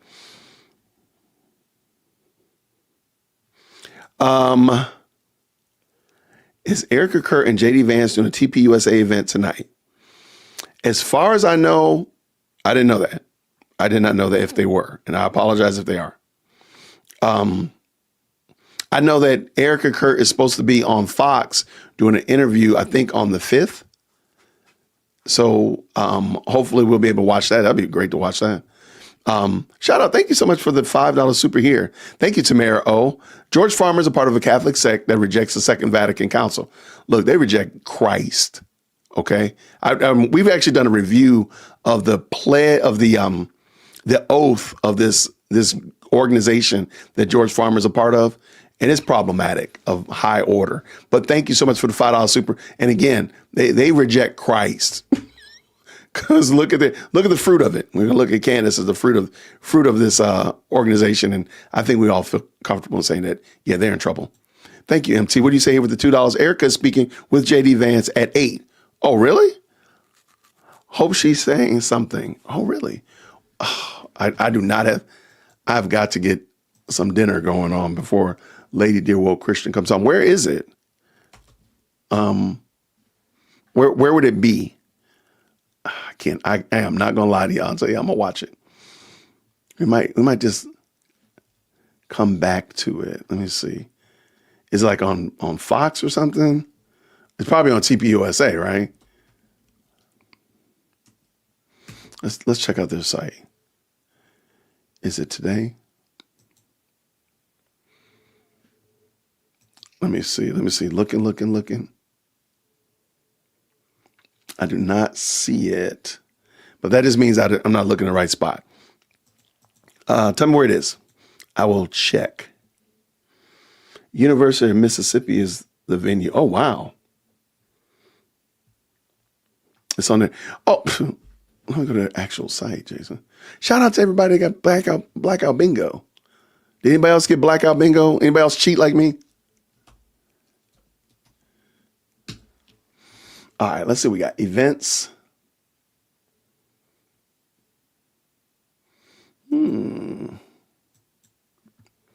Y'all gonna have to help me out. Put the link in the chat, y'all.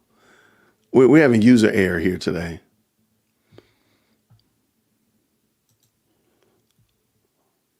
I don't see it. I'm looking on there. I'm looking on TP site, TPUSA site. Let's see.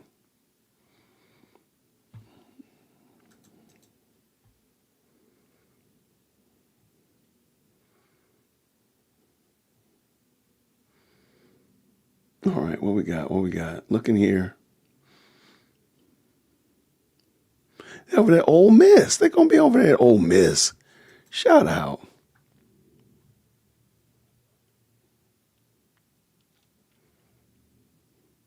It's on their YouTube channel. I'm looking on their YouTube channel.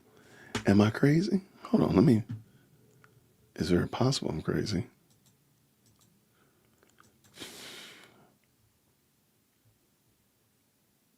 Okay, here, let me pull it up so y'all can see it. Because y'all like, what am I doing? What's this guy doing?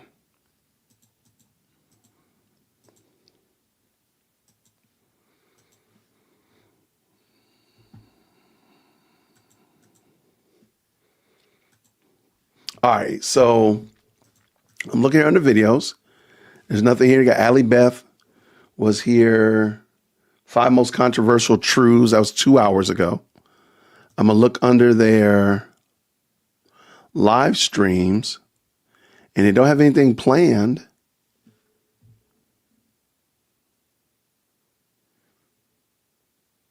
Fox will have it. Okay, I'm going to probably... All right, so look, we're not going to turn this into a college war. I see somebody is not pleased with Ole Miss. Okay, hey, let's keep it peaceful here. Let's go. Y'all got me looking over on Fox.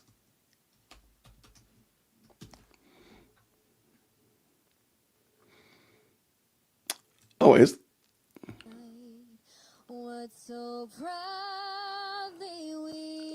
okay. So it's actually started.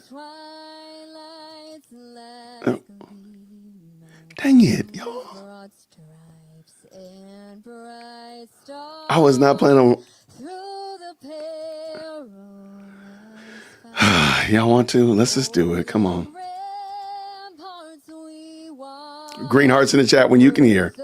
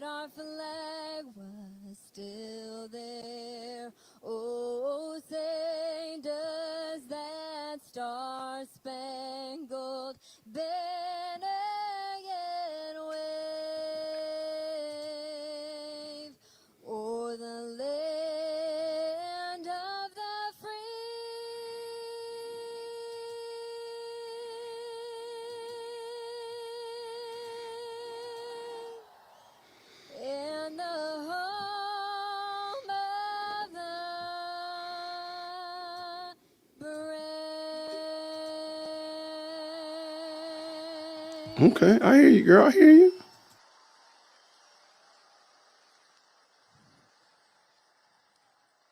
Thank y'all so much.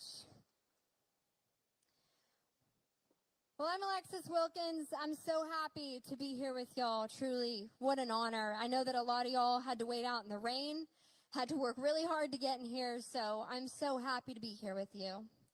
I have a long history with Turning Point, and I want to tell you kind of how I got here in my story, because it's really full circle for me. I mean, I always got emotional at Turning Point events. I always have. And then now, of course, there's this new layer that makes us all very emotional at Turning Point events.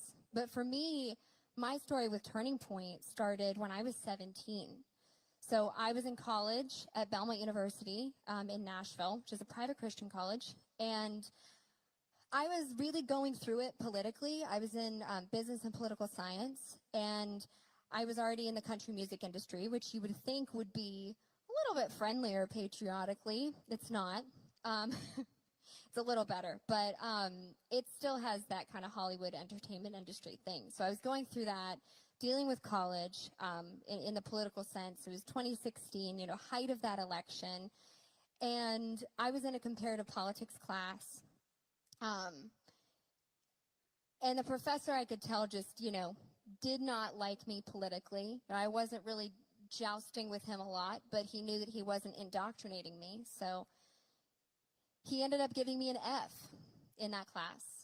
And I love school. I got A's. It was never an issue. And that professor decided that he would essentially ignore all of the work that I had turned in, pretend that he didn't get it, and then give me an F.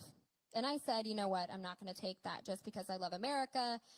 That's not fair. We're not going to do that. So I went to the dean of the department, dean of the school, ended up all the way to the president of the school. And though him and I actually didn't agree politically, he completely agreed that this was discrimination from this professor based on a political merit. And so we ended up getting the grade changed into a passing grade because I fought it, sent a lot of emails, had a lot of meetings, and went through the process and ended up coming out the other side with a decent result. Another example is I was in Religion 101, and the professor decided that it was a good idea to tell us that Genesis was just a bedtime story. That's not really how God created the universe. It was just, And this is a Bible class. If that's what we're learning in Bible class, oh my goodness. And so he also said we had to go to this assembly, one of the convocations, mandatory in order to pass the class. We had to go to a class called Religion on the Left. And I said, you know what? I love school. I try to respect authority, but I'm just not going to go. And I didn't go. And this mandatory convocation that was completely partisan, not good for anyone's virtues. And I talked to people who did go. It, in fact, was awful. Didn't end up hurting me or my grade at all. And I tried to have good conversation about it. I tried to do the right thing. I went to the head of the religion department. I talked about it. I said, hey, this is what your professor is doing. I'm just wanting to tell you because this didn't feel really in line with what I think that you want to accomplish here. And he was more concerned about who I was and the fact that I was complaining than this professor and what he was teaching students in their classes. So I had a lot of experiences like this. My experience in college was very storied with things like this. I wrote papers that I watermarked and said, I do not agree with this, and then wrote additional addendums onto those papers just to restate my opinion. And the funny part is a lot of the times that happened, it was something tangible that I could prove or disprove. One of them, for instance, was on the steel tariffs that President Trump enacted in his last administration. Our econ professor said that they were going to ruin the economy, ruin the steel industry. I said, I don't think they are. And that was one of the addendums I wrote. And she ended up saying, you know what, Alexis, you were right. So through that whole process, I ended up coming to the conclusion that, I'm not the only one. I know that there are other students that are going through exactly what I'm going through. And, I have the support, and I, won't really take no for an answer, but I know colleagues of mine or fellow students of mine that may not be sticking up for themselves or maybe forcing themselves to write papers that they don't agree with in order to get a certain grade. And so I was looking for a community. I felt like I, couldn't solve this problem by myself. And I go home, and of course I'm talking to my mom, and she says, honey, I saw this organization that was starting, that was really just coming up, called Turning Point. You should talk to them. I'm like, okay, I'll talk to this organization. How do I get in touch with this organization? We figure it out. And we end up just calling. And this wonderful man named Bill Montgomery answers the phone. And he says, yeah, I've got this awesome guy, this kid, he's fantastic. He debates like a champion. He's so virtuous. He's incredible. And you know what? He's going to change the world. Do you guys know who that was? He was talking about Charlie Kirk. And you know what? Charlie did change the world. And so following that conversation, I felt like, okay, maybe I do have a community. Maybe there are people who will understand what I'm going through and help me to combat it. And so I was invited to the first meeting that they had. I think it was West Palm. I was on tour with country music, so I could not go. But that led to my involvement with Turning Point USA and becoming an ambassador, going to events, representing, social media, all the things that you see us do. That was the whole genesis. I found Turning Point USA because I needed Turning Point USA. I was sitting in your exact seats, watching people speak, thinking, man, what can I do more? What can I be doing to make this world a better place? And even when it wasn't tied to a specific election, when it wasn't tied to a specific candidate, it's just you look around and I can empathize with how you feel, because you look around and you go, do I not fit in with kind of how this world is or what I see on social media? I'm so happy that I feel like in the last year it's become cool to be virtuous. Do you guys notice that we're kind of starting to see the revolution? And I credit a lot Sorry about that. to Turning Point, the work they've done with the faith divisions, with the Young Women Leadership Summit, with the groups that they find to speak to and the students that they inspire. I think that that's a huge part of it. And so for me to be here speaking to you all, I'm so honored, and that's why it's so full circle for me. And so I guess I just wanted to tell you all that if you ever feel when I was sitting in your seat, I remember thinking, man, I'm just one person. I felt, small. Like what can I do as one person? And I think my answer for you guys, and everything that the Army, that Turning Point tells you, is that you are not just one person. You are a huge, pivotal piece of the culture of change that we are trying to enact. You can go into your community. You can inspire other people to live differently, to stand up differently, to speak differently. Courage is contagious. It really is. And the fact that you can go into your spaces. You might say, hey, it sounds as simple, but you might say, yeah, I'm going to the Turning Point chapter meeting tonight. And someone comes with you. People are just nervous to take this first step. And I think that if they have someone to guide them, it helps so much. And you really, we talk about, I love the conversation that's going on that's starting about faith right now. And you really do need to go into your communities and become the salt and become the light and change the environment around you, because you are fully capable of doing that just by being exactly who you are and telling people the things that you believe in. So I am so honored to be with you here. Turning Point USA is fantastic. I am so happy to have been on this whole tour with them. Truly one of the honors of my life. And I'm honored to be here with you today. So thank you so much. Go forth. We have so much to do. We have a mission to carry out. There is so much work to do. And we need everyone in here to do it. So let me hear you guys.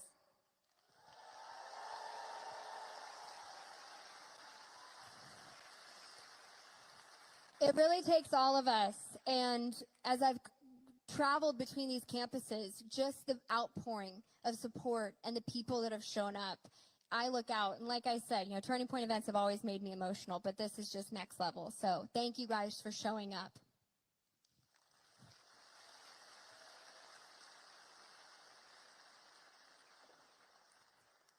Now I was wondering, y'all, and I promise you know it, will you sing one more song with me? Yeah? Don't be scared. You know it, I promise. If tomorrow all the things were gone, I'd work for all my life, and I had to start again with just my children and my wife.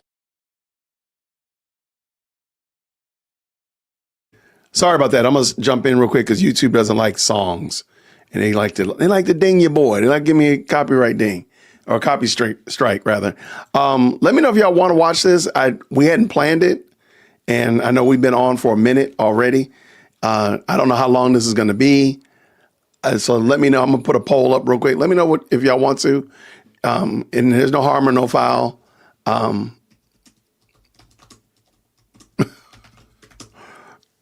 All right, let me drop the poll real quick. Yeah, that's what I was wondering. I was trying to hear Erica. I didn't know what she's going to say. Maybe we'll come back.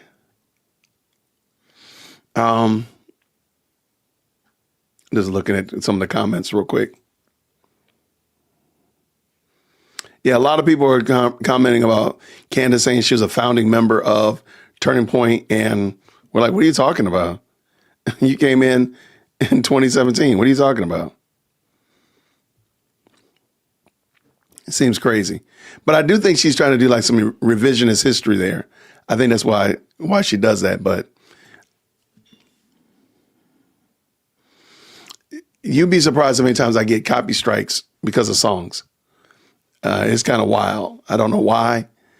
Even when it's sung a cappella, all that kind of stuff, Mr. B, is kind of worrisome. But all right, so we're going to tap in. We're going to see.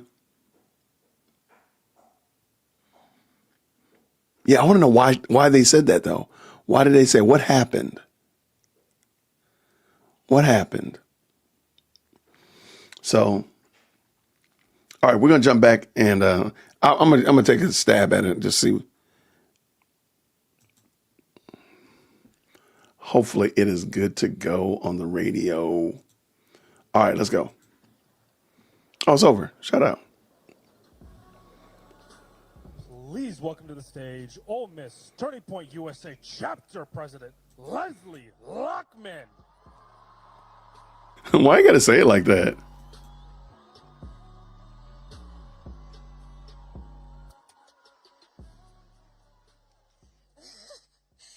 Good evening, Ole Miss. I am Leslie Lockman, president of your Ole Miss chapter of Turning Point USA. It is with mixed emotions that I'm standing here at this moment, yet profoundly proud of the event that is happening. Thank you for coming this evening, and we are moved and motivated by the response from the Ole Miss students and community. In support of this event, the outpouring of kindness and encouragement has been fueled the planning of tonight. Let's also take a moment to express gratitude to the security and law enforcement, not only for their extraordinary assistance today, working to help keep us safe, but for the diligent and hard work every day, putting their lives on the line.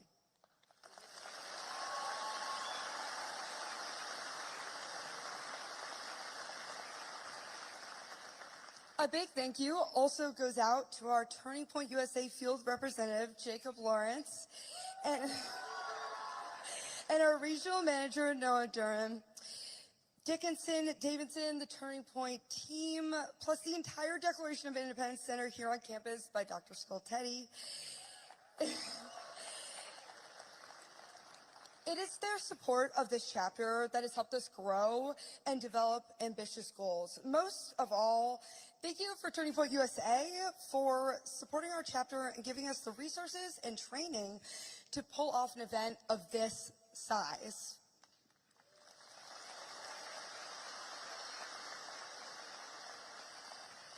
If you are at another university and are interested in starting a chapter, please go to turningpointusa.com/get involved today.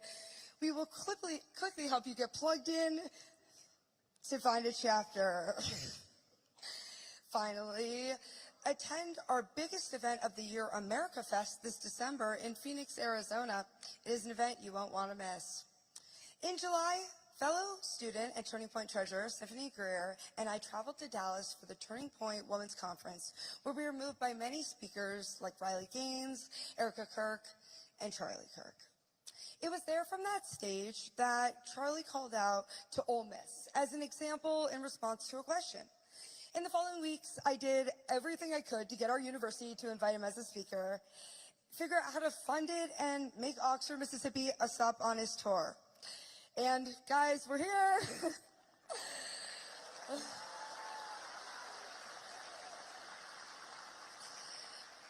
I was so excited when it came to fruition, and our first promotional poster was printed with today's date on it. It has felt opposite every day since the tragedy of September 10th, 2025.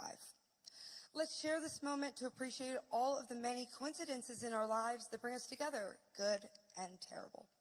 Charlie Kirk was hope for me, young people who want to find America to evolve a positive path. If you share these values, come to our next Turning Point meeting. Be a part of this group November 11th, 5 p.m. in the Union Ballroom. Stand up for your beliefs and remember, elections matter. Finally, elections matter. Finally, to my sisters at Pi Beta Phi, Chancellor Boyce of this elite University of Ole Miss, my family, thank you for providing an environment that enriches and supports me to unabashedly and passionately represent the principles of freedom, free market, limited government, and conservative values to the swaths to the most important college students in the United States of America. Now, on three, please join me in honoring Charlie Kirk by holding up a rally sign that is on your chair. For a quick photo moment, if you can reach underneath, it's on your seat. If you don't have a sign, cheer loudly. Whenever you guys are ready, you look ready. Okay, are we ready? Ready? 3, 2, 1. They probably need to turn the lights on. There we go. Thank you, guys. There you go. What does the sign say? A very Ole Miss tradition style. Now, join me in welcoming the 50th Vice President of our great country, the United States of America, J.D. Vance, and up next, Turning Point CEO and Charlie's wife, Erica Kirk.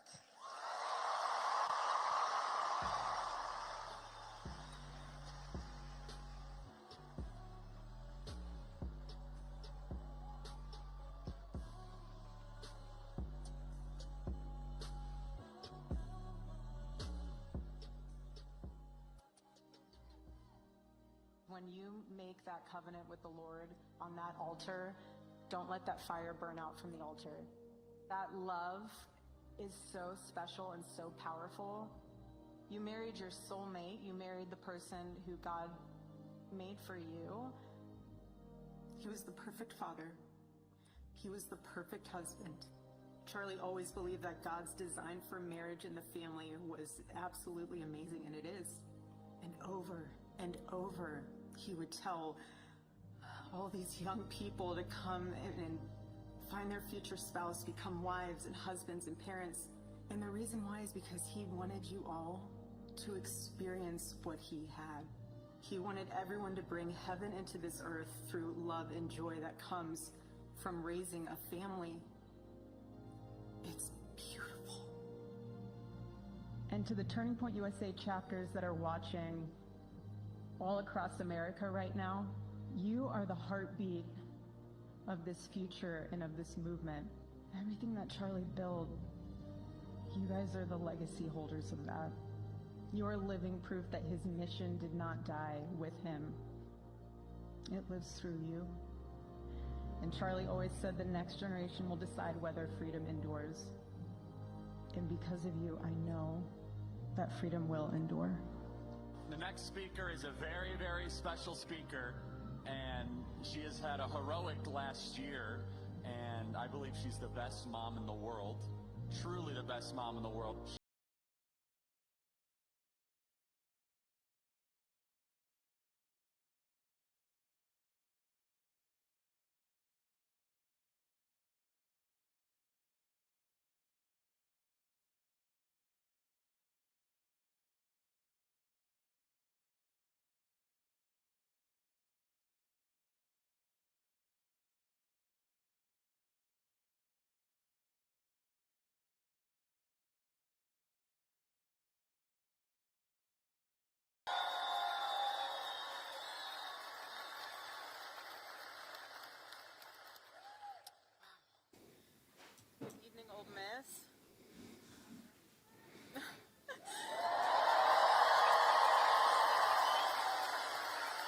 love you guys too. Oh, it's hard not to cry after watching that. I haven't seen that portion of him saying that video since that day happened. But Charlie, when he came onto campus, he loved to immerse himself in the culture of the campus that he was in. And so, from word on the street, you guys have a chant out there. I hear it's a good one. It's hotty toddy.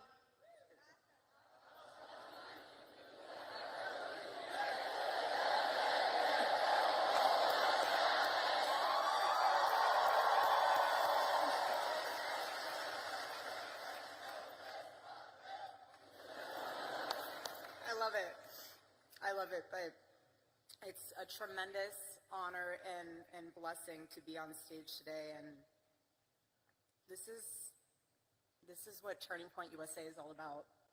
This is what the future of our country is all about, and I want to thank you all also on a personal level for all of your prayers and all of your support, not only for our family, but for the Turning Point USA family, which includes all of you, especially those that are students, a part of the Turning Point USA chapter at Ole Miss. So I love you guys, truly. This whole,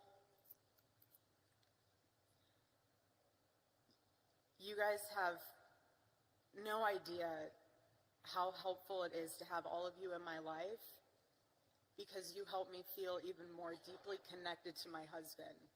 And I thank you for that. I thank all of you for that.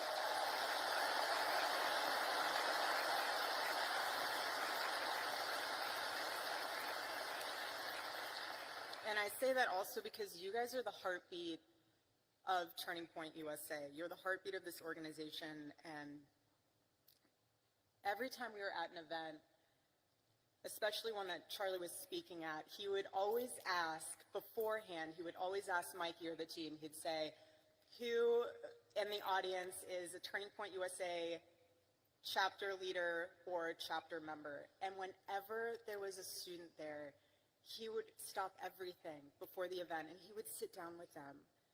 He would ask you what your name is, what you're studying, what is the issues that are going on campus. He would take the time to make sure that you guys knew he was investing into you, into your chapter, into your school, because that was a pulse point for him.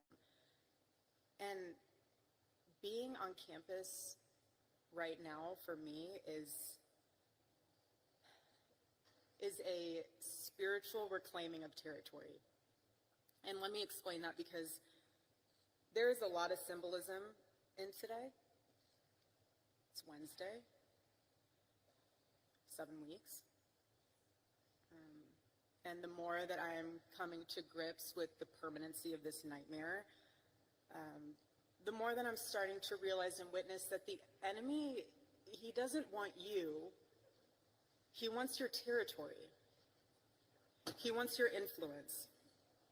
And when our team asked my dear friend, Vice President J.D. Vance, to speak today, I really prayed on it, because obviously it's a very emotional day.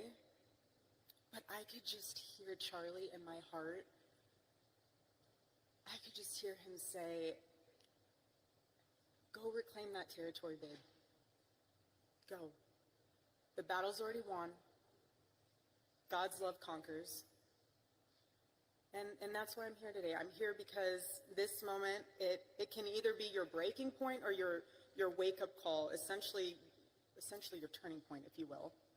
And at this moment, every single one of us has a choice to make, whether we stand for freedom or we're just gonna fall for everything else.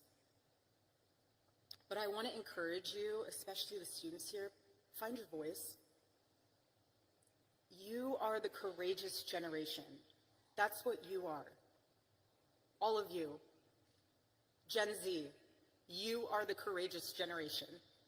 Hear me when I say that. My husband believed that to his core. That's why he went on campuses. That's why he was trying to reach you. You are the courageous generation. Own it. Make him proud. And students beyond Ole Miss, if you are pursuing a chapter on your campus, harness this amazing opportunity to advocate for something that you truly believe in. And express it in the most articulate way of what exactly you're advocating for. You're advocating for America, you're advocating for freedom of speech. Because our chapters on high school campuses, I love it. Charlie was so excited when he named the programs for high schools. He said, we're gonna name it Club America. Because he goes, who could hate that name? It's the perfect name, Club America, and he loved it. Who could be against it? And I want you to know that if you are trying to start a chapter, I'm with you, we're with you, Charlie's with you. You have an arsenal of Turning Point USA staff members that are with you. But I also, what I've been able to sit back and witness is the leaders that have stepped up to ensure that chapters can happen. For example, I don't know if you guys saw what happened earlier this week with Governor Ron DeSantis, which is amazing. I want to give him a massive shout out because he said, we're announcing a partnership with Turning Point USA. We want to make sure that all high schools in Florida, anybody in a high school that wants to start a Club America chapter will be able to do that. There will be no impediments to that and certainly no discrimination. That's amazing.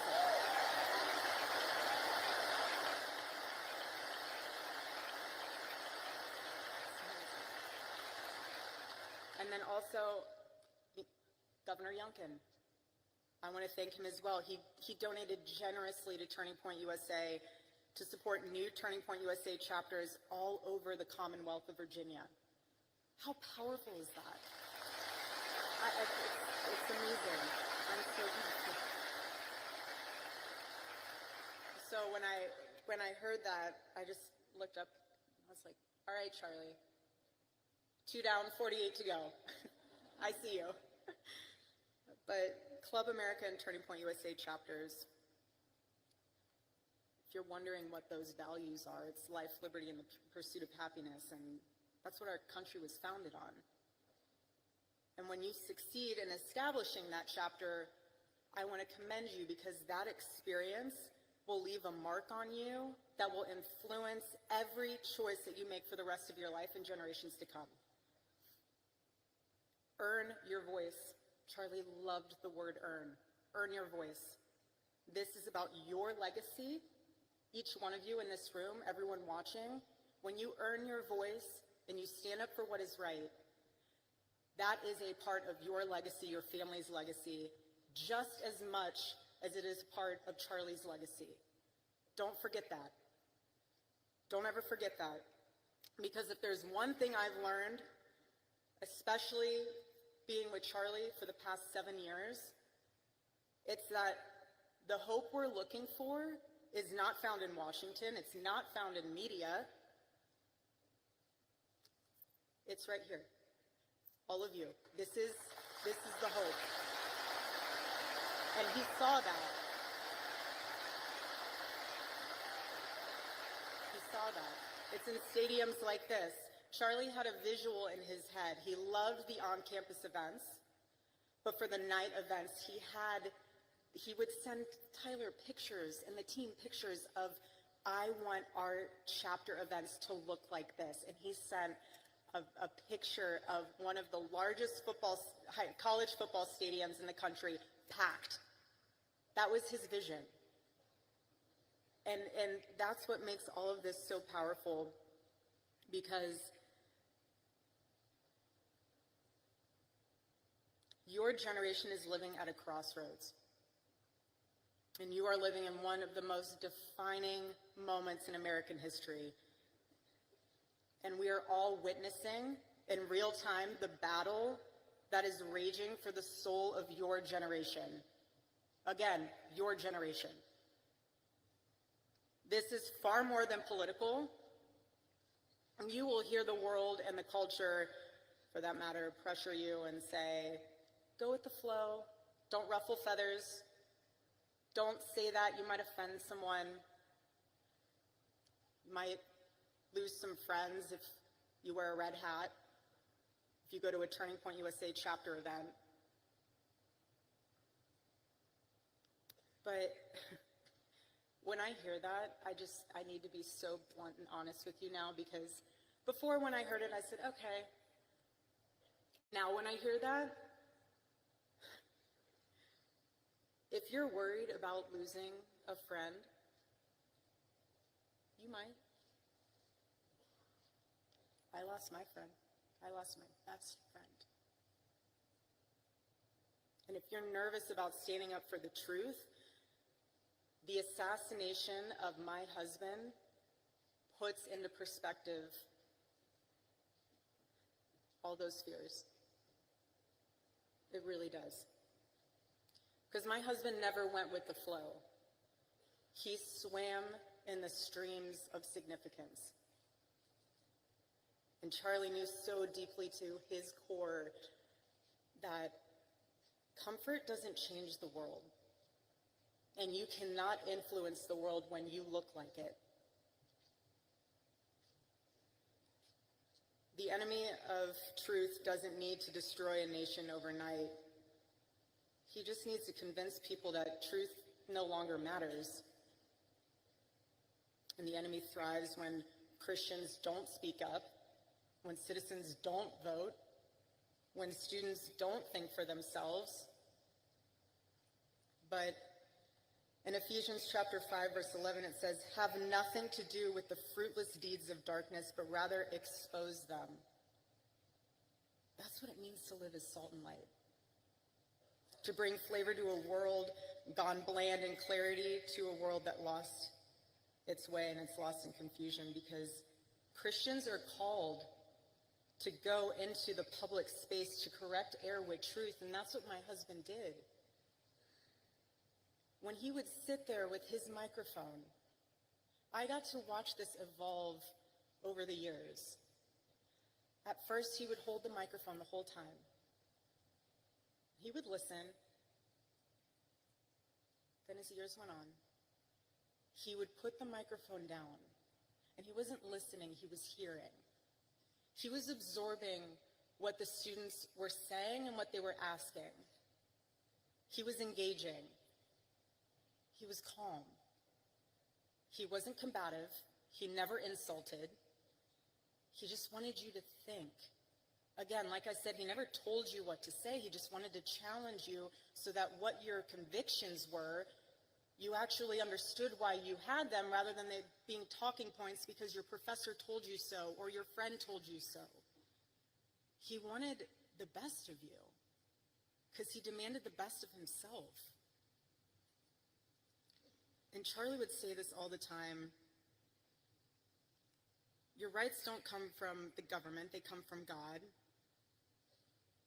And he knew what every founding father knew, and nearly almost every university has forgotten, that you cannot have freedom without virtue, and you cannot have virtue without God. And that's what makes this nation so different. That's what makes it worth defending as a courageous generation. And another thing that Charlie used to say all the time is that it does not take skill to be courageous. It takes a choice to be courageous. And now's the time to make that choice. Either you sit on the sidelines. I mean, I don't know what else can wake you up. I really don't know what else could stir that fire within you to get involved or to use your voice or to make a difference. If you're looking for another sign, I have no idea what to tell you. I just want to encourage you, though, that yes, this is about America, and yes, my husband would say saving Western civilization. That's true on both fronts. But deeper than that, this is about your soul, because the fight for freedom starts within. inside of each and every one of you. So again, please stand firm against the wickedness of the devil and the schemes of man. Be alert because his tactics are so clever. What he'll do is he will find one thing. He will find fear, he'll find disappointment, he will find one thing, and he will wedge it in between you and the Lord, and he will make it grow. He will make it grow so much that you lose sight. It becomes this, almost like an eclipse, where the truth is hidden behind it. And yes, the light's still there, but you can't see it anymore. That's the enemy's tactic. And the bottom line is that the enemy doesn't need to change your theology. He just needs to change your vision. And if he can get in your head and blur your vision and distort your vision, he'll do whatever he can. But what the enemy forgets, though, is that the presence of a shadow is proof that there is light. He forgets that. And Charlie's murder might seem like we're standing in a shadow, as if death was the victory meant for the enemy, but looking around in this arena, you are proof that this light of truth burns so brightly. So brightly.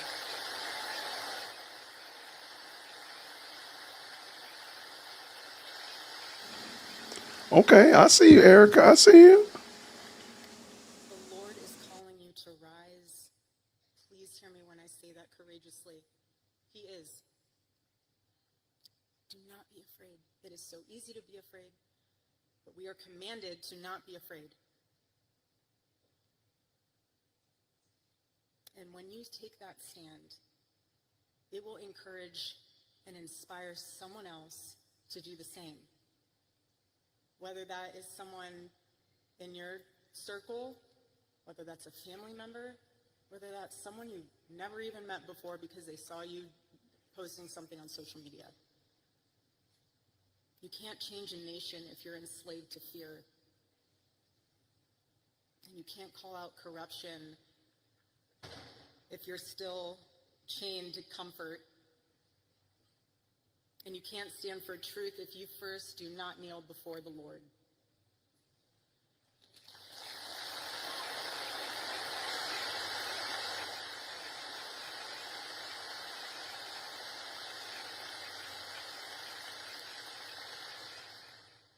And I know I keep saying it, but I'm trying to drive home a point with you all being labeled as the courageous generation, because this generation will decide if America remembers who she is or if she'll forget. And I believe with all my heart that God placed you here now in Ole Miss, not by accident, but by assignment. There is no mistake that you are here in this stadium and arena today. No mistake. God doesn't make mistakes. Doesn't make mistakes. And when being on this campus, I think of 18-year-old Charlie, who would always say, you know, when I started this, I had no money, no connections, and I had no idea what I was doing. But what he did know what he was doing is that he was obeying the Lord. He was obeying what the Lord had placed inside of his heart to fight for. He did.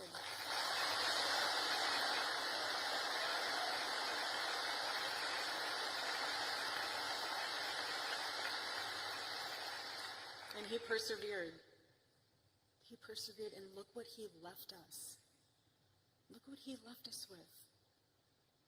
He didn't leave us empty-handed. He built a machine, and all of you are a part of that. Again, the heartbeat of Turning Point USA. That's what happens when you obey the Lord. A movement like this, it becomes unstoppable. It becomes the revival that it is. And I just want this to be the generation that says, we will not apologize for loving our country first. We will not be silent about our faith. We will not back down when the world tells us to kneel, because we bow only to the King of Kings.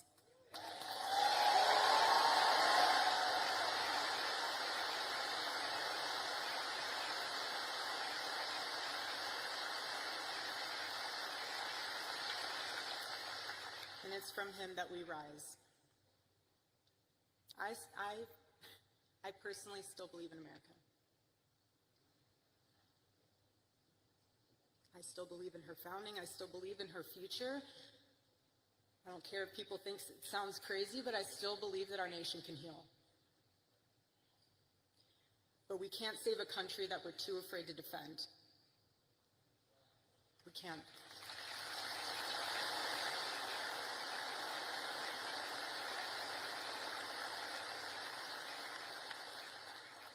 On a more personal note, when we first moved in our home, inside of our bedroom, I had on the side wall, when you walk in, it was above the bookshelves, it says, on two framed pieces of paper, it says, "They will be known by the boldness of their faith."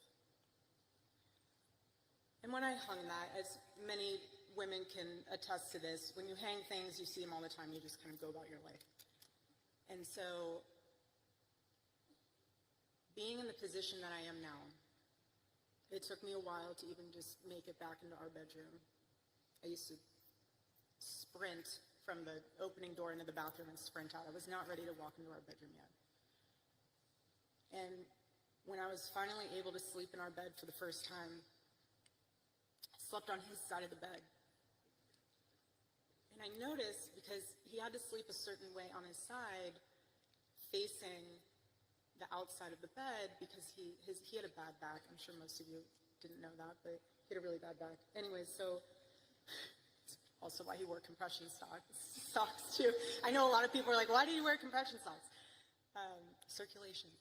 Anyways, so he would sleep that direction, and so I found myself sleeping that direction as well. And when I woke up for the past several nights that I've been able to be in there, I saw that the first thing I'd see is that on the wall, "They will be known by the boldness of their faith." And I thought to myself, he saw that every single morning he woke up. I didn't, because I'm on the other side of the bed, so I'm facing the window. But he saw that every single morning. And then I thought to myself, because when I go to the office, I will never sit in his office chair. So there's like a couch on the side when you walk in, and I sit on the couch.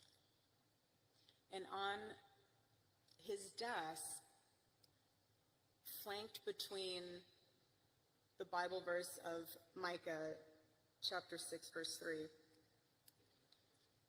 it all kind of came together for me. So he sees us on the wall, and then he sees on his desk these 3 questions that he would ask himself every single day. And it would be, what is something I can do for someone today? The second one was, what is something I can do to add value to the world today? And the third was, how can I honor God today? Those were the 3 questions combined with the words he saw every single morning. So to me, seeing on his desk, that was him suited up with the armor of the Lord every day. That was his combination. And what I'm realizing with that is those were the action points of how to have courage. Because you can ask me, well, how do I become courageous? Ask yourself those 3 questions every single day. And I promise you, you will get courage. You will. Because what death amplifies even more is that You only get one life. Just one. That's it. It's an eternal life. So that's why you have to live like it matters. But I want to remind you that God has created you for greatness, not for something that's lifeless, just greatness. And the question isn't how long you're going to live. It's what are you going to do with your life in the time that the Lord has blessed you with? What are you going to do with that? That's the question.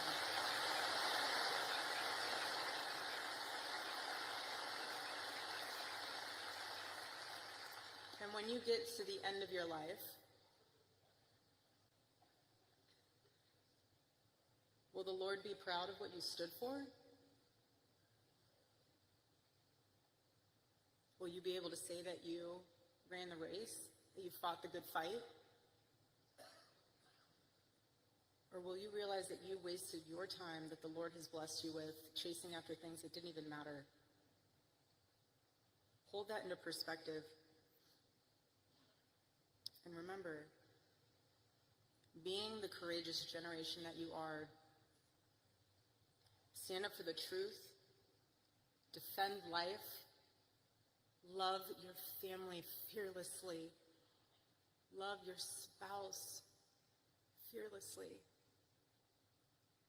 love this country, defend her, and serve our God. And don't think that it's someone else's role to do it. You do it. You do it. Do it for Charlie. Do it for Charlie.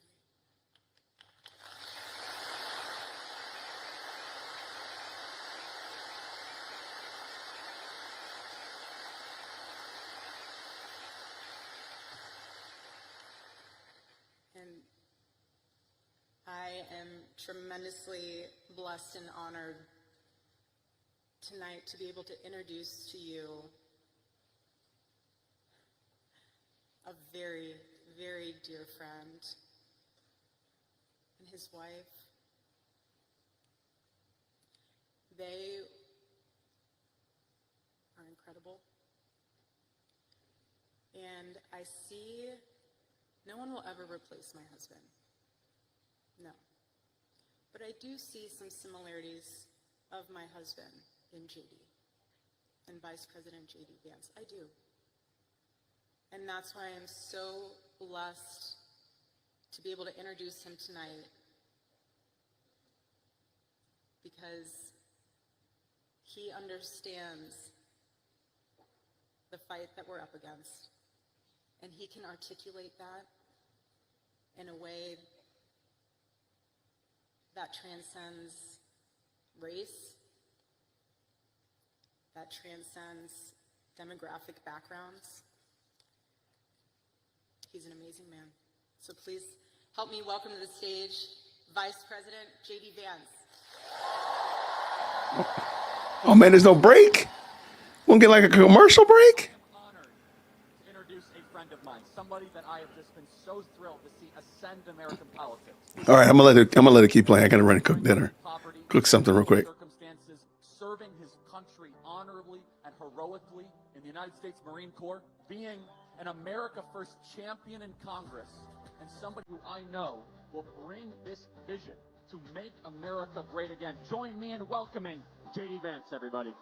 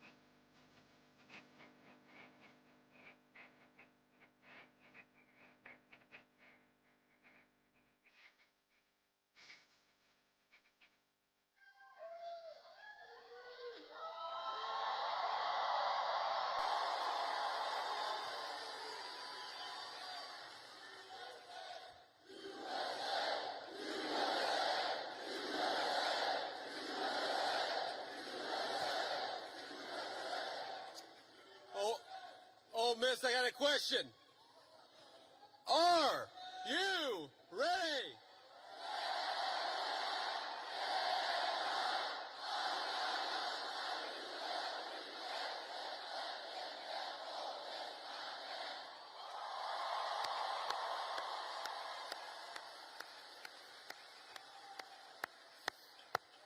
Wow, that was impressive. They told me that would be impressive, and they were exactly right.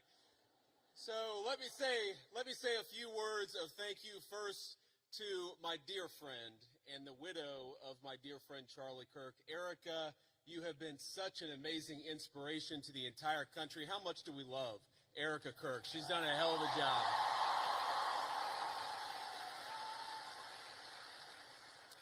I want to thank, we have a couple of Mississippi senators here. We have both Senator Roger Wicker and Senator Cindy Hyde-Smith. Thank you guys for being here.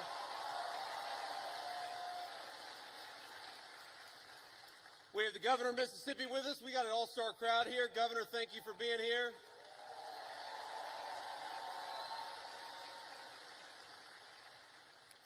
And most importantly, we have got over 10,000 students from across Mississippi. We are proud to have you, and we know that you are the future of Charlie Kirk's legacy. So thank you for being here.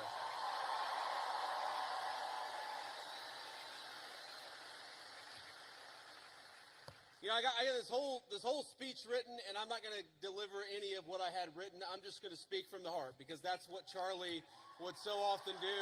And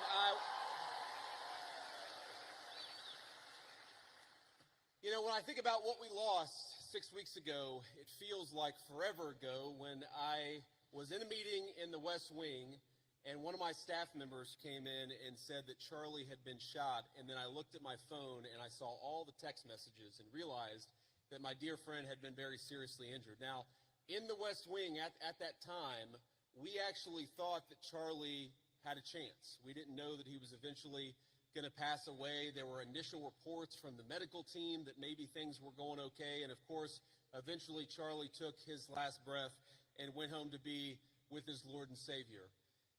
I remember thinking at that moment, first, of course, about Erica and the children. They've got their oldest, their daughter, is very similar in age to our youngest child.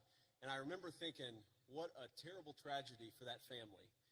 And the second thing that I thought was, what a terrible tragedy for the United States of America. Because Charlie wasn't just a political figure. He wasn't just a guy who went around campus and said very interesting things and hosted all of these debates. He was a person who, particularly to the young people of this country, to all of you, he had the very best advice. And I think that's the most important way for me to honor Charlie, which is to repeat that advice, something I found true in my own life. Charlie wanted all of you, whatever life path you chose, whatever career you chose, whatever you ultimately did for a living, Charlie wanted you more than anything to invest in the things that were worth having, to build a life that was worth building. And that started, the most important advice he ever gave you was fall in love, get married, and start a family. And I can't honor Charlie without repeating that most important advice.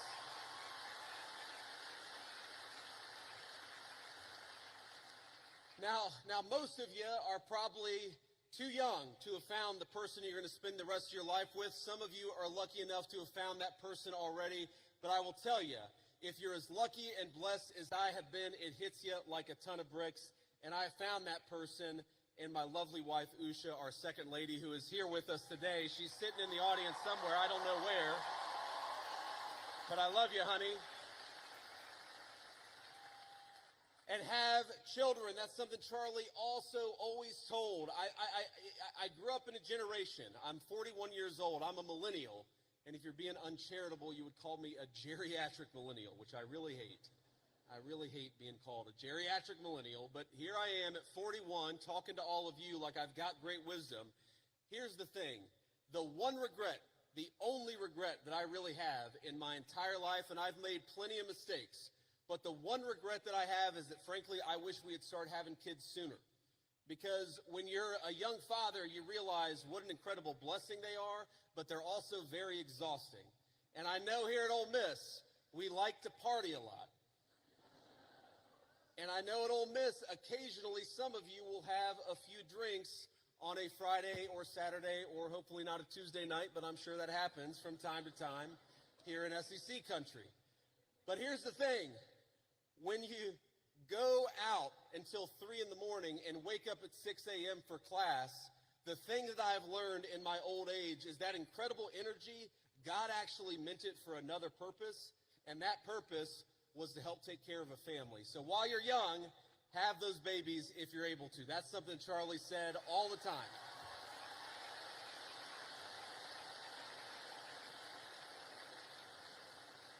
But if you think of that advice, Charlie wanted you to get married. He wanted you to fall in love. He wanted you to build a family. He wanted you to find a vocation. That was the advice that he gave on campuses. But that's not just about you. That's also about our country and about our government. Because while you have the freedom to live life as you so choose, I have got a responsibility as your vice president to make the American dream as accessible as possible. And this is why, my friends, this is why we care about all the things that we care about. Why do I care so much about having a secure border in the United States of America? It's because I believe that when you let in a flood of illegal immigration, what it does is it drives down the wages of young people and makes housing unaffordable for the entire American population. That's why we closed down the border.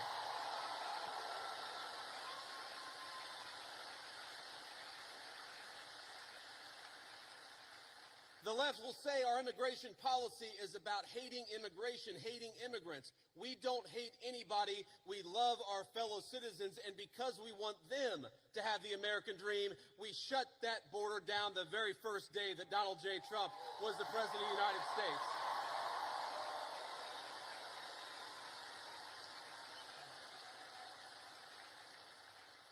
I care about you being able to afford a home, which is why we fought so hard to fix the broken policies of the Biden administration.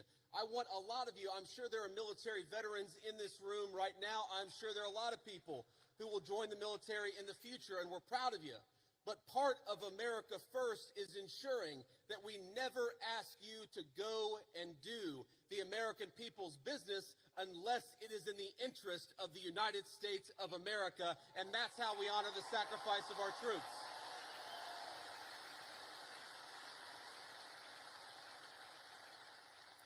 And that's why, my friends, that's why we care so much about free speech. As Charlie lived and died for the basic principle that we ought to be able to talk about our differences, we ought to be able to debate them, and we ought to have faith that the best way to make sure that the best idea wins is to actually just have a discussion.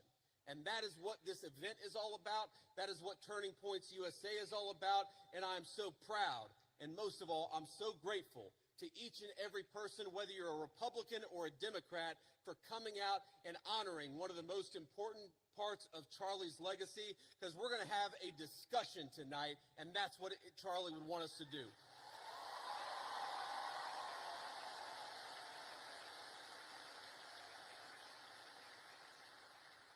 Now, I want to get to questions, and I want to leave plenty of time for questions, but I want to make just a couple of final points about Charlie's legacy in politics. The most important thing about Charlie is that he was a great husband and a great father. Erica told me probably 12 hours after Charlie had been pronounced dead, she was just absolutely devastated. She was unable, you know, if you've ever known anybody who's grieving, sometimes it's unable, they're unable to even hold a single thought for more than a few seconds. And what Erica told me, and I'm going to get a little emotional, is that she said that Charlie never yelled at her, he never cussed at her, and that to me is a great legacy to leave as a husband and a father, for your wife to be able to say that my husband was always good to me, and Charlie was a good man.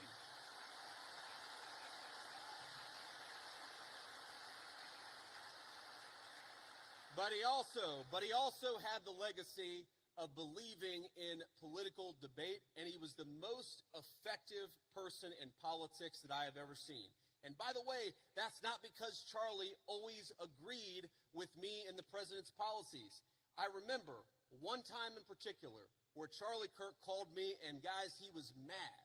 It was one, you know, I wouldn't say the last conversation that I had with him, but it was in the last few months of his life. And he called me and he said, JD, I'm really worried. I'm really worried that what's going on in the Middle East right now is going to lead the United States into a protracted military conflict. I've never told anybody that Charlie was really worried about that in the final months of his life. Now, here's the thing. Charlie was so effective and he was so trusted by both me and the President of the United States that when Charlie made that phone call, I didn't say, screw you, you don't know what you're talking about. I listened to him.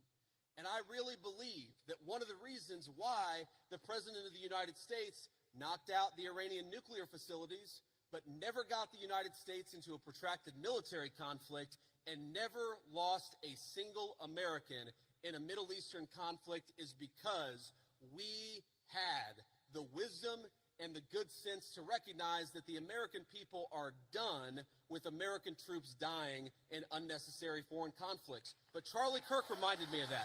Charlie Kirk.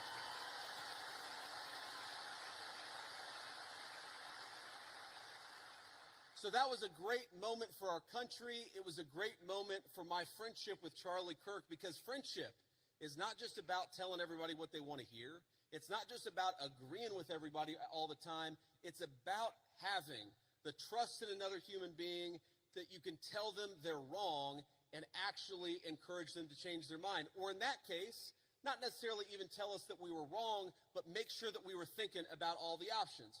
And of course, under the president's leadership, we were doing exactly that. But Charlie was so good at that. And I think that's one of the ways in which I want all of you to honor your legacy. Obviously, you care about our great nation or you wouldn't be here. A lot of you will go on to become future leaders in business or in politics. A lot of you will run campaigns. A lot of you will work on campaigns. A lot of you will be future leaders. There might even be a lowly future vice president of the United States in this very room. But here's the thing that I want all of you to remember. Charlie wasn't effective just because he had opinions. A lot of people have opinions. Charlie was effective because he was courageous, because he worked very hard, and because he made his vision a reality.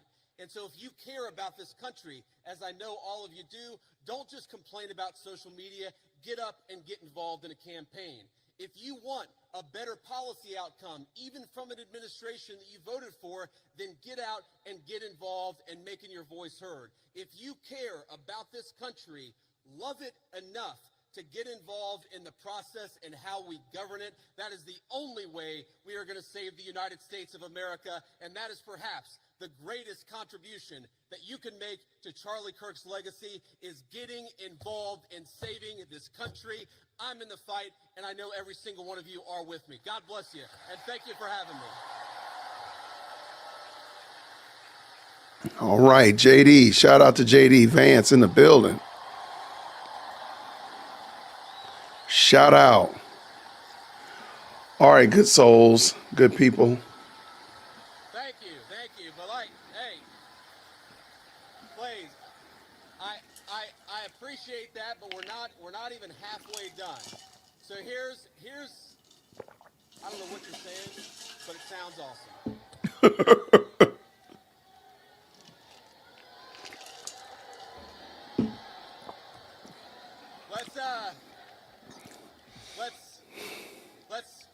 Let's not get ahead of ourselves, ladies and gentlemen. What are you talking about, JD? Is actually take some questions. And I remember one of my favorite Oh my gosh. Charlie, not that there aren't going to be some questioners who agree with me, but if you disagree with me, I would ask that you come to the front of the line, because we want to talk to people we agree with. We also want to hear from people we disagree with. It is hard for me to see because the spotlights are very bright, but whoever's in line, go ahead and ask your question. Oh, there we go. Okay, now I can see you. How you doing? Hi, Mr. Vice President. Thank you so much for being here. My name's Lucy. And I'm Ellie, and we're with the Turning Point chapter for this question. Thank you, guys. Yes. Can you tell us how your faith helps you in your role as Vice President? Well, I appreciate that. That is a very good question. And this is another way in which Charlie has affected my life. I would say that I grew up, again, in a generation where even if people had very deep personal faith, they didn't talk about their faith a whole lot. And I grew up in a country where you just didn't hear political leaders talk about their faith. But the reason why I try to be the best husband I can be, the best father I can be, the reason why I care so much about all the issues that we're going to talk about is because I believe that I've been placed in this position for a brief period of time to do the most amount of good for God and for the country that I love so much. And that's the most important way that my faith influences me is we all get a limited opportunity to make a difference. And if you believe as we believe, you believe that God, you believe that Jesus Christ has a plan. And sometimes we don't understand that plan. By the way, one way I don't understand that plan is why my friend lost his life 6 weeks ago. Sometimes I get pissed off about that. But what I remind myself is that there is a deeper rhythm, that Jesus Christ is the author of the fate of human history, and we are charged to do everything that we can to effectuate that vision, to make our country a more virtuous place, a more prosperous place where people can raise a family and not be persecuted for their faith, but teach their children their faith. That recognition that all of us have a duty. And I have two very important duties as Vice President of the United States, to the American people and to God, and that's the most important influence my faith has on me. Thank you.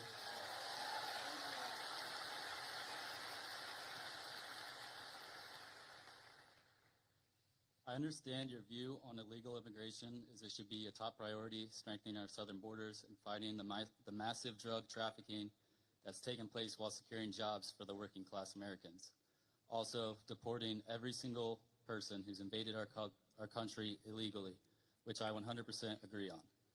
My question to you is, what is your view on legal immigration? Personally, I have a girlfriend who's studying in America off a visa. Our hope is eventually getting a green card. So what is your view on legal immigration? Should we reduce it? Also, what is your plan for a merit-based system?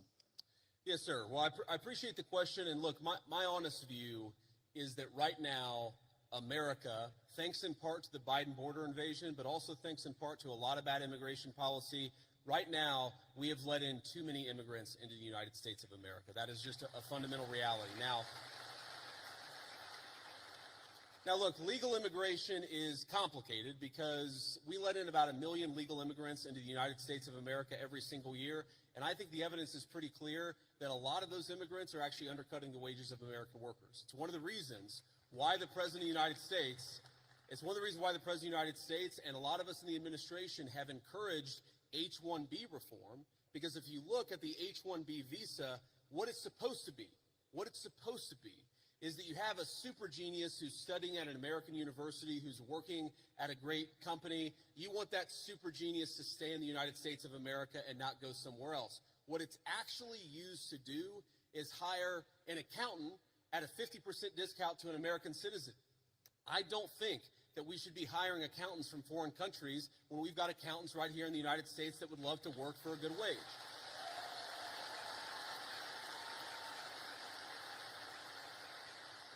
Now, you asked about, I think, your girlfriend, you said, and I obviously don't know the full details about your situation, but my view is, look, there are people who want to come to the United States of America, and some of them, I'm sure, can enrich the United States of America by coming here, but we have got to get our overall numbers way, way down. Too many people have come into the United States of America. I am married to the daughter of immigrants who came to the United States in the 1980s. I do believe that some immigrants, many immigrants do in fact enrich the United States of America, but here's the problem. We don't even know how many illegal aliens we have. We don't even know. The best guess is probably 25, 30 million people. I've heard estimates as high as 50 million. When something like that happens, you've got to allow your own society to cohere a little bit, to build a sense of common identity, for all the newcomers to assimilate, the ones who are going to stay, to assimilate into American culture. Until you do that, you've got to be careful about any additional immigration, in my view. Thank you, sir. Thank you. I mean, that's fair, JD. I can rock with that. I have a question about Israel and Trump's. Oh, gosh. Do you think it's a conflict of interest for Miriam Adelson, an Israeli donor, to give millions of dollars to his campaign and then Trump have pro-Israeli policies? Well, if you're asking, do I think the President of the United States has a conflict of interest? No, I do not, because I know how the President of the United States makes his decisions, and I see it behind the scenes. Now, as the President himself has said, Miriam Adelson, who, by the way, I know, and I have a very good relationship with her, she is very clear about the fact. She doesn't hide the fact that she really loves Israel, and that is part of what motivates her political giving. That is a reality. At the same time, the President of the United States is America first through and through. And let me give you just a couple of examples of this.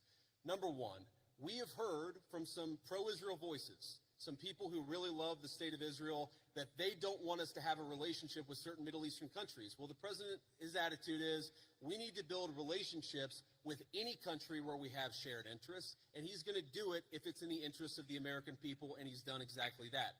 Number two, there were people, and I remember this criticism of the President of the United States, I just raised it in the context of a conversation that I had with Charlie. I remember when people said that the President of the United States was going to get us into a multi-100,000 troop regime change war for Israel. This was 4 months ago, this was 6 months ago. Now, the people who accused the President of the United States of wanting to get us into a regime change war for Israel, I wonder if they stepped back and said, you know what, we were wrong about that, because the President of the United States did not want to get us into a regime change war for any other country. He wanted to knock out a nuclear facility and get everybody back home, and that's exactly what he did. So I understand there's some frustrations out there, but I think the President of the United States, more than any president of my lifetime, is willing to stand up to anybody if he thinks it puts the interests of the American people first. Thank you. That wasn't bad. It wasn't bad. Hello, Vice President Vance. How you doing? Good. I have a question. Do you condone large private corporations such as Palantir hoarding data caches on U.S. citizens? No, I don't condone it. And here's the thing. So I get asked about Palantir a lot because there's this internet meme out there that somehow I am super in bed with Palantir. And here's the thing that I'd say about this. Palantir is a private company. They sometimes do a useful service, and sometimes they're going to do things that we don't like. You should be demanding that your representatives do two things when it comes to Palantir or when it comes to any other technology company. Number one, protecting your data. What's going on with artificial intelligence is going to mean that there are massive inducements to steal your data, to harvest it, and to use it against you to sell digital advertisements. That is not what I believe in, and I've been fighting against it, whether it's Palantir or any other technology company, literally before I ran for office. When I ran for office, I was criticized by Republicans in my Republican Senate primary because I was talking then about Google and Facebook harvesting our data. It's unacceptable. I don't care who does it. I don't want them to do it. Number two, and this is also very important, what's going on with artificial intelligence, we got to be worried about large-scale surveillance, okay? Everything. You asked about Palantir. Do you know that every time you make a credit card transaction, the credit card companies are collecting data on how you spend your money? Do you know that every time you linger over a link on the internet for more than a half second, the search engines are collecting data on you so that they can sell you advertisements? One of the biggest questions for American policy over the next 10 years is how to ensure that you are a sovereign citizen. And you cannot be a sovereign citizen if any private corporation or any government can steal something from you that belongs to you. Yes, sir. Thank you. Thank you.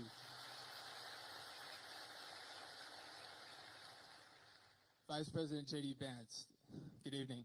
Thank you. My question is, the Republican Party, they stand for the right to bear arms. A lot of things the founding fathers really made a priority. Sure. And I feel as if requiring Christianity in public schools goes against the founding fathers' wish of freedom of religion. What do you think about that? Well, I guess, who is saying that we require Yeah. Christianity in public schools? Just from what I've seen on the media and the news, it seems like the Trump administration had wanted to make praying in schools and Where? values incorporated. Well, That's look, not true. Christian values are a good thing, and I'll talk to you about why I think that's a good thing. But that's separate from forcing people to pray, which I don't think that anybody, certainly no Christian that I know, would ever support or ever endorse. And let me just say something generally about all the people. I see there's a big line, and I hope I can get to everybody's question. I remember when I was a sophomore in high school, I went to an event at That was Wake 1,000 years ago. which was a book signing with Oliver North and Sean Hannity, the Fox News host. And this was back before, this was, I guess, 25 years ago. And so neither of these guys was maybe as big as they are today. And I remember standing in line, and I'm about to say hello to Oliver North and Sean Hannity, and I remember thinking to myself, I was so nervous. All I need to do is shake my hand, or shake their hand, give them a firm handshake, and tell them my name. That's what I'm thinking. Firm handshake, tell them my name. Firm handshake, tell them my name. And I get to the front of the line, and Sean Hannity looks at me, and he says, "How are you doing?" And I totally panic, and I go, JD. Because I had rehearsed shaking and saying my name. My point is, I admire your guys' courage, and please don't be nervous. If you need to work through a question, think about it, speak it. We're all here to have a nice conversation, and we're all supportive of it. Here's the thing when you talk about forcing, I'm going to answer your question, of forcing Christianity, forcing people to pray. There's a liberal idea out there that I think is wrong, and that's that liberalism is the source of freedom of religion. And actually, if you go back to the original founding documents of the United States of America, if you go back to the Anglo legal tradition well before there was ever a United States of America, what you find is that freedom of religion is actually a Christian concept. And the reason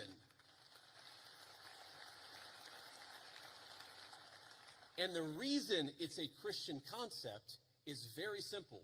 Because Christianity, Imago Dei, the idea that we are all made in the image of our Creator, means that we must respect the free will of every single person. Now, part of that is you have a conversation with people. Having free will doesn't mean that you're not allowed to encourage somebody, that you're not allowed to talk to somebody about your faith, that you're not allowed to talk about certain values in school. When our founders talked about freedom of religion, they didn't mean you weren't allowed to say a Christian prayer in a public school or that you weren't allowed to talk about Jesus Christ in a public forum. They just meant that nobody could force you to profess the Christian faith. That had to come from your own free will. And I believe that, and I think every Christian who I've ever spoken to believes that the source is the Christian, the source of your faith. The Christian understanding must be your own free will. But here's the thing about Christian values. There are a lot of Christian values out there that I think that we've just sort of assumed and we've in fact taken for granted. Christian values are the idea that you should respect every single person as an individual, whatever the color of their skin, created in the image of God. That's a Christian concept. And in fact, it was a Christian empire, Great Britain, that abolished slavery to begin with. The idea that we should eliminate child sacrifice. What did the Christian settlers find when they came to the New World? They found a lot of civilizations that were murdering babies in weird religious rituals. It was Christianity that said we don't kill children just because they're somehow inconvenient to people. A lot of the things, human rights, the very idea that human beings have rights, slavery, are a Christian concept. And so I'd ask you, my assumption based on the question is that you're skeptical of Christianity, or at least of certain public professions of Christianity.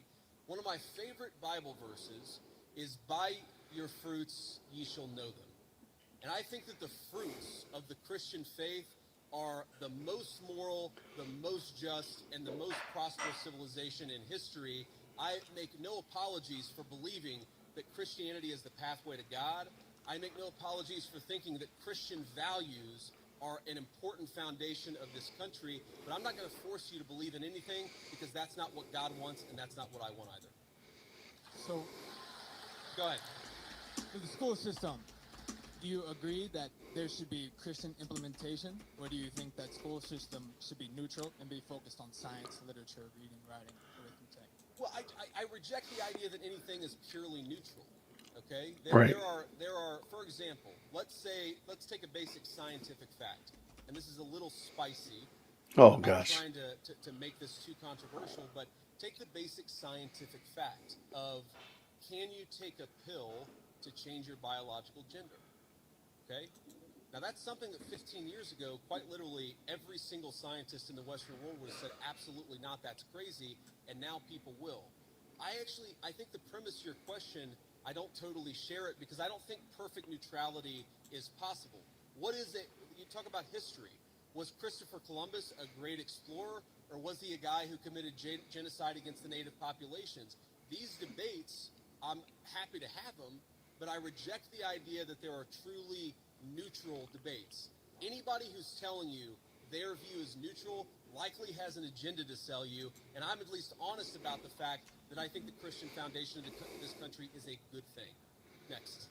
Okay, thank you. And for the pill you're talking about, what do you mean specifically? Are you talking about testosterone, estrogen? Yeah, I'm talking about hormone replacement therapy. That's what I'm talking about. Just to be respectful, let's keep it going. Yes, thank you. Have a good night. You too. Hello, Mr. Vice President. Thank you so much for giving this opportunity to talk here today. I did not agree with many of the things that you said right ahead of this, but I don't think that's my point to discuss here. What I want to ask is, you are married to a woman who is not Christian. In her Wikipedia, I mean, I just looked that up. I wanted to know what her faith was. I didn't know this before, but she still calls herself Hindu. You are raising three kids in cultural, racial, religious household. How are you maintaining, or how are you teaching your kids not to keep your religion ahead of their mother's religion? Or how are you teaching them that your kind, that kind who got here just few years or few decades ago is different or is better than your mom's kind who got here just a generation before? How are you balancing that? And when you talk about too many immigrants here, when did you guys decide that number? Why did you sell us a dream?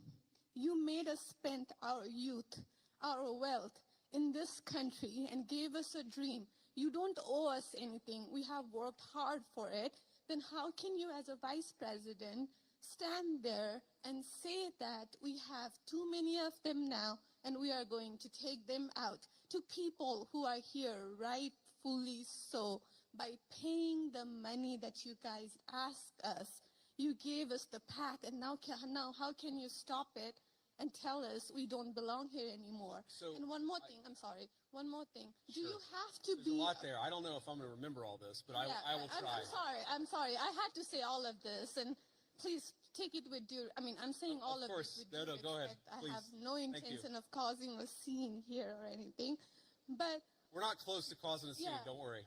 But we talked about Christianity, all of this. I'm not even Christian, and I'm here standing to show support.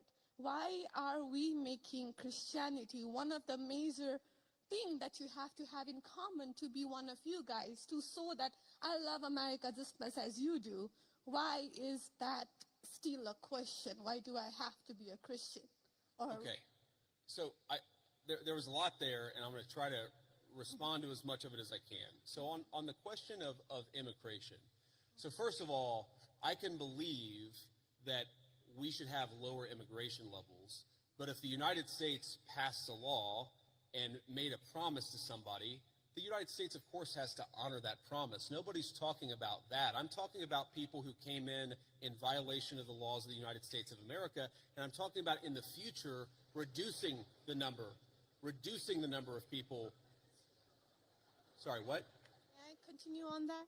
Because when you just said you are not stopping with the people who came here legally, right?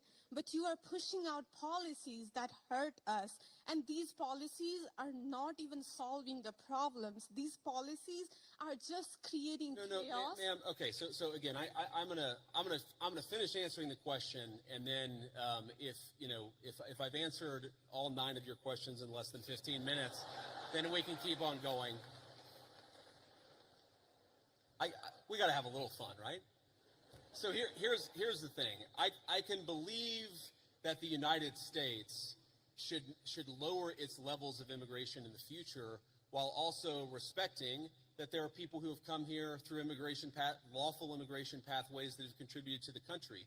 But just because one person or 10 people or 100 people came in legally and contributed to the United States of America, does that mean that we're thereby committed to let in 1 million or 10 million or 100 million people a year in the future? No, that's not right. We cannot have, but I'll go and finish. We cannot have an immigration policy where what was good for the country 50 or 60 years ago binds the country inevitably for the future. There's too many people who want to come to the United States of America, and my job as vice president is not to look out for the interests of the whole world, it's to look out for the people of the United States.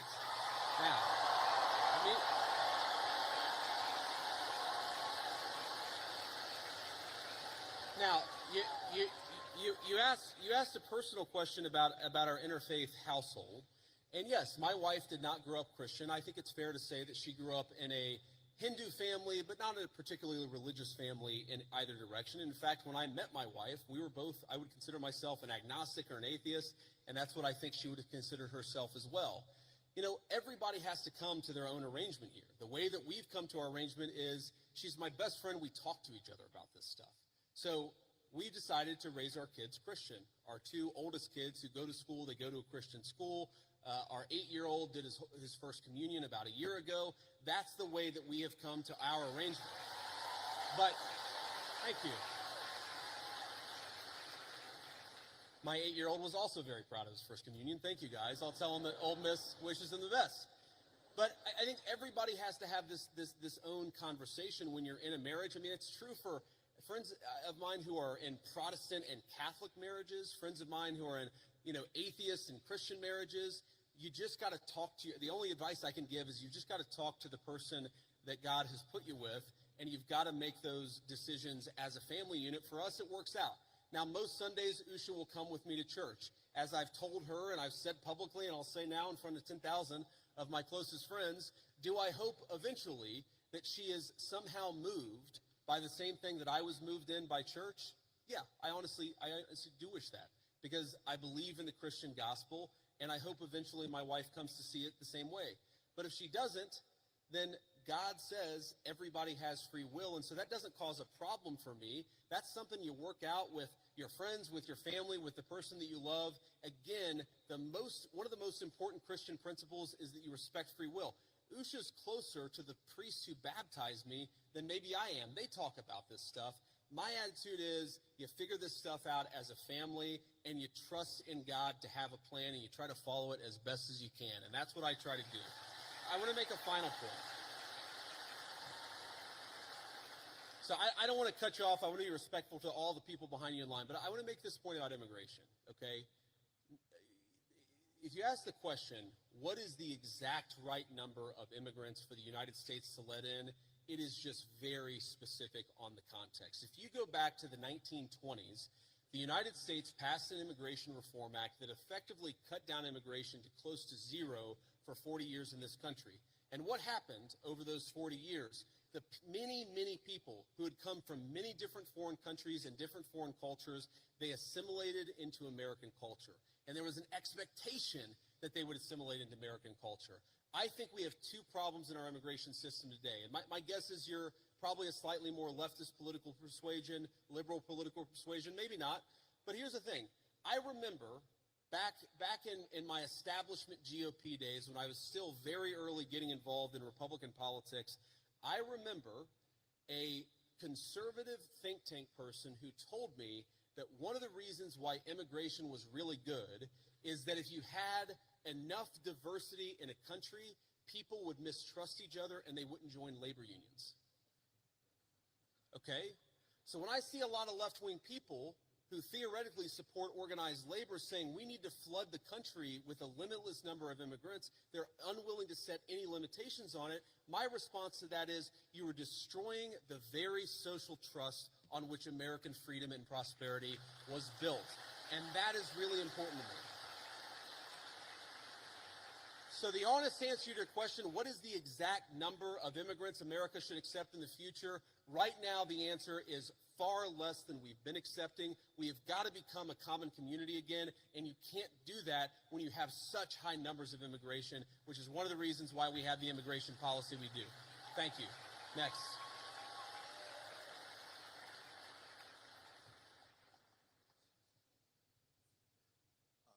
Good evening, Vice President Vance. I just want to say it's an honor to actually be able to talk to you. It's an honor to be here. Thank you. Thank you. One of my biggest questions is, I feel like one of the biggest problems that America is facing today is that ever-growing social political divide, and we're seeing this on the Republican and Democratic side, but we've seen that a refusal to cooperate with the other side has led to some major issues, including right now the government shutdown. And I wonder, as the party in power, what are your plans to address that issue towards, reaching that olive branch out to the other side to actually come to an agreement on how to go forward with our government? Look, it's a very good question. And let me just say, on the government shutdown in particular, the reality here is that there's a very simple bill that just reopens the government. It does it through pretty much the end of the year. That got every single Republican in the House of Representatives to support it. And then it got 52 Republicans in the Senate and 3 Democrats in the Senate to support it. But because of weird Senate procedural rules, it requires a 60-vote threshold. So on that issue in particular, when you have every single Republican with like 2 exceptions in both houses of Congress, I feel pretty confident. I know that I'm partisan. I know I have an R next to my name. But I feel pretty damn good saying the shutdown is the Democrats' fault because we voted again and again to open.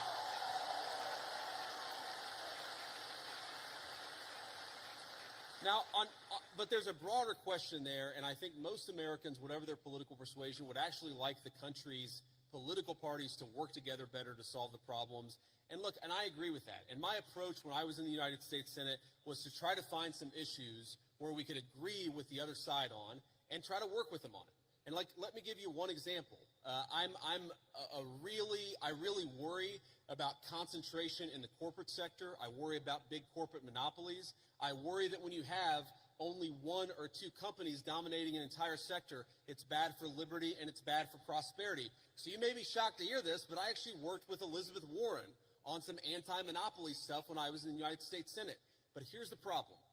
The problem is there is actually a lot of things where we could work across the aisle. There are a lot of President Trump is in my view, you haven't seen organized labor ever get behind a Republican at least in 100 years like they have behind Donald J. Trump. There are a lot of areas of common ground on that question. The problem is, as reasonable as some of these people can be in private, in public, the current obsession of the Democratic Party in leadership, I'm not saying every Democrat in the country, but the current obsession of every Democrat in Congress is get President Trump, fight President Trump, attack President Trump. It is impossible for us to work across the aisle unless a person is willing to put down their partisan sword, shut the hell up about fake scandals related to Donald Trump, and actually work with us. That's the way you make this happen. Next. Thank you. Thank you. Next. I'm going to try to get through as many as possible, guys. Thank you. Good evening, Mr. Vice President. Hello. Hi. I actually drove here all the way from Memphis, Tennessee. Go Tigers. So I'm sure everyone here is aware of the Memphis Safe Task Force that has been in the city for about a month now. And I checked a little earlier. As of this morning, I believe they've arrested 1,700 people and seized about 300 illegal guns.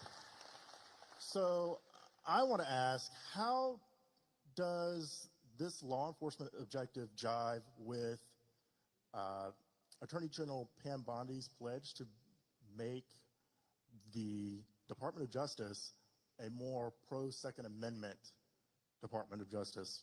Because I'm sure most people in here support the Second Amendment. So how can Republicans and this Department of Justice use the current gun laws that are on the books that a lot of pro-Second Amendment advocates disagree with, that we wanted to overturn in the big beautiful bill, but we didn't get it? Yeah.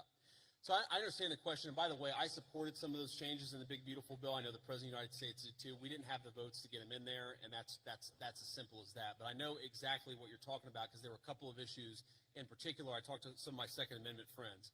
But here's the basic issue. We don't want people who have violated the law, who have committed felonies. The Second Amendment, like every other amendment, it's about due process. It's that you don't have your rights violated unless there is due process of law. If you're a person who's committed 4 felonies and a court has lawfully ordered that you shouldn't have a gun and you're running around with a firearm, I don't have any problem with law enforcement saying you don't get to have that firearm that is illegally possessed, illegally obtained. I think that's basic law and order. Now, again, if you had, if you had somebody come in and say, well, we don't think that person should have a firearm, but they haven't violated any law, that's a totally separate question. That's not what we're focused on. What we're focused on is violent crime and people who have violated, the bodily autonomy of another human people. A person who has committed an act of violence against one of their fellow citizens, we're going to clean up the streets, get those people off the streets, and make America safe for the American citizens again. That is our entire law and order policy, and I think we're doing a pretty good job at it. Thank you.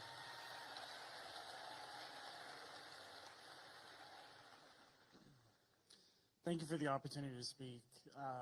I'm a Christian man, and I'm just confused why that there's this notion that we might have owe Israel something, or that they're our greatest ally, or that we have to support this multi-hundred-billion-dollar foreign aid package to Israel to cover this, to quote Charlie Kirk, ethnic cleansing in Gaza. I'm just confused at why this idea has come around, considering the fact that not only does their religion not agree with ours, but also openly supports the prosecution of ours. Yeah, so let's say a few things about this. First of all, when the President of the United States says America first, that means that he pursues the interests of Americans first. That is our entire foreign policy. And that doesn't mean that you're not going to have alliances, that you're not going to work with other countries from time to time. And that is what the president believes, is that Israel, sometimes they have similar interests to the United States and we're going to work with them in that case. Sometimes they don't have similar interests to the United States. And this example, the most recent Gaza peace plan that all of us have been working on very hard for the past few weeks, the president of the United States could only get that peace deal done by actually being willing to apply leverage to the state of Israel. So when people say that Israel is somehow manipulating or controlling the president of the United States, they're not controlling this president of the United States, which is one of the reasons why we'd be able to have some of the success that we've had in the Middle East. Now, you asked about, sort of Jews disagreeing with Christians on certain religious ideas. Yeah, absolutely. It's one of the realities is that Jews do not believe that Jesus Christ is the Messiah. Obviously, Christians do believe that. There are some significant theological disagreements between Christians and Jews. My attitude is, let's have those conversations. Let's have those disagreements when we have them. But if there are shared areas of interest, we ought to be willing to do that too. For example, one thing I really care about is the preservation of the Church of the Holy Sepulchre in Jerusalem. Christians believe that that is the site where Jesus Christ was crucified, and also that his tomb is right there as well. My attitude is, if we can work with our friends in Israel to make sure that Christians have safe access to that site, that's an obvious area of common interest. I am fine with that. What I'm not okay with is any country coming before the interests of American citizens, and it is important for all of us, assuming we're American citizens, to put the interest of our own country first. That's what we're going to do. That's what we try to do every single day, I promise you. Thank you.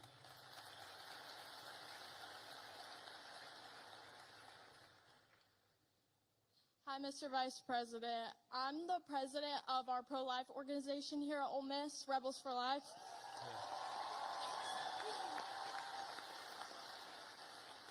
And I myself, as the president, am 100% pro-life. And I know you've stated, you being Catholic, that in the past you've stated that you're 100% pro-life. But since joining the presidential campaign as the VP, you've kind of wavered how you see abortion. So I'm just wondering what your stance is right now. Sure. And do you think that someone else's right to liberty trumps someone else's right to life? Well, First of all, I appreciate your question, and I appreciate the work that you do. You asked the question, do I think somebody else's right to liberty trumps somebody else's right to life? No, I do not. I, in fact, do not believe that. Now, you said, and I'm going to take issue with something you said, just the premise of the question, which is that I've wavered on the pro-life issue. I really do believe that the president has been the most pro-life president in the history of the United States of America. Now, that said, there are two things that I think we have to keep in mind here. Now, one is the very, very hard question of, when we talk about our abortion policy, there are some very, very difficult edge cases. There are cases where you've got, an 11-year-old girl who was raped, who it would be unsafe for her to bring the baby to term. You've got situations where, bringing a baby to term would cause serious bodily harm, maybe death for the mother. That's one of the reasons why we believe in the exception in these cases where you have, again, they're edge cases, they're rare. I think the pro-abortion community would have you believe that's 90% of abortions. That's not true. But we got to be honest about the fact that there are some edge cases. The second thing I'd say about this is that we have to be prudential and practical in what can get accomplished. And there may be disagreements about what exactly that is, but if you look at the pro-life victories that the President of the United States has been able to achieve, he's been able to achieve them because he has worked within the system that we have. If your attitude is you are going to pursue the most aggressive pro-life option, even if it means you lose every election and every outcome means that you're going to be in a situation where the Democrats have abortion on demand up to the moment of birth to the very end. You've got to work within the political constraints that we have. Now, here let me just say something about this. And somebody asked me earlier about my Christian values. And one of the points I made is that when the settlers came to the New World, they found a very widespread child sacrifice. I imagine there are some people who don't agree with my view on the pro-life issue. Let me just make an observation. If you go to historical archaeological sites where there were brothels, and the two oldest businesses in the world are gambling and prostitution, so there were brothels even in very ancient civilizations. If you go back to ancient brothels and you dig up the bones of the women who were working in these places, you will very often find a lot of children who were buried with them.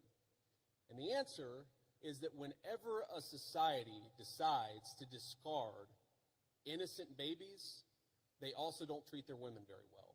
And whenever a society mistreats its women, it is very often the babies who come right after that. There is a reason why Christian civilization ended the practice of child sacrifice all over the world, and it's one of the great accomplishments of Christian civilization. I believe that we should try to be protecting every unborn life. There's a question of exactly how we do it, but I would never say that anyone's right to life should be sacrificed. Thank you, man.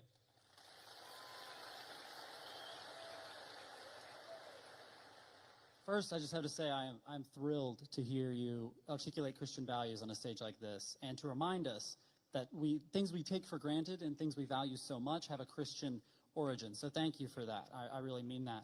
However, so much of liberalism, by the way, so much of the far left is a sort of, if you really pay attention to it, it's a kind of perverted version of Christianity.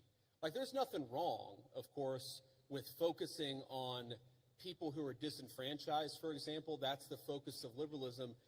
But if you completely separate it from any religious duty, any civic virtue, then that can actually become, for example, an inducement to lawlessness. You can't just have compassion for the criminal, you also have to have justice too, which is why I think that a properly rooted Christian moral order is such an important part of the future of our country. But sorry, I interrupted you, go ahead. All right, amen, absolutely.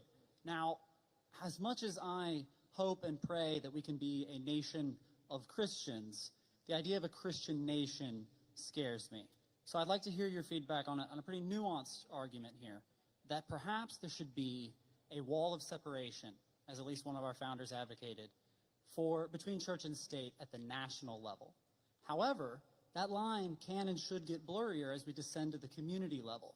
And perhaps that is actually the system, the structure that our founders gave us when they said Congress shall make no law establishing a religious body. However, states did have close relationships with churches at that time.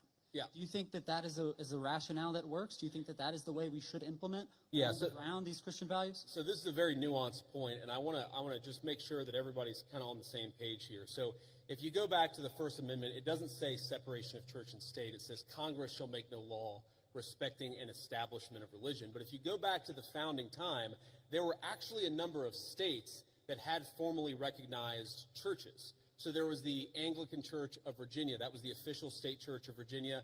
Maryland at the time was the only majority Catholic colony, or at least had a significant Catholic representation of the original 13 colonies. There's a lot there. And yes, I do think that what happened is the Supreme Court interpreted Congress shall make no law respecting an establishment of religion to effectively throw the church out of every public space at the federal, state, and local level. I think it was a terrible mistake, and we're still paying for the consequences of it today. But if, and I think this is your point, if you were to undo that, if you were to get back to a system actually meant by the founders where Congress is not setting up an established religion, but people in their local communities can kind of do whatever it is that they want to do, I think that would be a better system than what we have today. But I think the most important principle that we have got to remember is you do not have to completely kick God out of the public square, which is what we've done in modern America. It's not what the founders wanted. It's not good for the United States of America. And anybody who tells you it's required by the Constitution is lying to you. Thank you.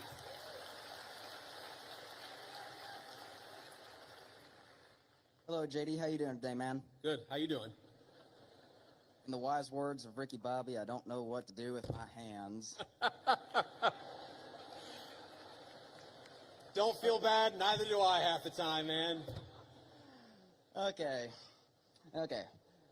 First off, yeah, laugh it up. Okay, first off, I just want to say I am a huge supporter of the Trump administration. I was 3 months too late to vote for you guys, but if I could have, I would have. So I'm a huge supporter of you guys before I make my argument. But there is something you guys are doing that is kind of disturbing me a little bit. Okay, go ahead. Thank you. You guys have sent the military into Washington, D.C. and a few other cities that I can't think of off the top of my head, which first off, they've had wonderful results. Like no one can deny the results of that. It's wonderful. Some might even say the greatest. I'm a comedian. I like this guy. Who is this guy? Thank you, JD. I like you too. Now he's gonna ask the question about all the shit that we did wrong, but that's okay. Go ahead and ask your question. But yeah, I'm just wondering, well, it's not necessarily something you did wrong, but it's what could someone else do wrong? Let's say we get a complete tyrant in office, and let's say Turning Point USA is having a huge protest against something really bad that we don't like, and let's say he's a president is saying that it's getting violent. How can we? I'm trying to think. My mind's kind of blank. What is the difference between what you're doing and how could we prevent someone from abusing that power? Yeah. So look, I understand where the question is coming from, and I think it's a fair question. And it's going to sound like I'm being sarcastic, and it really is not meant in any offense. But when you talk about what could another administration do, to take a wild, hypothetical example totally off the top of my head, what if Joe Biden sent the Federal Bureau of Investigation to start arresting his political opponents? Okay? So here's something that I want I want every conservative to remember. It's an important part of my entire political philosophy is we cannot be afraid to do something because the left might do it in the future. The left is already going to do it regardless of whether we do it. That is the takeaway of the last 40 years. And in particular, if you look at what we're doing, if Joe Biden wanted to deploy the National Guard to a red state in a place where the murder rate was twice what it is in third world countries to actually go after murderers, that would be a great use of the National Guard. Unfortunately, I don't think Joe Biden would use it like that. What I'm worried about, frankly, is what the far left already did with American law enforcement, and that is the thing that we have to prevent against. And the answer to that question is you make sure the people who did it face penalties for using the federal power against American citizens. And by the way, That's exactly what we're trying to do. Thank you. Thank you, JD. Honor to meet you, man. Good to meet you too, man.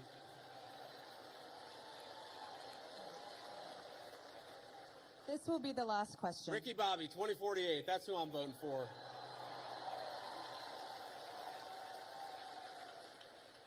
This is the last. Oh, wow. We've been here over an hour. That's amazing. Okay. I'm sorry. Those of you who didn't get to answer a question, I tried to be as quick as I could. Go ahead.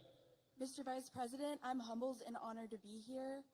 Recently, President Trump endorsed a candidate to run against Republican Representative Thomas Massie, who has opposed and criticized some of the Trump administration's aims. How would you address those who fear that principled disagreement or independent thinking is discouraged within the party because of how it can be framed as a betrayal instead of as internal accountability or an opportunity for debate and negotiation? So it's a very good question. Let me say this one is hard for me. And the reason it's hard for me is because Thomas Massie and he's one of the first people that ever reached out to me about my book or about political office. I've known Thomas Massie well before I ever got involved in politics. Thomas's wife died well, maybe it was a year and a half ago, 2 years ago. It was a little while ago. She died very unexpectedly, was a very sweet and kind woman. And I was probably one of the first people that called Thomas to offer my condolences. I think the problem with Thomas, and I've told him this in private, and now I guess I'll say it in public, is it's one thing to disagree with the party on a particular issue. It's one thing to have your independent stand on a number of questions. And by the way, some of the stuff where Thomas Massie has been independent against the Republican Party, I've agreed with him with. Thomas and I worked together during 2023 where I was trying to stop the limitless flow of American money to Ukraine, and Thomas was one of the people I was working closest with it. But that's one thing. Being independent, having your own opinions is one thing. Voting against the party on every single issue, you're eventually going to make too many enemies. And that is the problem that Thomas has had. It's not one issue. It's not 3 or 4 issues. It's that every time that we've needed Thomas for a vote, he has been completely unwilling to provide it. That is why the President of the United States has trained his ire on Thomas Massie. It's because we can never count on him for some of the most difficult votes. I wish that weren't the case. I say that as somebody who's known Thomas well before I got into politics, but politics is politics, and when you always vote against the party, you can't expect the party to actually back you. That's the reality. So, let me say just a couple of final things before I hit the road here. And one, it has been such an amazing honor to be with all of you this evening. I want to say 2 things.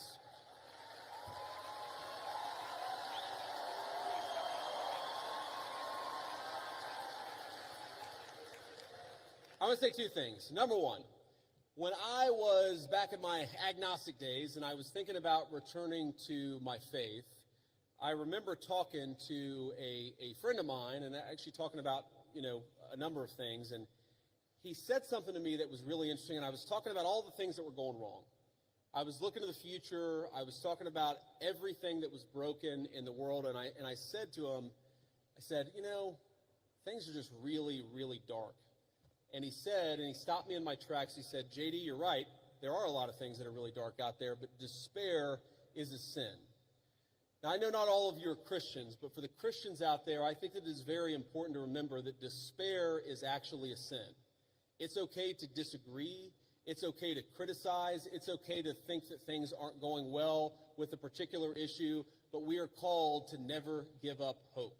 But I think one of the critical lessons of Charlie Kirk's life to his dying breath, this was a man who never lost hope in his creator and never lost hope in the United States of America. So let's remember that and carry that forward as a way to remember.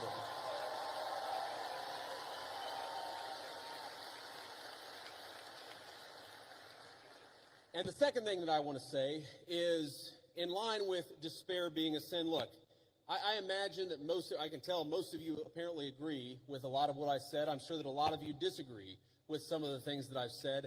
That's okay. We don't need in our political movement people who agree with us on every single issue. We got a couple of questions about Israel. We got a couple of questions about the National Guard deployments. We don't need somebody who agrees with us on every single question or every single issue. What we need is people of good faith who love the United States of America and are willing to work hard to save it. So when you look at all the accomplishments, you look at the accomplishments of the last 9 months. We inherited the worst border crisis in the history of the United States of America. We shut down the border, and net immigration is 2.5 million lower today than it was in 9 months. That means the total number of people that have been sent out of this country is 2.5 million. We have 2.5 million fewer illegal immigrants than we had. That's a great accomplishment. We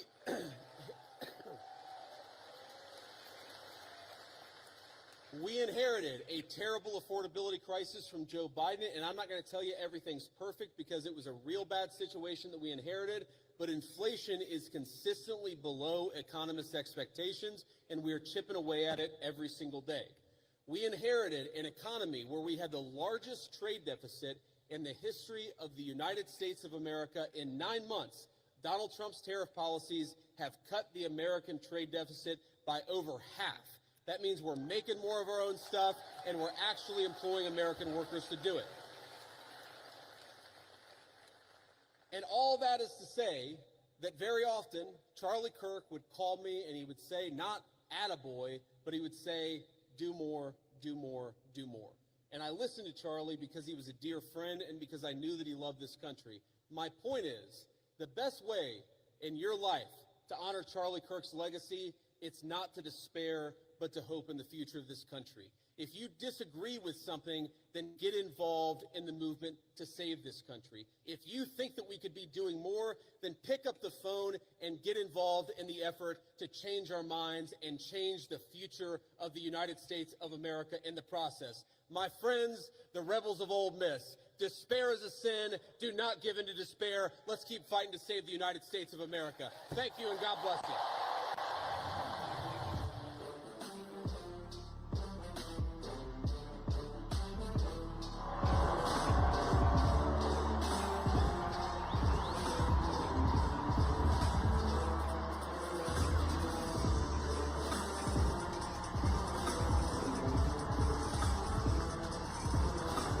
Woo.